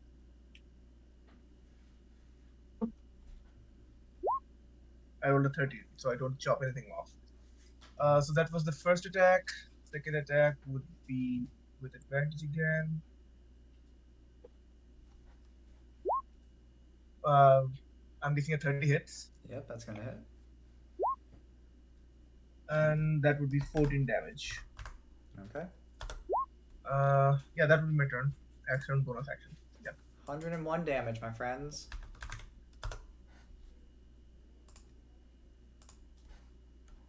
Yeah, that's my turn. Thanks. Number 1.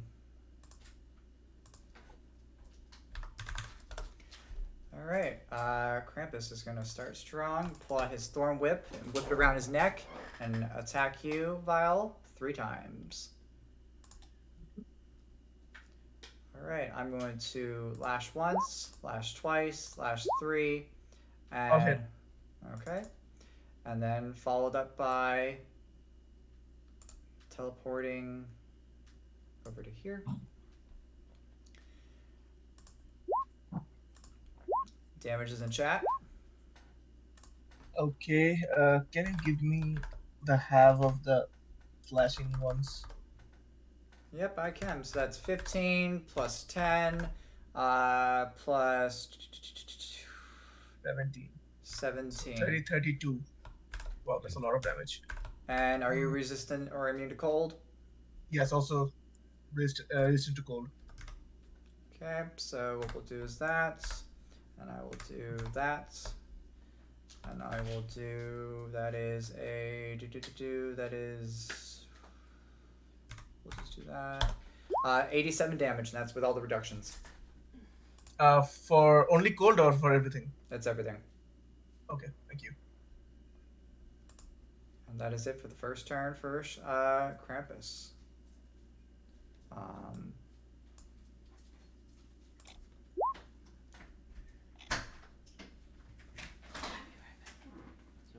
I'm not forcing Green to do anything that would result in its death, kind of like that. So I can only give it defensive orders. So take that for what you will. Okay, so he will then provide you any defensive protective support. So if you want him to put his body in front of you, or however you wish to reword that. Yeah, I mean, it might want to shoot me or something like that. That's fine. Okay, so he'll hold his action for in case. I'm not in control of how he interprets it, right? So you just do as you see fit. I'm fine with whatever you choose. He'll hold his action to step in front of you to take a blow for you in case you're up for an attack. So, okay, sure. Calor. So has number 2 already gone, or which one of the Krampuses has not had a turn yet? Number 1 is the only one that's gone. Oh, number 1's the only one that's gone. Okay. So I will attack number 2. I'll do a goading attack, which uses a superiority die. Do I do a regular attack first to make sure it hits, or? Correct. I'm not sure how that works, to be honest. Okay. So, sorry, 1 second.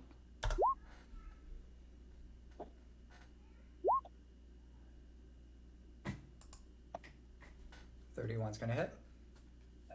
Okay, do I do damage first, or do I do the superiority die? Let's do all your attacks first, and then we'll add everything simultaneously. Okay, so, all right, so I'll roll the damage. Oh, sorry, you meant like all the attacks No, first we're good. before I do damage? I was like, keep going. We're good. Okay. Yeah, keep going. Right, I can have all the damage pretty quickly, so. And then what's goading attack do again? So goading attack, he has to make a 19 saving throw on wisdom. And if he fails, then he has disadvantage on all attack rolls against anyone, I guess, other than me. Until the end of my next turn. You said wisdom? Yeah, 19. Okay, yeah, he's fine. Let's see. Okay, and then my next attack, I will do Ice Storm.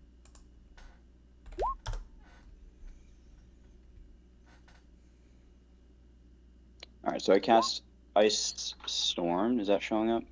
So, are you attacking with your bow, or are you casting a spell? Yeah, I think it's like it's like an ice arrow or something.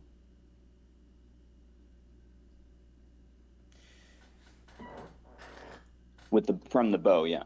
Okay, so let me break this down to you because I know you guys are brand new. So if a item grants you a spell, like the artifacts do, it's basically you casting a spell. So you can either attack with the item or cast a spell from the item. Either or. You don't get to attack with the item and cast. It's either or. Oh, okay. So like, since I have 3 attacks, I have to pick either 3 spells or 3 attacks. Well, it would be Like you three. can't do It an would attack be. It's either 3 attacks or 1 spell.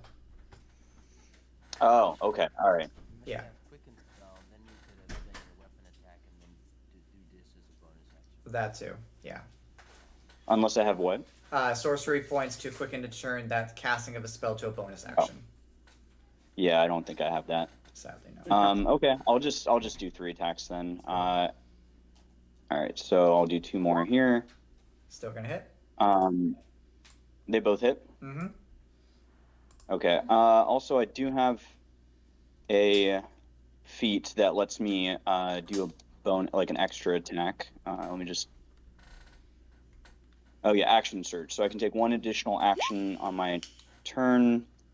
So I'll use 1 of that. I'm assuming you can't use both of them in a row. No, you can use an action surge if you want to do make 3 more attacks. Okay. Yeah, we're right. Can I do it twice though? I have 2 charges. Once per turn. Per short rest. Once per turn. Once per turn. Okay. And that gives me 3 attacks again. Correct.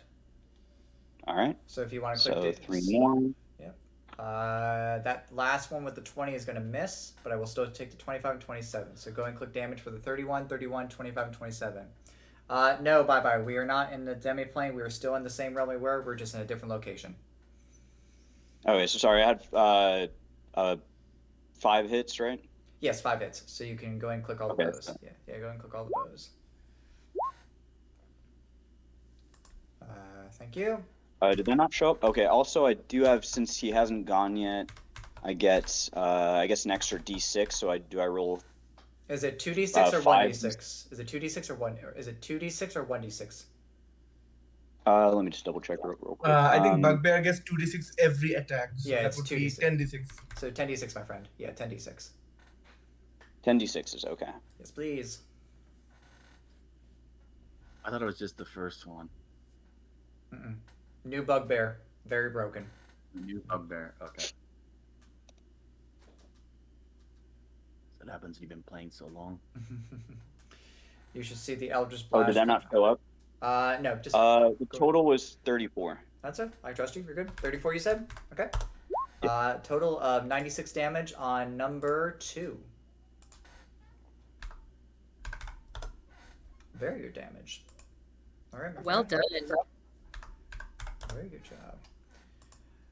All right, my friend. Is there anything else for your turn? So that is action. You're still in the chariots. You can't really move per se. Is there anything that's a bonus you want to try to do? I don't think there's very much after what you just did, sadly. Yeah, I don't think I have any other options. Sounds good. My All right. foot. We're going to jump to Oh, I guess. Esmeralda. Oh, I forgot. There Mhm. was one thing. I don't know exactly how this counts, but I can mark somebody as a favored foe. Okay, yeah, that's bonus action. So which one did you want to mark? 1, 2, or 3? Which one would you like? Oh, I guess the one I already hit, so 2. Sure. It has to be the one he hits. Yep. No worries. And so does that? Do I automatically like get the damage bonus from that, or is that just for like the next turn? You get 1d. You're taking your bonus action at the start of your turn and then had your attack action. He gets 1d6. Oh, okay. So if I had done it bonus first, then it would have counted. I'll still give you that d6. It's fine. I'm not gonna. Okay. Oh, I guess it's a D4 actually. 1d4. Okay, go and roll that 1. Do I just do it once, or do I do it per attack? It's once. It's The one. D4 from favored foe. Yeah. It should be I think once it's per. once. I think it's once per turn. I would say It's only Let's hit it. yeah. So just to keep Yeah, it. it's just 1. Yeah. Yeah. So just roll me a simple d4, and I will take it from the creature. Okay. Not okay. Doesn't turn that into a d6 when you're higher level I think it's. Oh, I'm only a level 3 ranger. Okay, that Okay. All right. Esmeralda, it is your turn. Okay, I'm gonna go hard, and I'm gonna cast Psychic Scream on all of them. Do you pick the targets? Yes. Good. I have mouth and I must scream. So it's a 90 foot radius. Which they're all within 90-foot radius, so we're good. I don't need a template. We are good. I might have a template just for the laughs. So what exactly do we hear from you shouting at the top of your lungs? What exactly? Oh, let these children go. All right. I like it. I like it. I like it. I like it. All right. Very Moses to me. Okay. All right. Ooh, 59 damage. All right. Yes, it was Bacardi Cola, but the Coca-Cola was diet.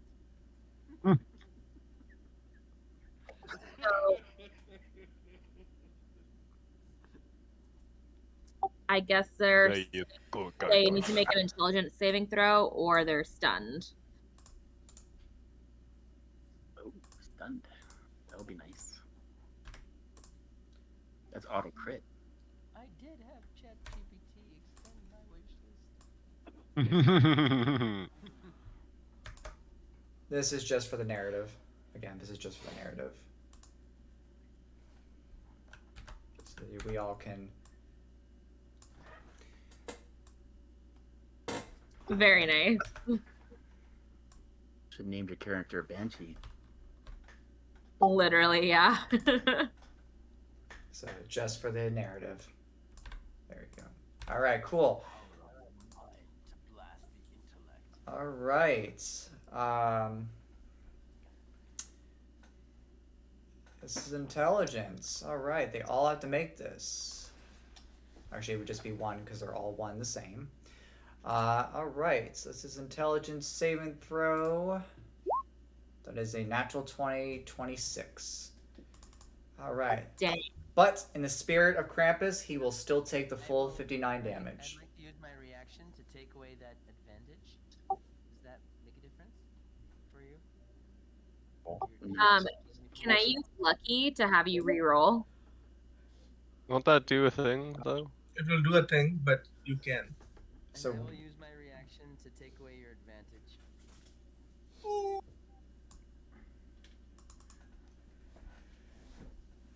So are we doing lucky and the reroll?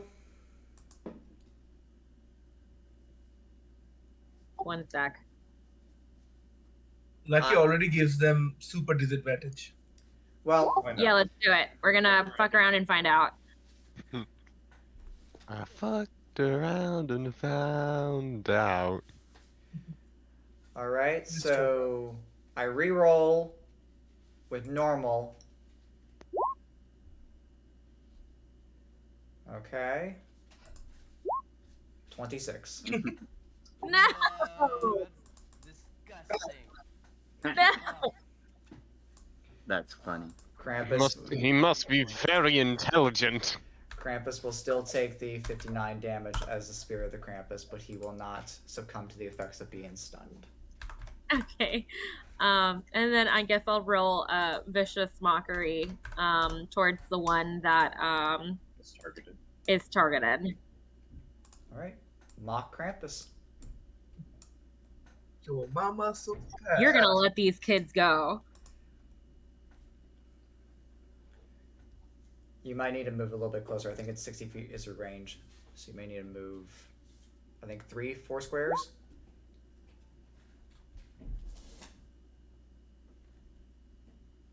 Out here?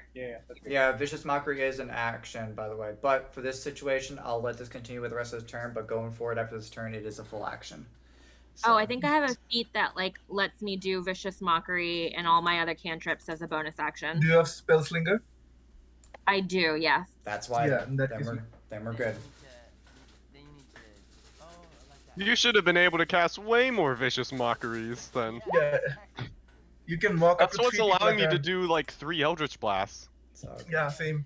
You should have renamed your character Mockery. all right. So I will not take the extra effects on Mockery, but I will still take that 12. All right, Miss Mockery. Is there anything else for your turn?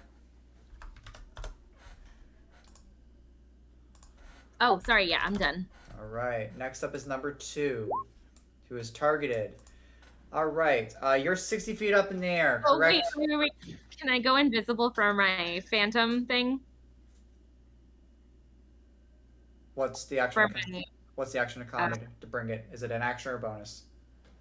No, she already gave herself the bardic inspiration that gave her this ability way before. Now she Oh, then yeah, we you're did at the then very you're already beginning. then you're already invisible still. Then you're already invisible. You're fine. Okay, perfect. All right. Number 2. He is actually going to rush forward up to Schmetterling and punish him for disobeying his orders. No, not Schmetterling. He did the thing and the his own life and fight number 2. That's mentally bad. So, this lash, it's a 20-foot reach. That's what it is. It's a reach weapon. Yes.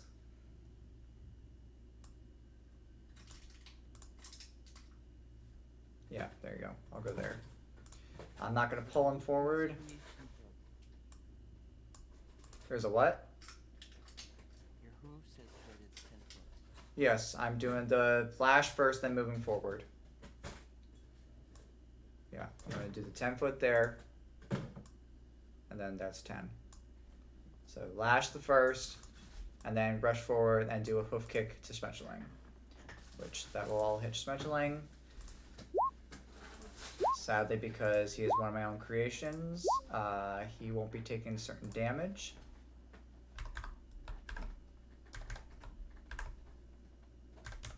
There's a lot of damage. What is not affecting him? The force or the cold? The cold damage.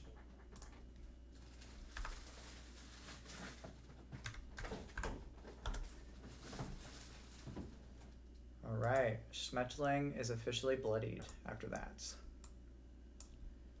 And that is it. Which for one? him. There's 3. No, Schmetterling is officially bloodied. My minion. Dissonance. Oh wait, I'm smooth brain. Okay, 35 feet movement. And I am going to attack. Oh, bonus action first, Nature's Veil, so I'm invisible. Alright. Come on, baby. Switch to advantage. Throw some snow over your face and your armor. Give you that little Arctic briz. Okay. All gonna hit.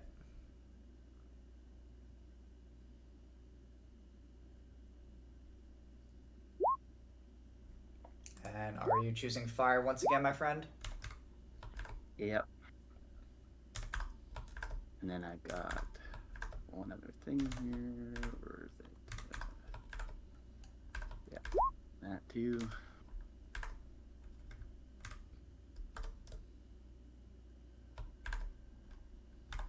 Anything else, my friend?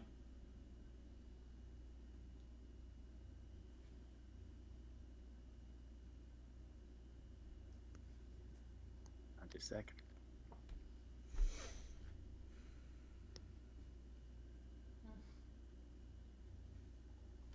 Yeah, I'll action surge. All right. And I'll do it all over again, but with 3 this time instead of 4.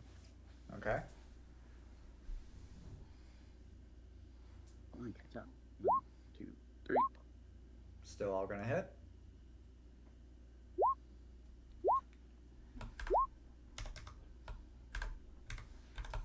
Yeah, I don't think those 3 rounds are gonna come into effect. And that is the end of my turn. 226 damage. Jesus.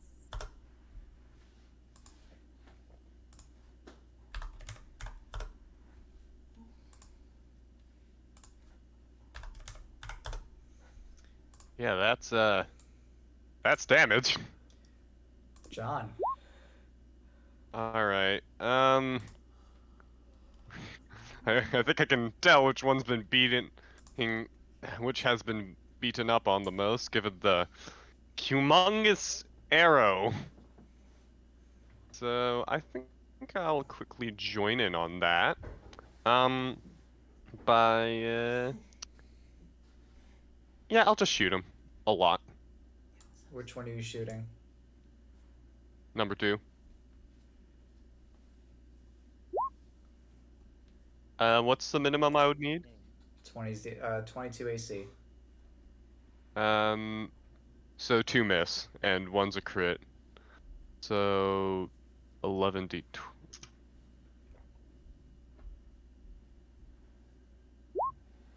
119. I'll put the like what I. Alright.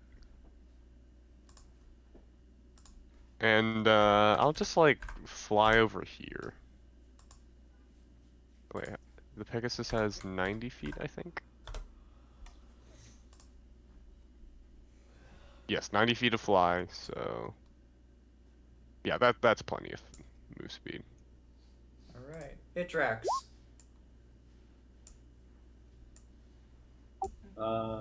I will, for my bonus action, grow out my wings and just kind of flex them out and fly over towards number 2, Krampus. All right.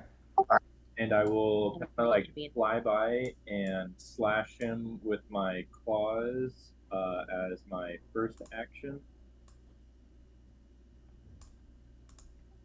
Sorry, Itrax, you're flying overhead of me, right? Yeah, I mean, I'm just flying up to Krampus to like hit him, and then I'm gonna Just move go out of the around. zone. Yeah. I'm not gonna worry about that. 16 sadly will miss, my friend. Low roll. Do I get advantage from my last the gloves deal? Because I didn't take the healing. Yeah, I'll take it. Go and reroll. Yeah, go and reroll. 21 still gonna miss, sadly. Okay, with my second action, I will use my Dragon Breath attack. I think it is a 19 dexterity save. Okay, go and post that in chat.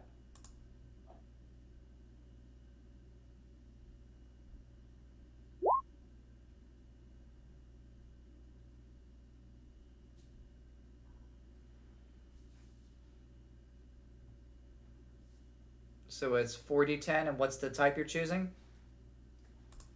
It is force damage. All right, go and roll me 4d10.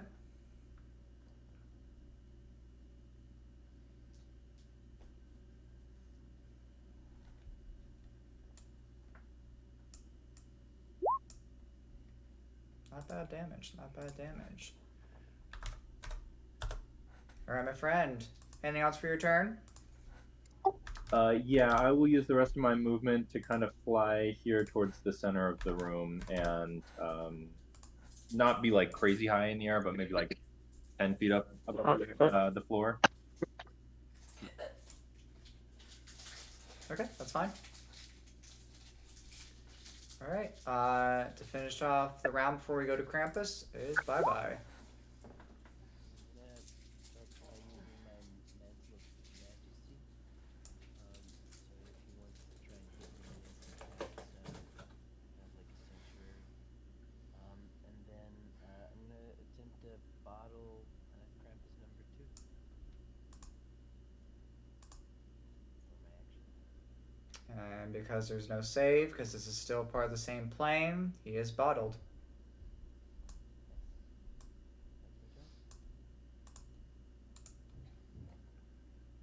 You know, I always thought it wasn't healthy to bottle up your problems, but I guess in this case it's fine.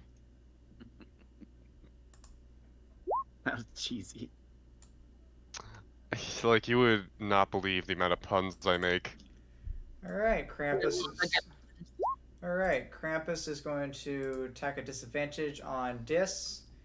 Actually, no. This is top of the round. We're gonna do. No. We're gonna do Howl of the Krampus. Yeah, we're gonna do Howl of the Krampus. Yeah, I'm gonna proc that. Each creature of Krampus' choosing within 90 feet of him and can hear him takes psychic damage or half an successful intelligence saving throw. Each creature in the area must also succeed on a wisdom saving throw or go on a rampage for 1 minute. A rampaging creature must attack the nearest living creature or smash some object smaller than itself if no creature is within range within a single move. A rampaging creature may retain the save at the end of a turn. So, everyone, please make me a DC 23 intelligence save. Intelligence. Thanks, Master. So it states that basically you take Now one, damage. baby. So you take some form of damage, right? The psychic damage, which then makes you go on a rampage because you're just affected by it. Correct. To some extent. But I am immune to psychic damage, so am I then also immune to the rampaging effect? The rampage is the second effect. Rampage is the second effect. I know, but I'm asking, are they connected because of the damage of the effect? They are connected. So I don't have to make a wisdom save, is what you're saying? You do not.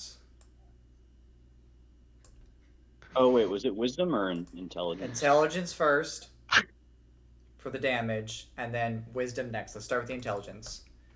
Oh, there's also a wisdom. Okay. Intelligence for what? Oh, For is- rampaging?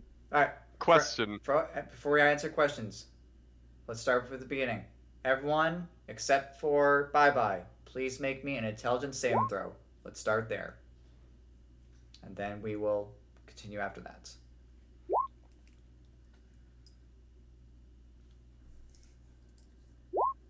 And I still need to slap Esmeralda and Everybody dumped intelligence.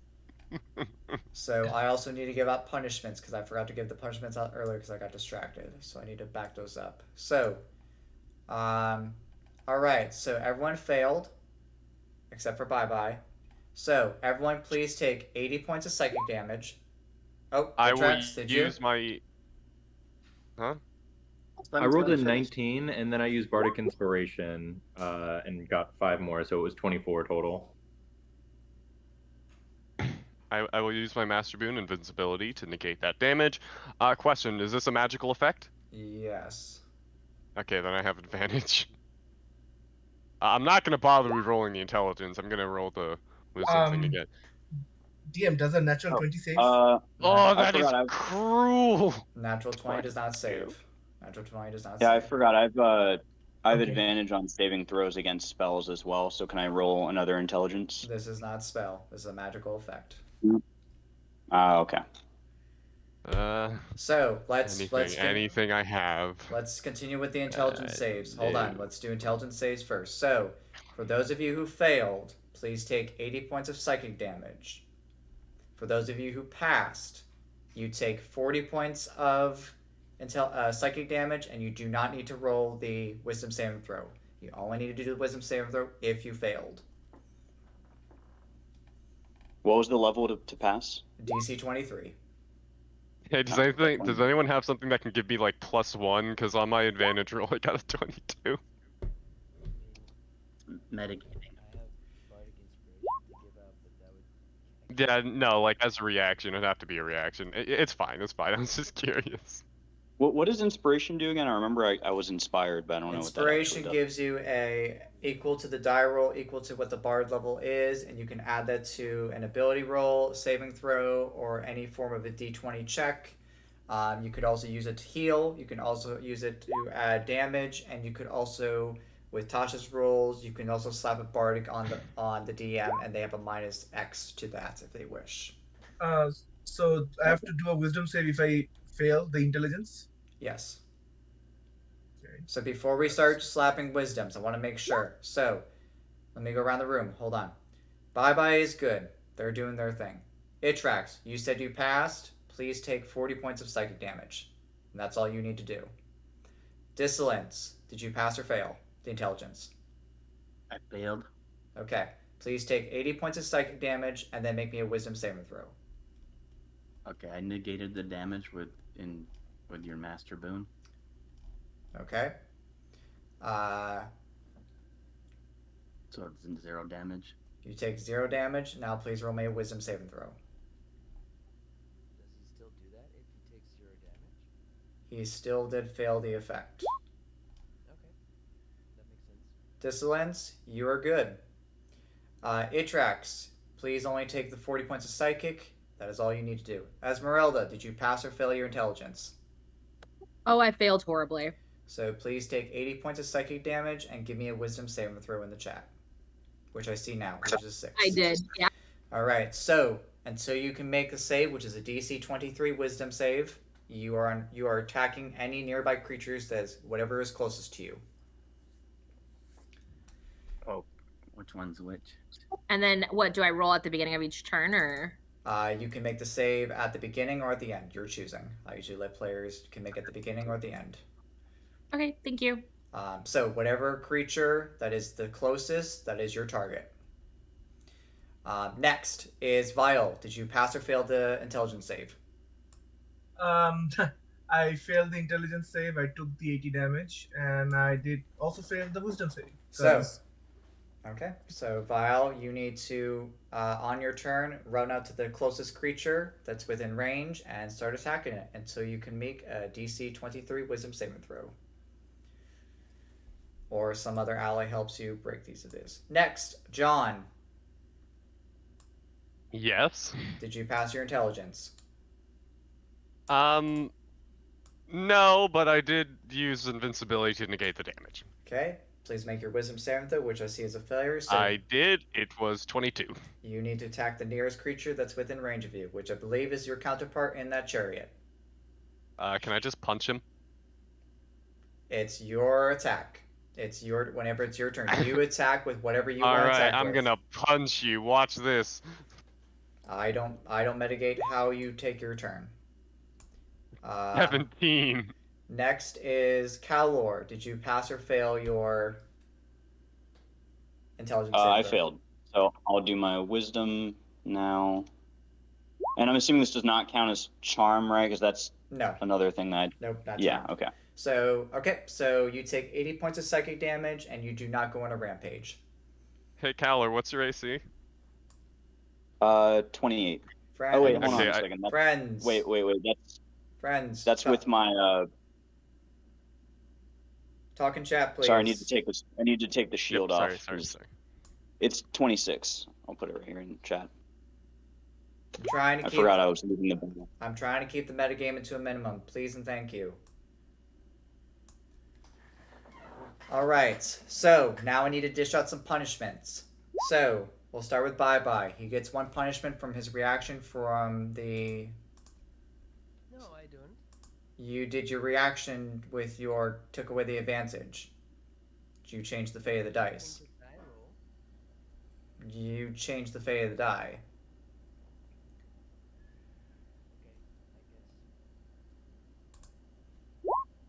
You get the 1.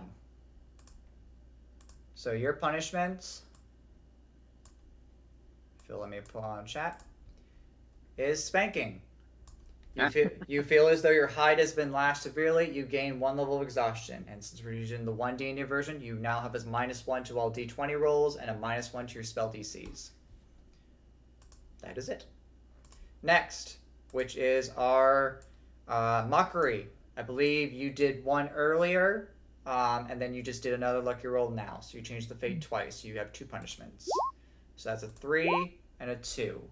So, mockery, here's your 3. And your next one is a 2. Ooh, ouch. So first one. You think you're being showered with praise and gifts. While this illusion affects you, you are incapacitated. You can repeat the saving throw at the end of your turn, ending the effect of itself on a successful DC 21 wisdom saving throw. So, here's the thing. You are a raging, rampaging mockery of what you are, but it's all in your mind, because you're incapacitated. For how long? So you're raging inside your own mind. So if anyone has seen Inside Out, the Pixar movie with all the little voices inside their head, you're the little red one, the angry one. That's what's going on in your mind. Guilt Right by Yeah, that's what's going on right now. So at the start of your next turn, please make me a DC 21 Wisdom save so that you can wake up from this basically anger comatose state that you're in. And then when you wake up, you're also encased in ice. So you're encased in a block of ice. So you need to break that as well. So you are mentally raging, you're incapacitated, and you're covered in a block of ice. So the sight of that is just wow. A raging mockery that you are inside of a block of ice. Okay. And then Krampus is then going to bonus action, teleport away. Round 2. So, Vile, you are under the effects of the rampaging. You have 2 options. You can either take your turn as normal and make the save at the end of your turn, or you can start your turn by making the save. What's the DC again? DC 23. Wisdom. Yeah, it won't work because I don't have. Yeah, I cannot make that save. So, what is your nearest target? My nearest target would be. Let's check. Yeah, it would be Esmeralda. So, here's the thing. You're attacking a block of ice. Because they're in a block of ice. Alrighty. Free her, maybe. Yeah, you might you'll free them. I'm going to do an unarmed attack. I can choose whether it's reckless or not, right? Yeah, however you want to play your character, that is on you, as long as you attack something. I'm guessing 28 hits. Yeah, that hits the ice. Let's see the damage. Give me a sec.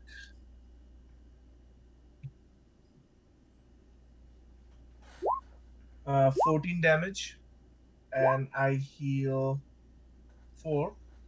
Okay, you shatter the ice surrounding Esmeralda, freeing them. So now the frozen state of the anger that they are is now ready to go. All right, so Vile, you attack number 2. I've meant multiple attacks. Okay. So it is 20 hit. So it's your call. Do you want to do just a single attack, or just do all your attacks? That's a good question. I don't control your character. No, that's cool. Is the ice broken? Ice is broken. Yes, the ice is broken. Okay, yeah. In that case, I will attack. That's what, 20 feet of movement. I will. So the nearest target is still Esmeralda, because you're within 5 feet of her. Yes. Which is why I'm asking you: do you want to take that second attack, or do you want to end your turn there? I want to move and then end my turn. And I don't have anything to break out of the wisdom save. So. Okay, that's fine. So we'll have to get someone to help you along. All right, number 1. All right. All right. He is also going to come up to Schmetterling and punish the wicked.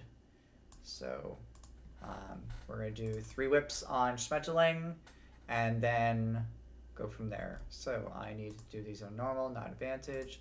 1, 2, 3. That's all going to hit.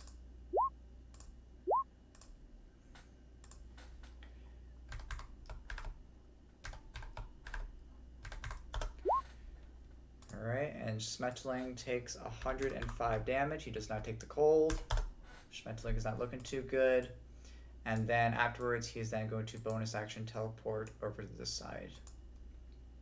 Schmetterling's turn. He is still in defensive mode, giving you whatever protection cover he is. Basically putting his hands over you or whatever you wish to interpret that. And waiting for you to give him a different command. I think he needs to defend his own life. I think that's the only thing that a creature right now would innately do. Well, sadly, he is more scared of Krampus than you are. So... He does what he does then. So he is still going to wait and wait for another command, but he will not attack Krampus. He's more afraid of Krampus. Now that we're talking anyway, so if you change the die roll with advantage, fairy fire and stuff also have gotten punishments. That's why I didn't really expect that it mattered, especially with the lucky feat making my Well, the fairy fire didn't change anything. The fairy fire just granted you all advantage. changed the die roll because it added a die roll, and I changed the die roll by not allowing advantage to begin with, so it never changed a die roll. Right? Untrack your exhaustion then. No, I'm just asking for how the logic of the thing works for future reference. I don't care about. It's fine. Like, I don't think it'll matter much, anyways. So. It doesn't matter much. I'm just asking how it works. So, any creature who uses a spell or ability to replace the results of a die roll to force the reroll of the dice or benefits from replacement or rerolling of the dice or punishment. So you taking away the advantage would not affect this. Yeah, that's what I thought. That's the only reason why I'm asking, not because I'm trying to get the effect, but I just thought that I wasn't doing something. No, you're good, buddy. You're fine. No, you're good. It's all good. It's fine. I hope I'm not being whiny. You're fine. Calor, where are you, Calor? I am all the way up here in the chariot. My good friend. I guess. So, my good friend, you see a raging winged tiefling. He's trying very hard to punch you. But I don't think he can actually beat your AC. How high is the chariot? That is a shadow question. You said 60 about feet. 60 feet. 60 feet. I mean, that's definitely fall damage range if I jump out, right? I mean, I have Feather Fall, but I don't think I would cast it on you right now because I'm actively trying to punch you. So, do you wish do you want to jump out of the chariot? I mean, I can just ignore him and just keep shooting at Krampus, right? I mean, he's not hurting me, so... Nope. Yeah, my punches do 0 damage anyway, so you're good. He's just kind of punching me in the back, and it's just, like, hitting my armor, right? So... Yeah. If anything, his knuckles are beginning to hurt. Right. I'm kind of, like, annoyed, but inclined to focus on the task at hand, and try to shoot one of the Krampuses. Although I'm a little unsure about which one, like, where they are right now. Like... I guess there's just that one. He's all the way over there. So, are we, like, above this wall? Like, can I still shoot that guy? No. These barriers and ice, they're up to the ceiling. They're up to the ceiling. So these are, you're in ice caverns. So, with your vision and sight, the only one that you can see within range is outside of your range of sight. Okay. Just for I'm still in the chariot, but just so I can see what I'm doing here, because I'm going to try to cast a spell, I think. I don't know how much this is really going to help, but I guess I could either do fog cloud. No, I guess I could do wall of thorns on it. Let me just. I'm gonna say, Vile, we will be wrapping this up momentarily. Don't worry. We will be wrapping this up momentarily, which is why I gave you guys 3 rounds. So we'll see what happens at the end of the second round. So Kalar, what you thinking? Yeah, I'll do a wall of thorns. I just want to just surround him with a wall of thorns. I guess I think that's the only option. All right, go ahead and cast it in chat, and we'll see what happens. I'm assuming he's just gonna teleport out of it anyway. Wall of thorns. You choose to make a wall up to 60 feet long, 10 feet high, 5 feet thick, and has a 20-foot diameter. Okay. And I just want to surround Krampus with it. Sure. Yeah. Well. Yeah, we'll do that.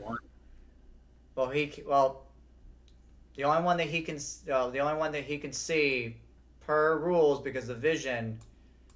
And the angle that he is at would be the one at the far south, because he cannot move in. So the only one he'd be able to get is the one at the far south. And he's also blindly casting this because he still does have exact. So yeah. So let me do this. Let me grab a spike. Sorry, where's the one on the south? It's down. Sorry, I'm just a. Oh, okay, I see. Yeah. It's just like. Yeah, which is Okay. fine. Yeah, so you're blindly dropping basically, and I'll just drop a spike growth just so we have. Do, do, do, do. Yeah, we'll just do this, just for the narrative. All right, friend. Yeah, So my you, only other option is Ice Storm, so I don't know if that would be a very good idea on Krampus. it is your character. You decide what you want to do, but I will drop that right there, just for the narrative. Mm-hmm. As a wall of thorns erupts around him. Okay, Cal, anything else for your turn? No, I'm good for now. All right. Esmeralda. Raging Esmeralda. All right. So I make a wisdom saving throw. DC 23. Didn't Esmeralda also get the bardic inspiration from me? They did get the bardic, yes. I did, but I just rolled a 7, so I don't think I'm going to use it. So Esmeralda, you are compelled by Rampage to attack the nearest creature, and per anti-life shell rules, you can't attack what's in there. You can only attack the one right down there, which is Vial. No, she can attack with a spell or a ranged attack. Like a ranged attack or a reach weapon. She can't just... Oh, no melee attacks though that require you to be in the green zone. So not Vial, sorry. Esmeralda, this is your character. You decide. Do you want to attack with weapons, spells, magic? This is your character. I do not control your character. I can do magic, yeah. Okay. Like a spell. So you pick which you want to target. The closest one would be either it'd be either one of these targets. So you pick. Oh, okay, hold on. I have to attack my ally. Okay. Yeah, whichever. One So technically, if you want to be specific, it would be Schmetterling or Vial. So you have 2 picks. So you can attack your ally or Schmetterling. Schmetterling's a semi-ally. So it's up to you. Your character, your decide. I don't pick. Your decide. Okay, I'm trying to see what does like the least amount of damage, I guess. Your punch. It would be your unarmed strike. Unarmed. You have a -1. Yeah. But like we just said, if you're going to go punch Schmetterling, you can't do melee because of the aura that's being pursued by your ally for bye-bye. Yeah, you can Okay, punch I'm gonna him. go punch, I guess, Vial. Okay.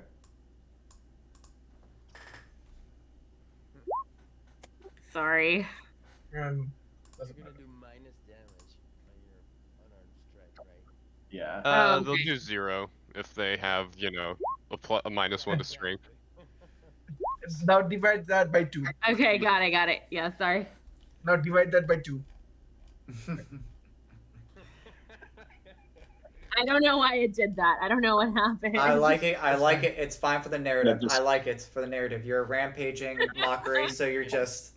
I swung so many times and just missed. It's all good. All right, so Esmeralda, you do have the option. You can end your turn, or you can continue doing whatever else you want to do. That's your action. You can finish up some more attacks if you want, or if, as your character, if this is as far as you want to go, you can end it here.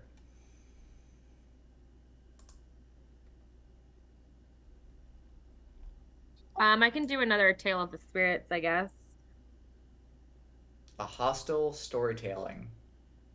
Interesting. All right. So you're telling us a hostile tale. 8. All right. I get to roll 2, so let me go one more time. Okay. What does this tails do? Different things. We're about to find out. So far we have an 8. What's the other one, Esmeralda? A 9. 9. So we have Tail of the Phantom and Tail of the Brute. So you're already invisible. So you could keep doing your invisible thing if you want, or you could Tail the Brute. Each creature of the target's choice they can see within 30 feet must make a strength saving throw. On a failed save, a creature takes thunder damage equal to 3 rolls of your bardic inspiration and is knocked prone. Your call. Personally, because of the narrative, I feel Tail of the Brute with that anger coming from within you. I feel that's Yeah, I agree. I'll do that one. Okay. So each creature of your choice, which you're just raging. So if you want to pull the narrative, you could pick everyone within 30 feet, or you could just focus it all on Vile. It's up to you. Everyone. Okay. So that is literally everyone. Okay, so What's the DC? what is your Uh, Spell save DC would be my 23. spell save DC is 23. Okay, so everyone please make me a DC 23 strength saving throw. Including the ones up high. Nope. So this is the follows. I need Vile, Itrax, Dissolence, Bye Bye, Schmetterling, and Krampus number 1.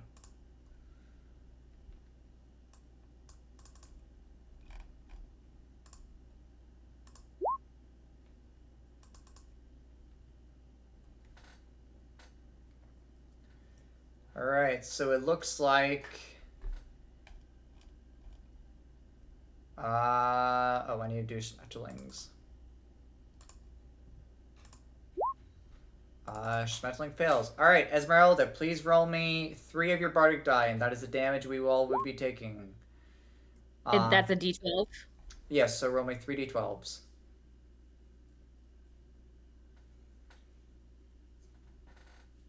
And on a success, we all take half if we succeeded. 24! Alright. So Schmetterling is going to take 24 thunder damage. Oh boy. Guys! Schmetterling Yes. is dead. Sorry, guys. No. Oops. Can undeads ever die? Oh yeah, fair point. He went to the farm. You went to the hell farm in To the farm. earth. So, bye-bye, you casually get dropped to the ground. As Schmetterling falls over and is no more, becomes shadows. Esmeralda, so I need Vile, Itrax, and Dissolence. If you succeeded on your save, which was a DC 23, you take 24. If you beat the save, you take 12. I already take the Krampus and Esmeralda. Anything else for your Rampaging Mockery turn?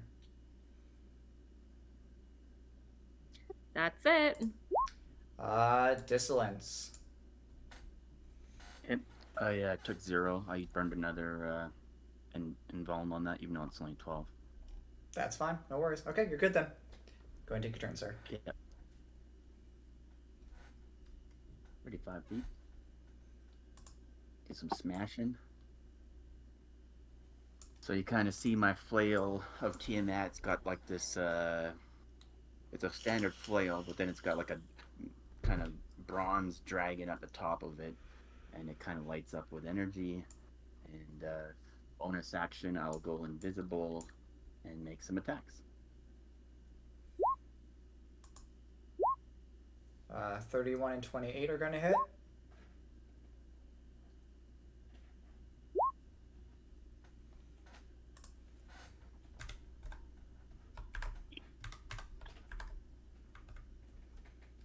Still fire damage, my friend, I'm guessing? Yep. Okay. Can I tell that he doesn't like the fire? He seems to take it normal. Doesn't seem to be causing any extra damage. Okay. All right, my friend. That is not right. All right. Next up is John. You ready to punch your ally, or unless you want to try to make that save? I will try to make that save. Is it at the start or the end of my turn? Your pick. You want to start? I'll do it at the start. Go for it. Alright, watch this. Pow! Do I have the rest of my turn, or is it just, like, entirely spent trying to punch this guy? It is your full turn. I do not control your turn. Alright! So whatever is within action economy that you can do in your turn on the nearest target, you may do. Is your character. Alright, well, I'm just gonna punch you. End turn. Okay. Aller is very annoyed. Who did you punch? He- Called spanking, according to the naughty rules. The punishment. Just spanking me. Itrax. What would I'm you like like to do? running around the Getting chariot. Yeah, Itrax. That's got to Turns be a into a complaint to snake. HR. Yes. This is not what I signed up for. Itrax, it is your turn, my friend. Are the other two gone, dead? Or am I not seeing them? You can see one up at the top left, my friend, within your line of vision, right up here. Sounds good. I will fly over and attack him with my unarmed strikes and flurry of blows. Go ahead.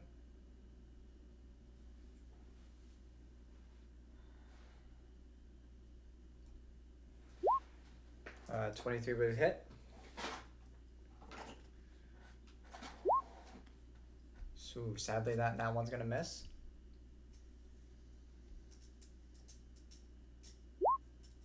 $17 is also sadly going to miss. Ooh! All right, so one hit and then one set of the 2d10s from the gloves. That is correct.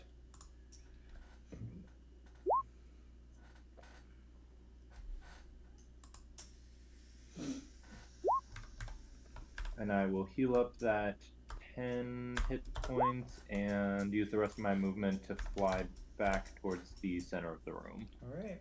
Krampus will now use his reaction to, Oh, I have I don't provoke opportunity attacks with my movement. Gotcha. Perfect. Alright, if that's it for Itrax, bye-bye, you're next. I'll sanctuary myself, and then I'll use my action to Master Ball. pull out the master ball and get Krampus out of this. I'm just curious. Oh, Pokeball! I'm just so curious what happens if Krampus does what I tell him or not. I don't know. Take it away, Dice. Let's see what happens. Alright, so this Krampus comes back out. And Krampus looks at himself and is in confusion, and he has kind of like this split mindset of some other forces of magic is conquering him and trying to tell him something to do. So he is going to try to fight himself. Gotta catch them all. You gotta. It's the only way. And Mew and Mewtwo. I feel the story here. Alright. Is this the legendary Mew 3? I'd like to sit on his head and steer him using his horns. That is fine. I'm good with that. Where would you like to steer him? Oh yeah, he's my controlled mount now. To Krampus number 1. No, yeah, Krampus number 1 on the backside. So is that good? Yeah, sure. Well, if my spanking wasn't gonna cause an HR complaint, this certainly will. Alright, so number 3 is going to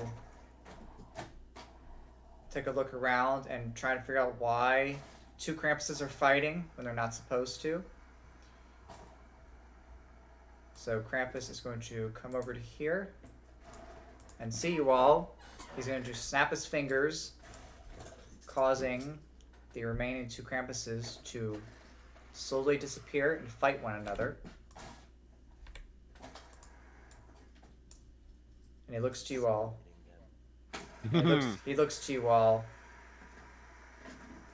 You bested me trial by combat. I feel if we continue this on, you will prevail. I'm not looking too wary, as I told you. I have had too much fun for campus night. The children are yours. Hooray! Continues punching Calor. So Krampus will swish his hand, and you all are brought back to the lair itself. The children rushed forward to you all, happy and excitement that you all have set them free. Oh, seriously? Can I use my action to punch a child? We're not punching children. We're not punching children. But are we playing? That is definitely an HR complaint. That is This definitely reminds HR. me of my. Okay, right? All right. This reminds me of my I- favorite prompt in The Witcher 3, which is just throw the baby in the oven. So let me do some closing remarks, and then we can say our goodbyes and everything. So the children thank you as all. You all are led back to the dark forest, the Black Forest. Arwell greets you all with the children, and thanks you all. She hands you each your coins of 10,000 gold, and she wishes the best of luck and happy holidays. And with that, my friends, we conclude the final installment of Dice Master Presents A Holiday Nightmare. Real quickly, thank you, stream, for tuning in. Once again, I'm Dice Master. I run level 21 shots. This month we did a Holiday Nightmare featuring Krampus. Tune in 2 months. We will be doing another theme. I will let you know that in the coming weeks. People in chat, all my returning veterans, thank you once again for signing up, and all my new players. I do hope that you had a grand old time enjoying yourselves. Again, level 20 is quite crazy, and as you can see, it always never goes according to plan. Stream, I will see you all next time, and have a